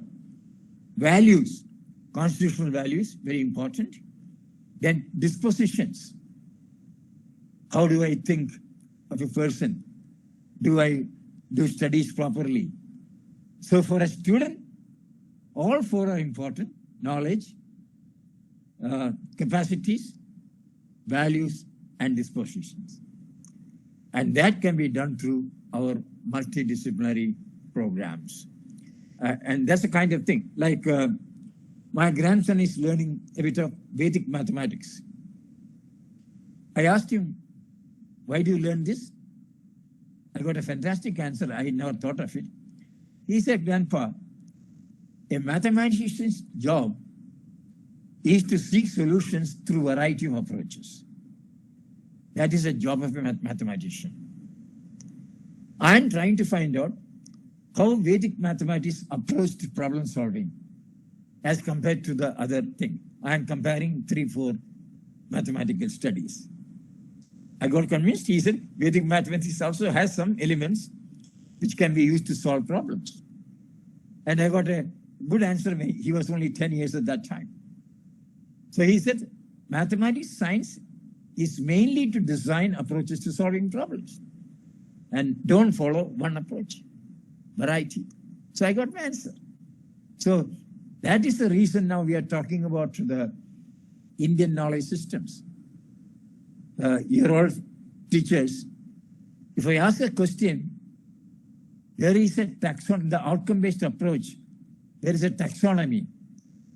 If I ask them who proposed the taxonomy, I get an answer from most of you, Benjamin S. Bloom. Knowledge, comprehension, application to creative creation. No, it was done by an Indian, our own Mahatma Gandhi. When he said 3 H's, head, intellectual learning, cognitive learning, heart, attitude, emotion, learning, hand, doing something, psychomotor. So the first taxonomy, in fact, came from Mahatma Gandhi when he said head, heart, and hand. Benjamin S. Bloom would have adapted that and came to that. That is what he called the Indian knowledge system. That 0, invented by India. Not many know about it. And how it can be done. So that's where we do by teaching. And that's why the plans are rolling plans. Review it, if not every year, at least once in 2 years, and modify it. Like we used to have a rolling 5-year plan. The same approach here also. So that's the kind of thing you're looking at it. So don't get worried that autonomy doesn't mean reduced fund. Autonomy is more in terms of academic autonomy, which you all want, and see how we can introduce a new course. We can introduce thing, any other practicum, that kind of a thing. So that is what is in a multi-disciplinary scenario we want. Courses selection, mode of learning, pathways of learning, that decision is by you. So autonomy, I'm an ardent supporter of what you call faculty autonomy. And, find out when they give, how it happens. Since you are faculty students, I'll also tell you, look at the worldwide top 20 universities in the world, like Harvard, MIT, Oxford, Cambridge, and so on. And let me come to India, Tsinghua University, Singapore University, China, Tsinghua University, Singapore University. In India, our own Indian Institute of Science, Bangalore. What is something common in them? Age matters. Most of the best universities in the world were set up in 18th century. In India, we had only 1 or 2 colleges in 19th century, like Madras University was one of them. IIC Bangalore is 130 years old. Patna University is 110 plus years old. Most of our universities got started after 1975, young. So you can't expect excellence in 10, 20 years. I asked the question to the Harvard University president. What shall we give you to make a university world class? Coolly he answered, give me $100 billion and 100 years. Then I'll make a world-class university. I said, why 100 years? He said, look at the universities in the world. All the top universities are 100 years old. Then I asked, does it mean the same today?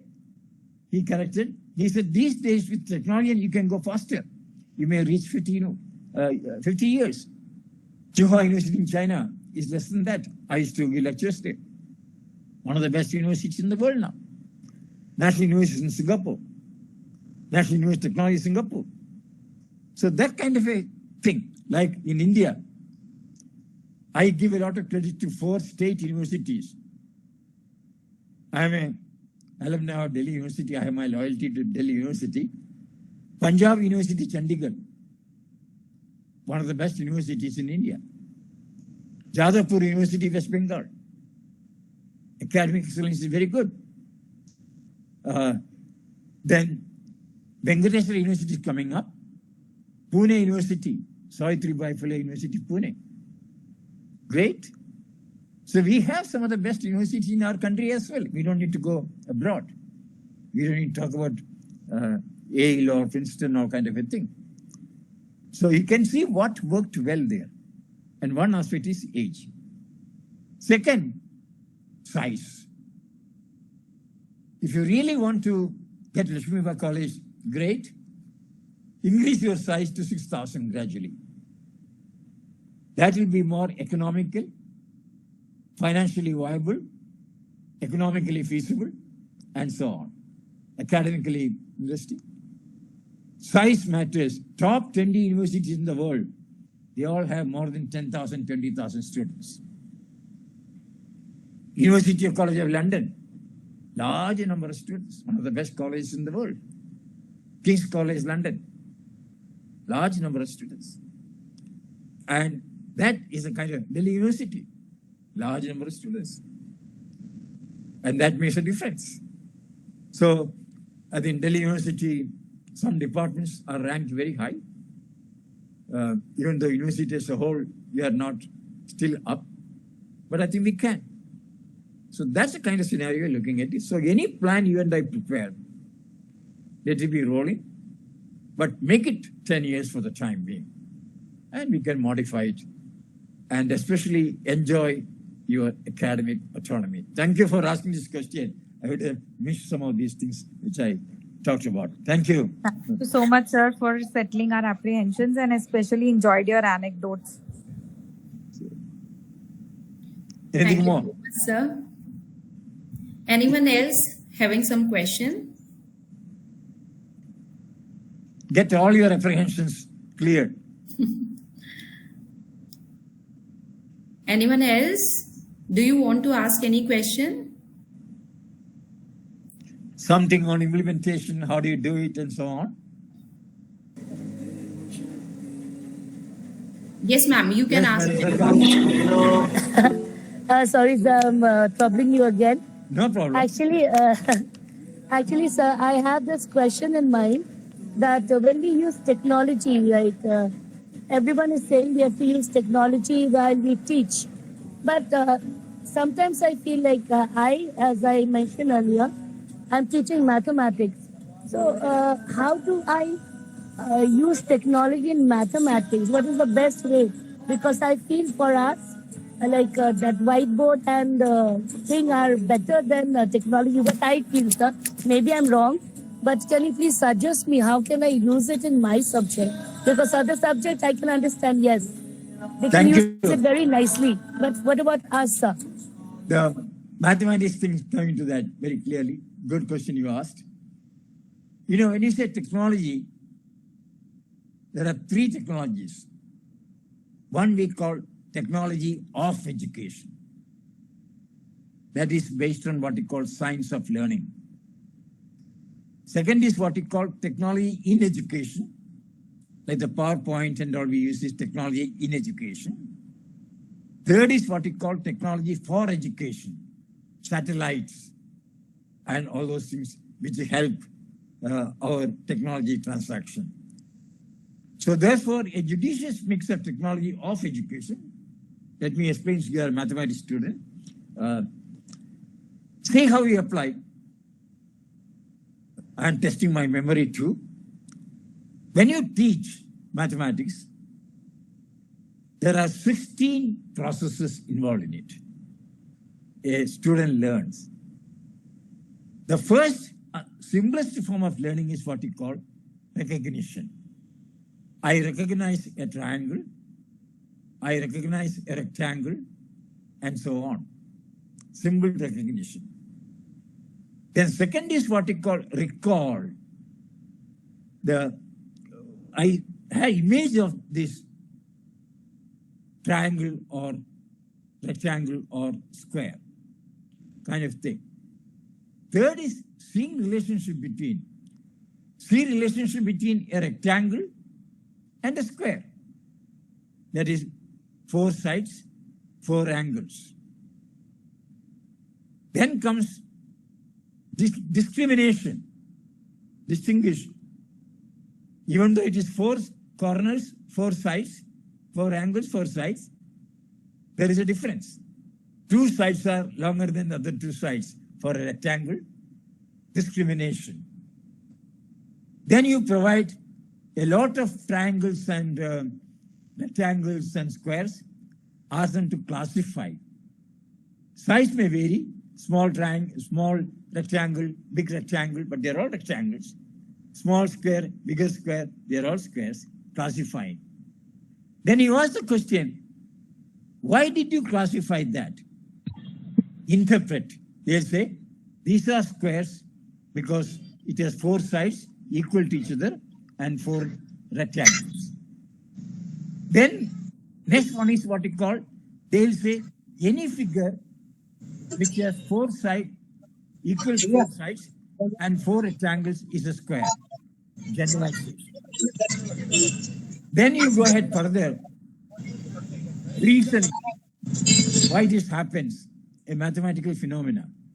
Reasoning. Then you formulate a hypothesis. Maybe, sir, because of this. Then I look at mathematically the problem. Then I have a charts and all. Then you test the hypothesis, establish hypothesis. Based on that, you make an inference. Like if there is a depression off coast Arabian Sea, there will be heavy rain in Gujarat coast. This is what we call prediction. Prediction of cause and effect relations. In mathematics teaching and science teaching, these are very important. So these we call mental processes, and they are in hierarchical order. The simplest of learning is recognition, then recall, seeing relationship, citing examples, discrimination, classification, interpretation, generalization, reasoning, formulating hypothesis, testing it, establishing it, making inference, and predicting. I have passed my memory test. I managed to say 16 of them.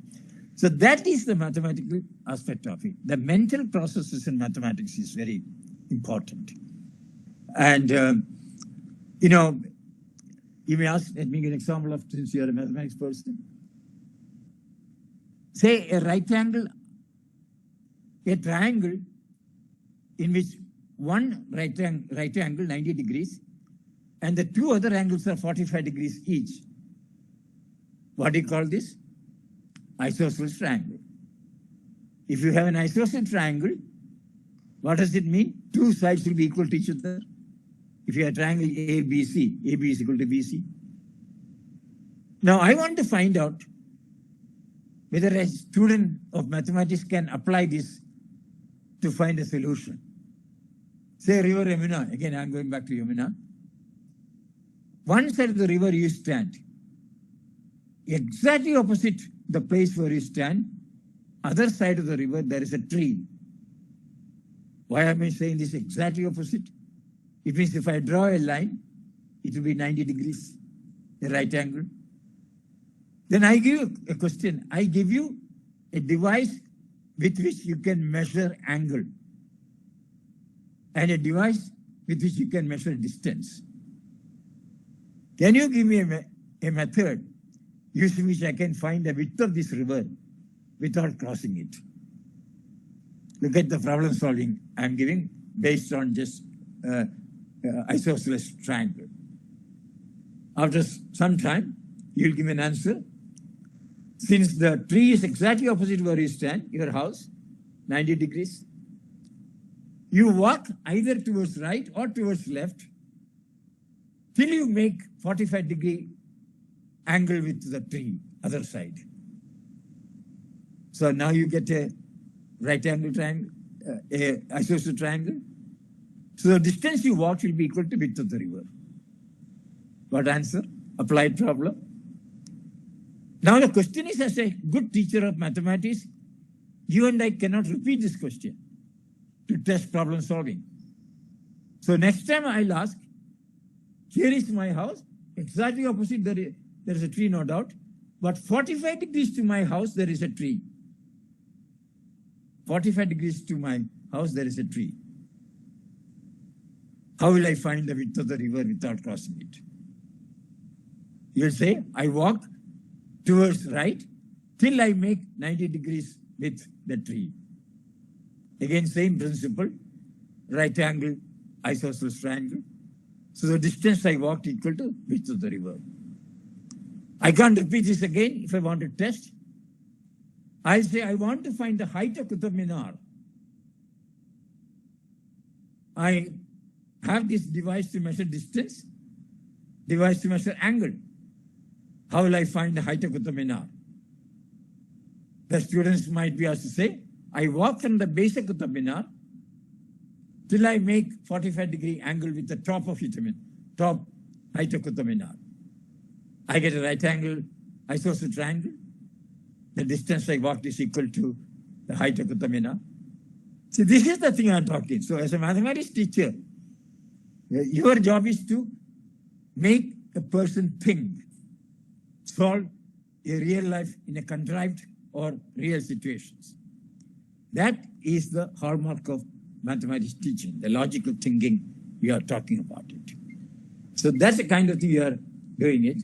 So I think, I hope I try to, this is what I call technology of learning, science of learning.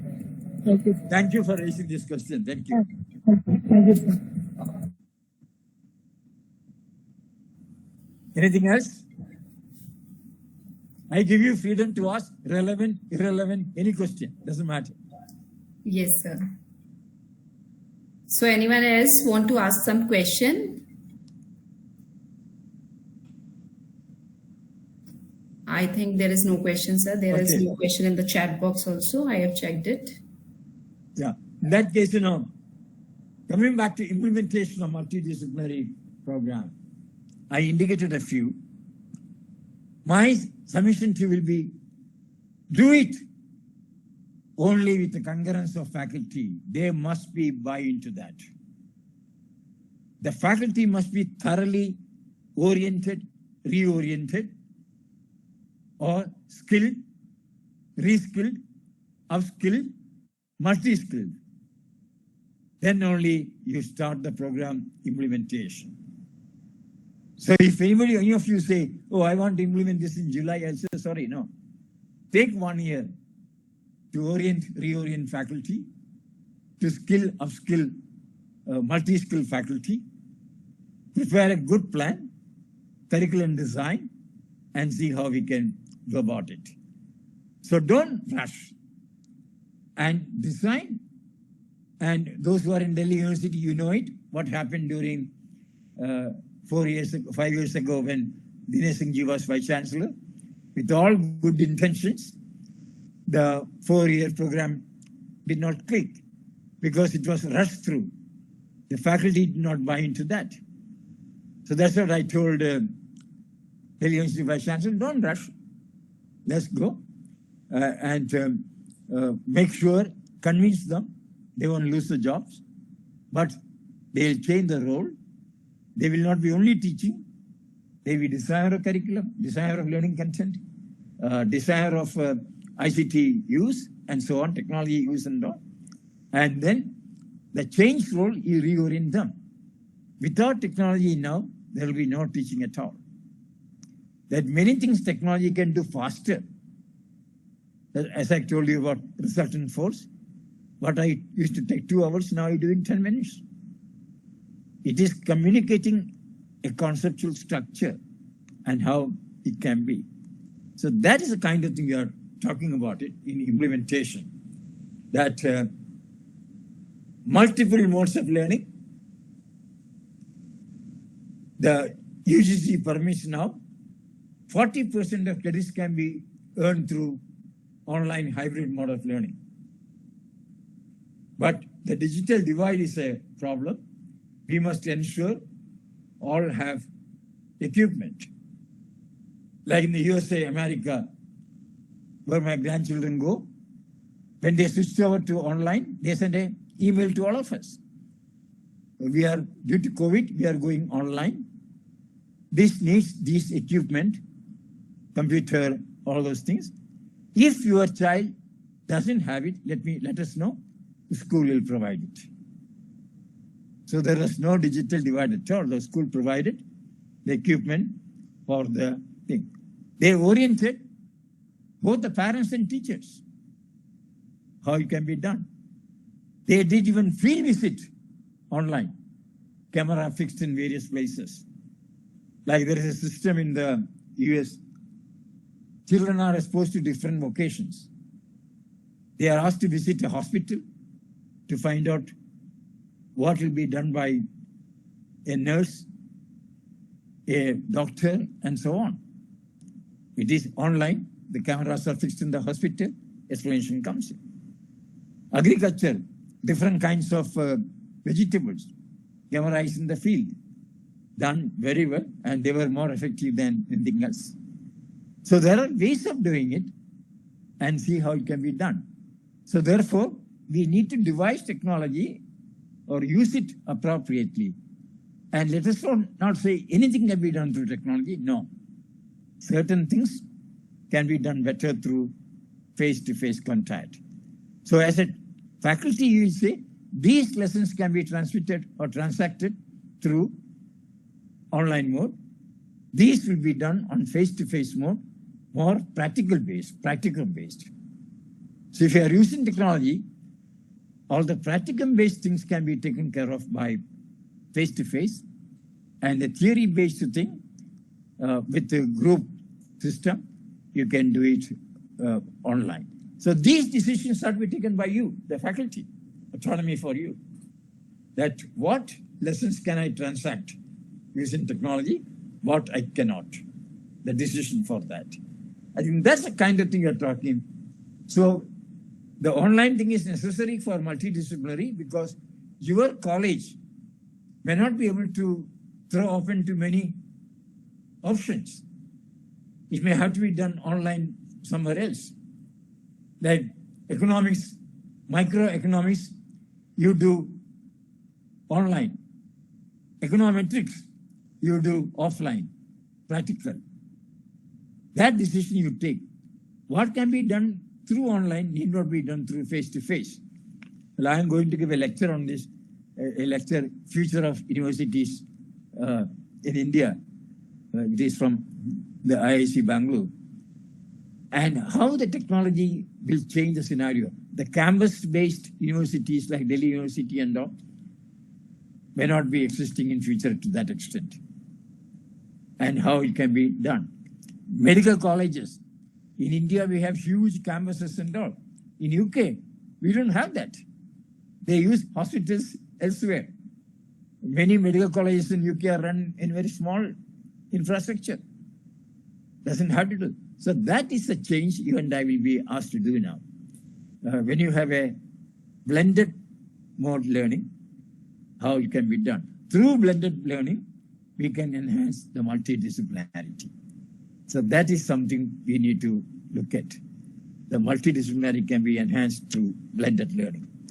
So therefore, tell your friends, the need for multidisciplinarity is because of the need for holistic development of a student And the need of multidisciplinarity is to what you call enhance the breadth of learning, not just the depth. Depth we are providing now, but can we enhance the breadth of learning so that the learning is more comprehensive in nature? And both breadth and depth are important. And then changing the assessment pattern to make it more outcome-based, to focus more on critical thinking, creative thinking, problem solving, skill communication, digital literacy, and so on. So that is the focus, more on what we call generic learning outcomes like judgment and decision making, environmental awareness. Those things can be promoted through a multidisciplinary approach. So somebody might say, physics major, environmental education minor. Fair enough. So options for enhancing breadth is due to multidisciplinary learning. So that's the idea we are trying to propagate, that there is a reason and there is a how of that and there is a what of that as well, and see how best we can do that. So that's the kind of thing we are trying to do. So therefore, coming few months, thorough orientation of all faculty, clear all their doubts, apprehensions, make one thing very clear, they will not lose their job because there is more practicum, field-based learning. And therefore, the faculty engaged time will not change. So that's what we need to tell them. Faculty engaged time will not change.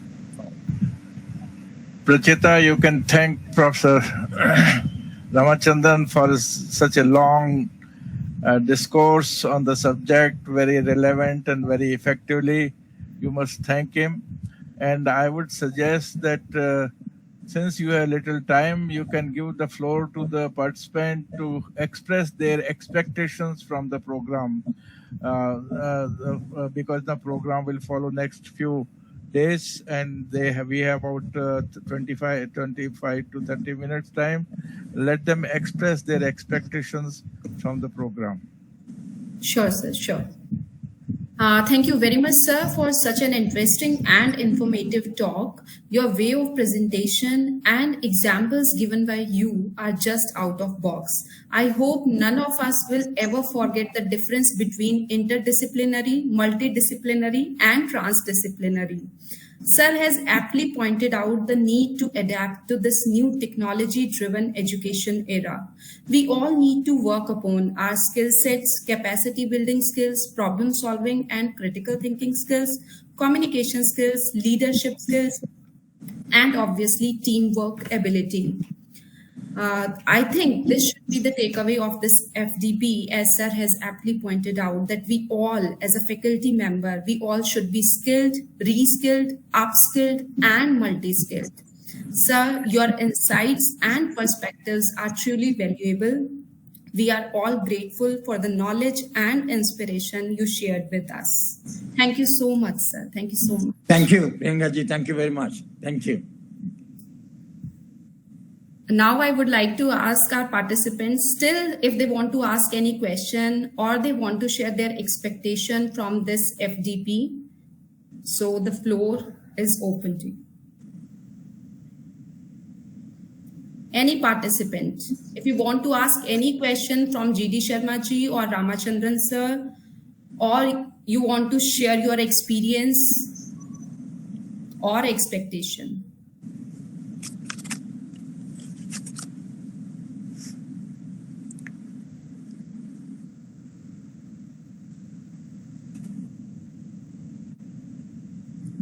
Am I audible? Yeah, you are audible. Yeah. Dr. Mani Singh has raised her hand. Yes, Dr. Mani Singh.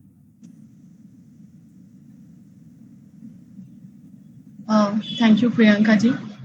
I would just like to thank our FDP organizers, our principal ma'am and Vimal ma'am, to organize this FDP because you know, we are in a transformation age of teaching and learning when not only University of Delhi, but the higher education of whole India is witnessing the change through the NEP implementation.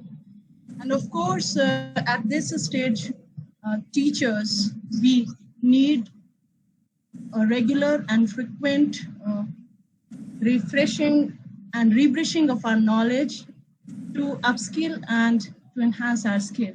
So thank you so much, organizers, and thank you so much to all the eminent speakers and teachers for enhancing our knowledge on the given topics. Thank you so much, Mani ma'am. Do you want to share your expectation? Let me share with all of you certain things. The content has been put on LMS. I hope all of you have access to LMS, and you are required to have access to LMS because several things have been uploaded and they are likely to be uploaded further. And some questions will be also asked. You are supposed to look into those questions and you address those questions.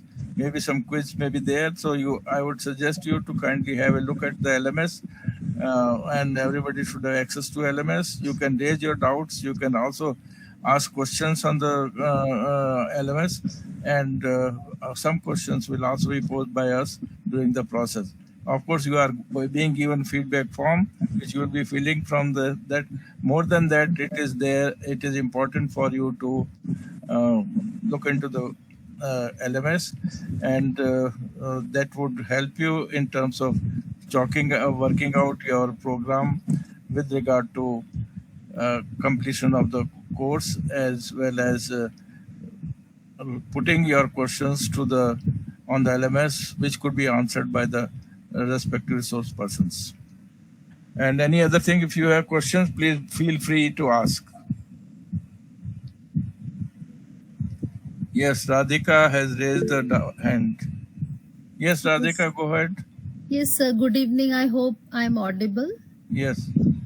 Good evening and congratulations and my heartfelt thank to the organizing team and also the academic organizing members. Sir, I would like to express my expectation from the program. So I'm looking for more pedagogical related aspects, especially to make the classroom where there is critical awareness, Paulo Ferre's basically idea related to that we should make the students more critical in raising their awareness so that they can ask and also make the education more meaningful in the class, and also some aspect related to the research so that we as a teacher and also they as a student should develop certain research aptitude related skills so that we can bring more innovative ideas in terms of in terms of teaching learning process and also in terms of research. So these are two major expectations from my side. Very good, very good. Go ahead. Any other person they would like to put it? This is being noted, and we'll inform you that what steps are being suggested on this aspect. But I would like to have a few more persons speaking on expectation. With regard to your point that the pedagogy aspect that would be discussed, but now we are trying to look into the pedagogy aspect by using the AI. You'll find some of the sessions which are scheduled for using the AI for pedagogy and teaching learning process, and also AI for the evaluation process. These two sessions would be tomorrow. So what I would say, look into pedagogy aspect from futuristic view, because there are certain things which are going to be all of a sudden coming to you, and that's for earlier pedagogical aspect would undergo a major change, because you are talking about critical analysis, you are talking about problem solving, you are talking working together. This and outcome based learning. So that's the and what national qualification framework on which I worked for 20 years back. Anyhow, that's kind of thing. So now pedagogical aspect has to be seen with the help of using AI for that, because students have started using AI. So that issue would be also handled next program. But you keep a focus on pedagogical aspect, how you inform the students, how you work with the students in terms of using the several tools which will be shared with you, and this facilitates. Sometimes you would find that these tools are really making students lethargic, and they put the assignment on the JPT. But that how to deal with that issue will be also discussed. But pedagogy aspect in a newer context, futuristic context, would be definitely discussed. Any other expectation? But I'm glad you raised your expectation, and that should be noted by us. Thank you, sir. Thank you so much. Any other person? Please feel free. One of the things which I have been always advocate that unless you ask the question, you really don't really work on the subject. I am sharing you a very interesting thing with you about question. There was one person, Nobel laureate, who got the Nobel Prize in the chemistry, and he was asked, what is the secret behind your getting to such a high level and reaching to getting the Nobel Prize? He said one thing: when I used to go to the school, after returning from the school, my mother used to ask me, did you ask any good question? I'm using the word good question. And then I continue to raise some good question, some good question. Ultimately, this good question led me to several innovations, several discoveries, and that is where my secret for getting Nobel Prize. So questioning, we have left long. In fact, education started with the question answer, many other things, but somewhere this practice is lost. So I would suggest the participant freely ask questions, and that would bring about a change in the perspective, that would change in about the learning and all this thing. Yes. Hello, sir. May I ask you? Yes, go ahead. And there is hello, sir. Wong has said that experiential learning aspect should be also discussed. That can be also noted. Yes, please go ahead, Ranjana. Hello, sir. Ranjana from Lakshmibai. Yeah. Sir, actually, the one query or one problem, I have worked with a lot of school teachers, and lastly, I was working with one of the projects on language resource labs. What I realize is that artificial intelligence or AI are very useful tools, but they are not available, or at least we are not well equipped with how to use it in multilingual, atmosphere, or how to make use of AI in terms of enhancing the multilingual classrooms. Yeah, I think go ahead. So that is like artificial intelligence. When we talk about it, and we talk about free, apps that are already available, but everything is in English. And when we think of Indian, we only find it either in a lot of standard languages like Hindi. We don't have a lot of them in all the regional languages. And when we talk about multilingualism or translanguaging, we always think of bridging a gap between the two languages. And target language and the mother tongue that is there. And I do not know, I have always faced that this is a problem, or there's a lacuna. Maybe there are so many things available, but we are not very well equipped with it, or we are not very aware of it. So one of my expectation from this FDP is that we as language teachers are made acquainted with such resources. Okay, Thank you, very good point. Dr. Sharma, R.C. Sharma is going to speak to you on this subject, particularly how you can use the regional languages. There is a software like Duolingo and other thing. He's going to talk to you on this subject, and you raised this question before him. Ultimately, I like to suggest something, that when we are working with the regional language, there will be app may be developed, there will be dearth of literature, dearth of the data, dearth of information. That has to be generated by the teachers. In fact, what is happening, why we are totally using the other languages, because a lot of research, a lot of data, a lot of information has been put, and AI eats those things. So I think there are two levels the work has to be done. One is that several language translation systems are already available. Much more than translation system, the content that need to be generated through research, through the observation, through discussion, that is the will be in shortage. And unless that is developed, you cannot really progress in either regional language or Hindi or English language. From the content which is generated from the ground, content generated by observation, content generated by research, which you said that you would. So that is going to be larger challenge. Neeru Yadav has raised the hand. Thank you for raising this point, but there will be some discussion on this. Thank you, sir. Yeah. Neeru Yadav. Neeru Yadav, please go ahead, or any other person should go ahead. This is for a few minutes to allow you to express your feeling, expectations. Neeru Yadav.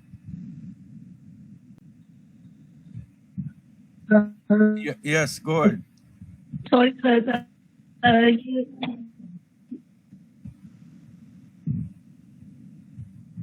Go ahead. Sir, I'm sorry, this question is not to you. This question is to organizers, actually. What happened, I registered on 23rd and still I am not how I got this link and joined today. So am I eligible to attend it? I know this is not the way to attend the workshop. Anyhow, you raise the query to our FDP group, organizers, group, and they'll answer your query. They'll answer your query. Any other question? Any other person who has some expectations, please feel free.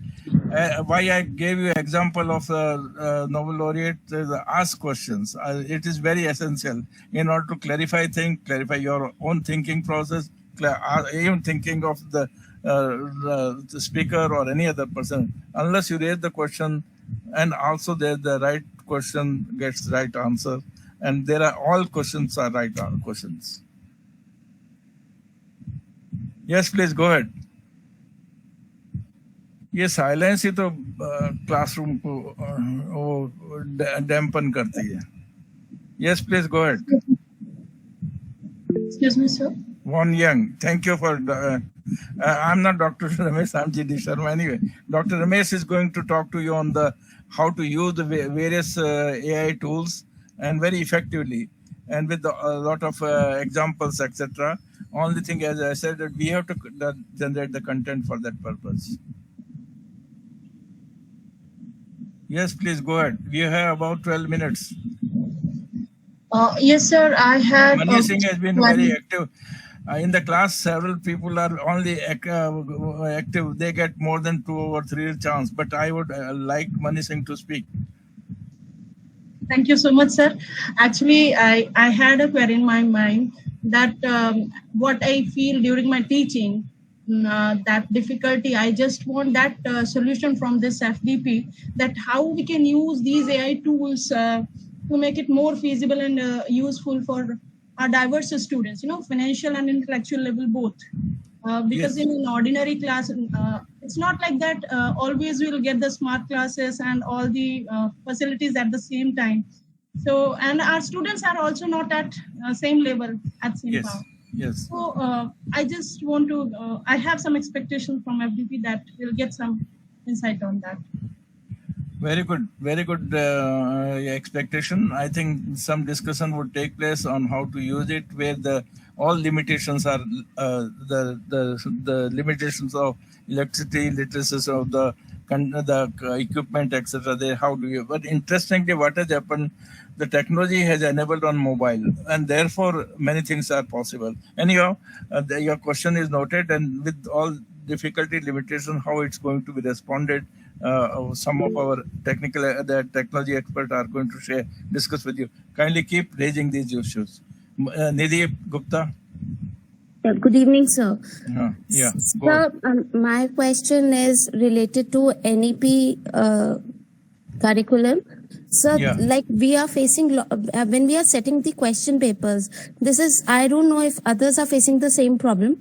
According to credit system, like for 2 credits, we are setting it for 60 marks. For 3 credit, it is for 90 marks. And the time duration is 3 hours only. And earlier also it used to be 3 hours, but the maximum marks were 75. Now, how do we cope up with this? Do we increase the number of questions? Then we are not justifying. How do we justify these 90 marks for 3 hours if we give 6 questions? So I really I really find it very difficult how to set accordingly. So if this kind of orientation can be given to us. Yes. But you just tell me, these regulations are from the university or the regulations in autonomous institution? No, it is from the university. University. So Yes. this needs to be sorted out. Of course, somebody will talk to you on this. Sometime it happens, kind of a approach adopted by university, and that is given to you without explaining how these things would be there. So you raise this issue, and this must be taken up through what is the university regulation on how this anomaly has to be resolved. There obviously appears to be little anomaly, or that requires more clarification to whether the subject is so tough and it requires more questions and more credit, etc. Because sometimes same subject with a little more tough thing are given more marks, and there are subjects which are the less tough thing, the tough requirement they're given. But that has to be clarified by the university. And but you raised this issue. Somebody from the university will like to have Delhi University. This is Delhi University issue or any other university issue? Okay, sir. Thank you, sir. Is it a Delhi University issue? Or Yes. Yeah, Delhi University. Oh, that has to be responded by them. What kind of differences which you are observing? But you must raise this issue. Yes. Any other point? No, sir. Thank you so much. Okay. Any other participant? You have another 7-8 minutes to raise your expectation. Other than from persons from outside also, if you have outside Delhi, if they have some of the issues. If there is nothing, you think over it, and anytime you have questions, you can raise it on the LMS, any aspect, and then continue. But my appeal to all of you would be raise questions, go through the literature, in fact, 4.0 methodology changes, etc. is already given in the module 1, which is given about what are the expected, which is internationally expected thing, but they need to be modified with the contextual situation. But you can go through. There are 9 points or 9 trends which are appearing for the education for 4.0, and that is a change which is coming in the classroom situation also. You go through that. It may fully apply, it may partly apply, it may not apply, but it is very important to know globally people are seized with this new trend which is coming in 4.0, which we are given in the LMS. I think Dr. Priyanka, it seems people are getting now. Yes, sir. There are some important announcements for the participants. Yes, go ahead. And attendance is mandatory in all the sessions. So there is a query by Satyanarayan sir. He's asking about LMS registration. LMS registration is given to all the people. Today they are given to 12 or 15 people. Those who sent the message, some of them have been given the resend message too. Also, you have to click on that, have the access, and then you can get it. Still, if you have difficulty, you can send a message that will be resolved by our staff. Today he has put about 15 or 20 people from Lakshmibai College who could not access it. Now some of them have accessed it. Some of the notifications are still pending, and re-notification has been sent. So kindly try to access it. In case if you have difficulty, ask your colleague. Most of them have accessed it. So attendance is mandatory in all the sessions, and there will be an objective and subjective evaluation on the basis of all the sessions. Our feedback link has been posted in the WhatsApp group, and filling this is mandatory. Tomorrow we will have hands-on learning sessions, so it would be better to join with laptop.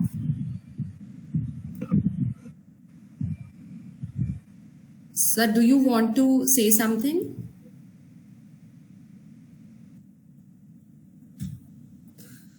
So we have come to the end of day 1 of this faculty development program, and I just want to thank all the participants from all over India. Thank you for being with us. I want to thank our program director, program advisors, program coordinator, and our resource persons. Thank you so much. Thank you. Welcome.